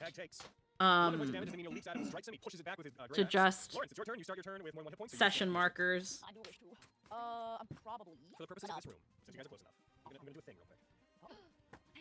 Because there are some glowing pillars in there. We will describe in greater detail at a later date, but for the purposes of that room, since you guys are close enough, we're gonna say that you can see in there. That changes my whole strategy. Oh, that's so nice. Hey. Okay, exactly. Oh, I am. wow, thanks, Logan. That was a good thing. That's what I did. Sorry, let me. I learned it from you. It's true. You walked from the. Don't attack on the. Oh shit! So I'm just gonna take another picture of my notes. I can robot attacking us again. I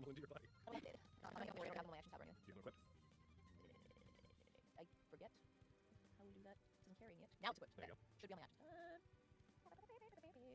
I don't like that that's not turned around like it should be. The maximum amount. Let's go, Lori! Damn! Woo! Hell yeah! Hell yeah! And I don't know how far away fucking boys are from me. Fucking Cultist 29 is within 60 feet of me, right? I think so. Yeah. Oh, it's working out. It's 40. He's within 60. Yes. It's telling you the distance. Yeah, I don't know why he didn't earlier, but now it is. Huh. I don't know. I'm so sorry, Logan. Why are you sorry me? What did you do? No, I'm just saying it's stressful. It's stressful to not know what's going on. But But I can anyway, eyeball these distances for the most part. Okay, But fair. yeah, it is just confounding to me why they're not showing distance. yeah, I'm a look at fucking Cultist 29 and just be like, you're a bitch, you're a bitch. You're a bitch, you're a bitch.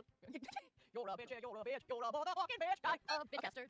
Yeah, right. Go ahead. Make a save. Deal the bone that I've said, look at this shot, motherfucking baby. Yeah. I really should just be the song he's always singing. There it is. They succeed. Alright. Well, I don't care. too busy dealing with these swarming fiends that are currently Why don't assaulting we care them. that I think you're a bitch? Okay. Yes, Scar, your turn. So these beautiful boys, these lovely lads on the side here. Yes. These balcony boys. These balcony boys, I'd like to hit them both. Yep. 55, is that enough? Do I have enough on Do that? you want That's to, fine. just for the sake of options, do you also want to target one of the guys in there that you can see, just to get full free targets? Yeah, why not? Alright, go for it. Roll them up. Roll them up. Up, roll them up. These guys up, on the balconies, they are the reason why that pole Eldritch Blast Boone can take is so good. Next click, nerd. That's not 20 on one of them. That 20 is Go on to the number 6, so the one on the right. Do I? Yippee. Don't roll yet. Let me on target. All right, go ahead, roll.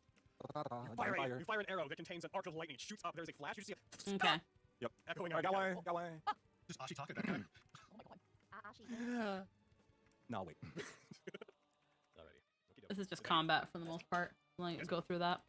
So yeah, this is, The old ultraviolence. again, you can see the better look of the session markers. I've got purple, pink, blue. There's a yellow one. And then this is how I have it. So for, so I'll have session 11, but like for this, I'll have, the little sticker here is because these are not super sticky. They can fall off. So I have this sticker to kind of keep it, on, and then I write the session on. Oh, I'm blocking it too. I have a little sticker there to kind of cover and like keep it on the notebook, and then I write session 11 or like the session in general. Oh, no, not yet. It's your turn, and then hit them. Sometimes, if the session is starting, say like right here at the very top, I don't even write session the name of the session. I'll only write it on the tab and I'll stick it here.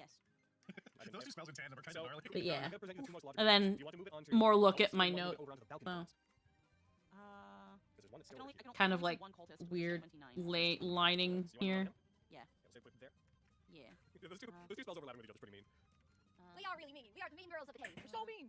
It's either that or I start highlighting parts of my notes. And then that's your bonus action, I believe, Lilia. Moving Moonbeam is an action. Oh no. Okay. So, I'm probably just gonna move over here. And I think that will be me. All right. Balcony cultist is going to fire at Skarn. He doesn't like what saw happen just now. He's going to try to deal with him. It fires. It hits.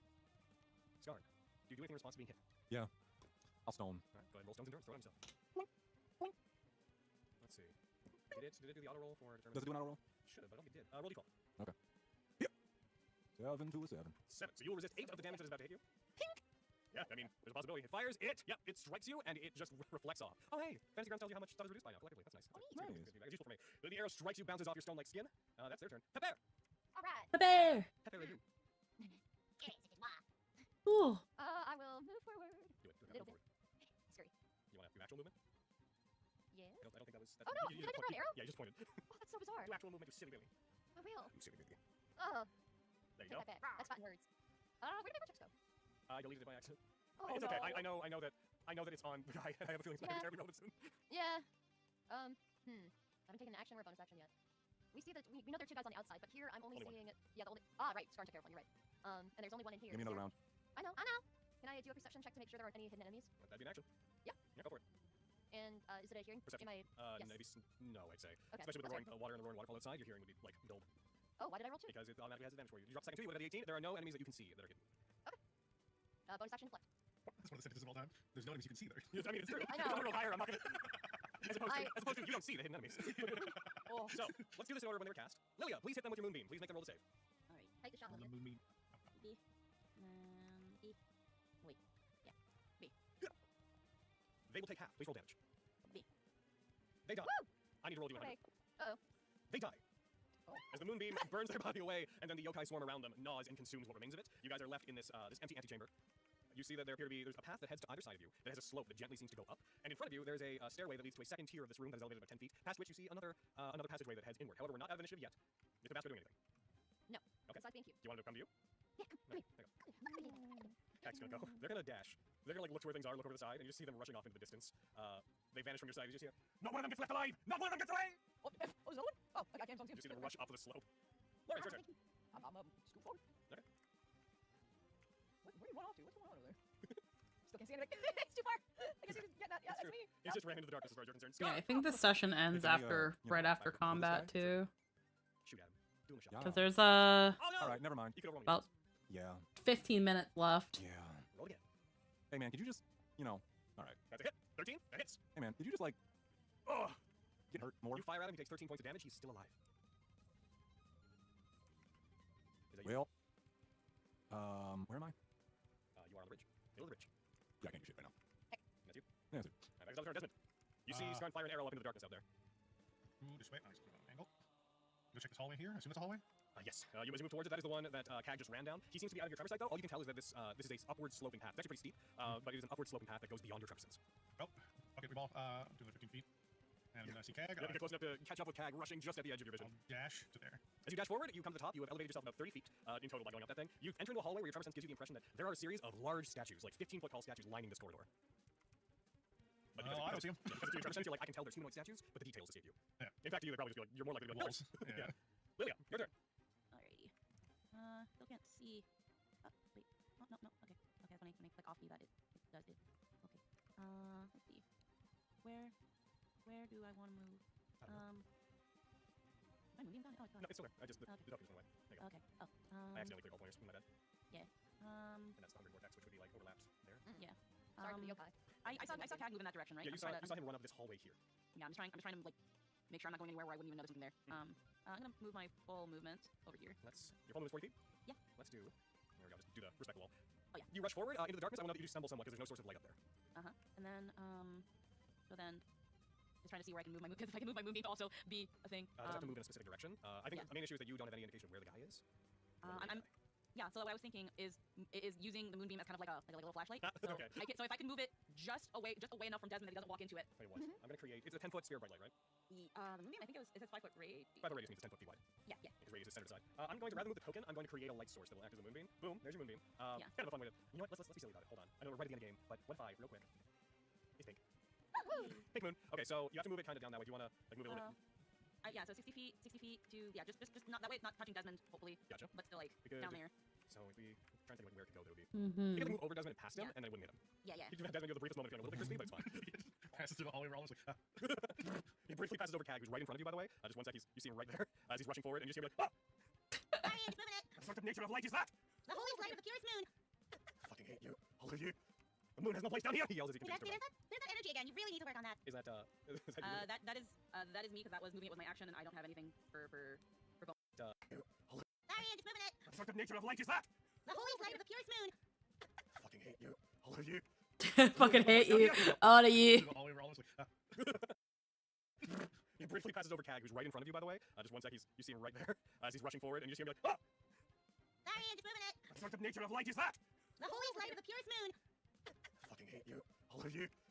The moon has no place down here. He yells as he continues to run. There's that energy again. You really need to work on that. Is that you? That is me because that was moving it with my action, and I don't have anything for bonus at the moment that I wish to use. Balcony Boy is going to move inward. I'm going to bring him down to. Oh, I should probably move myself to the other. I'm going to bring him down to here now since you guys are on the same level as him. He's going to rush in here. You see him come around the corner. Actually, no, he's not going to do that. He's going to fire at Scar. Oh. Yeah, you hit him with an arrow. He doesn't like you very much. Fires at you. He misses. Yeah, I bet he does. Yeah, he does. Hey, Pepper, deal with him before I murder him real quick. Pepper, your turn. What? You're gonna do? Yeah, You can't see that guy? He's over. Oh, yeah, I got it. I double on back. Alright, Pepper, you see him up there. He's within your double sight. How far is the bugger? Within Eldritch blasting range. He sure is. That's exactly what I was I know it was. Pew, pew, pew, pew, pew. Oh my god, you didn't see that. Scarn, you're blind. Scarn, close your eyes. Scarn, look away. You missed. I see everything. Ah! Oh my god. Is that you? Yeah, you gotta deflect. Tabasco. Does Tabasco do anything? He flies over and he accosts. Oh, can he fly that far? He can't get all the way over there. I don't Ah, know. nuts. Actually, let's. Lands Just, on- yeah. Oh yeah, he can get up there. He can use the help action, like make the next attack against him. Cool. Next attack against him has advantage. How fortunate for them. This Cag jumps out of the Cag barrels down the hallway. As he barrels down the hallway, he gets just within range of them, pulls another hand axe off of his belt. He has a bunch, and he's going to throw one, which will have advantage. And then at him, he'll get a 23 to hit.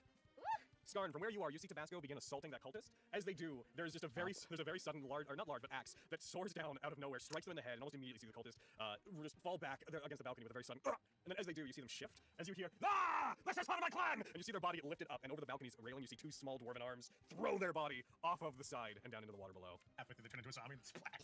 You know what? For fun. Just roll it. They don't. But it would be really fun. Damn it. It would have been fun. All you see, Scarn, from where you are, is just the great axe pointed in the air like a victorious flag, like ha! Just shifting around, and then it goes back inside. Oh, nice. And with that, as we are totally well over 3 hours at this point, as you guys enter into this temple, as you enter into the central chamber, you guys look around, and you guys all recognize iconography that is very evident to anyone who lives in Red. God, thank God for times 2 speed.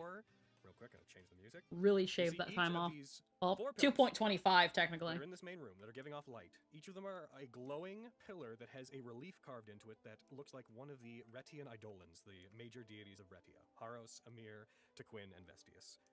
Each of them glowing with a slightly differently tinged light. Okay, this sounds important. That's right.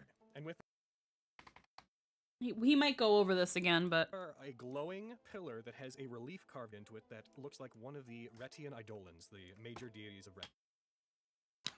okay.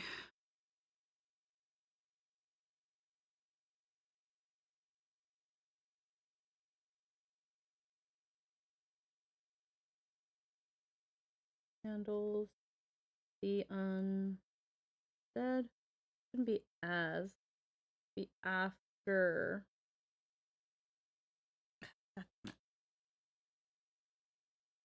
White out. Start a little bit further here. After the party handles the undead, they move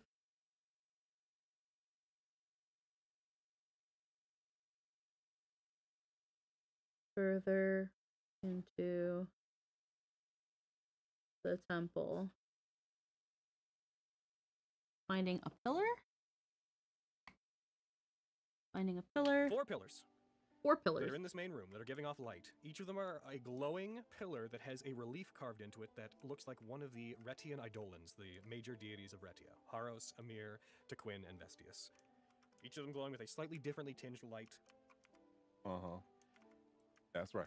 And with that being noticed, and you guys having won that fight, Haros, Amir, Tequin, that looks like one of the Retian Eidolons, a glowing pillar that has a relief carved into it that are in this main room that are giving off light. Each of them are a glowing pillar that has a relief carved into it that looks like one of the Retian Eidolons, the major deities of Retia. Haros, Amir, Tequin, and Vestius.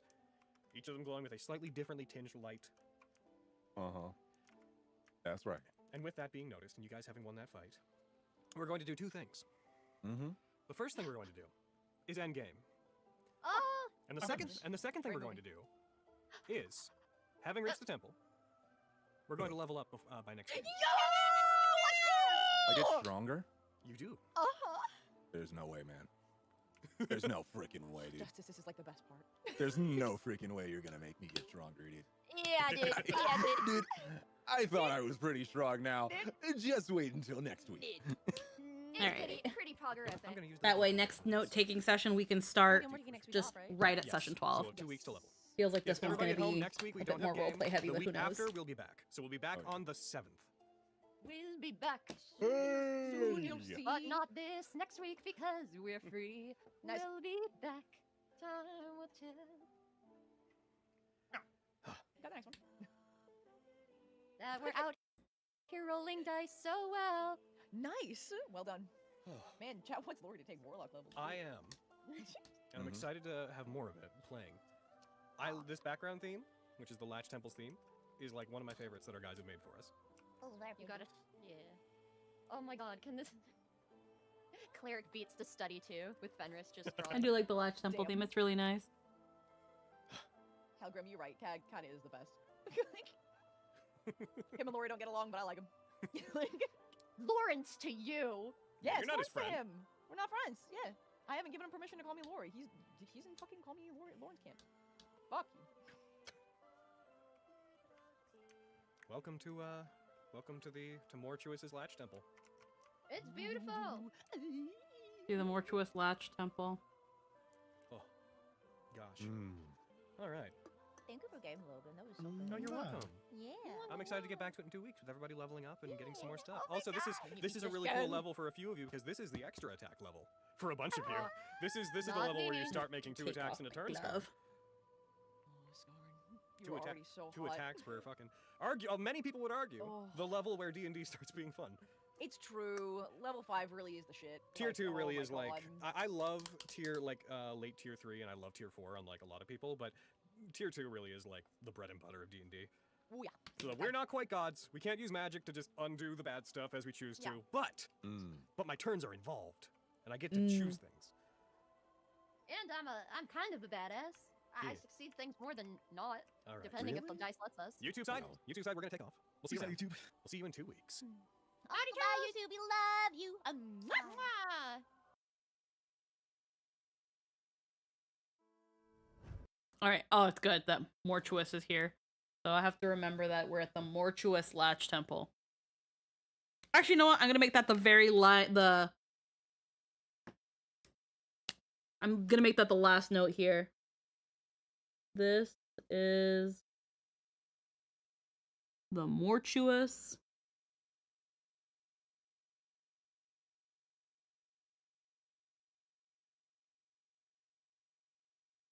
Latch Temple. There we go. Alrighty.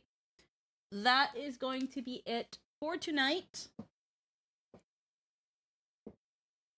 And next time we do note taking, we might be starting session 12, or we'll probably already be a bit into session 12. I'm not sure. Sometimes I try to do note taking. Sometimes I try to do note taking when I'm not on stream. If I think it'll help me get through things faster.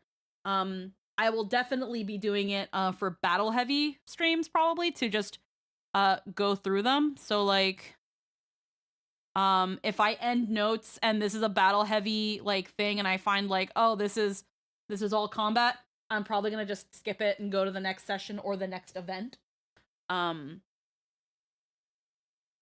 way we can kind of go through it. Because even if we're doing it at times 2.5 speed, that's still half an hour, 45 minutes of combat that I could have been listening to other stuff and taking notes. So I'm gonna try to do that. Where if in between streams I'm like, oh, we ended at combat, I'll probably listen to the combat off stream and then stop us and then come back on not combat, unless that combat has like essentially like cutscenes. But yeah, I'm gonna head out. We will be back on Saturday, albeit a little bit later, because I do have an appointment on Saturday. But we'll be back with some Road to Empress 2. On Sunday, we'll be back with some more comfy note taking. And then Monday, we will probably have some comfy Lizard. Final Fantasy 14, since we didn't do it yesterday. If I don't end up streaming on Monday, it will be because I'm either event planning, I am video editing, or I am recording for that epic concert. Because having looked at it earlier, knowing that I have to re-record some stuff, and then looking at my scripts, I'm a little part of me is like, I want to get back into this. So there might be some days where we don't have a stream, because I want to record those. But yeah, I will be heading out. Thank you so much for spending time with me. I hope you enjoyed your time and had a comfy one. I will see you all next time, and I hope you have a lovely night. Bye-bye.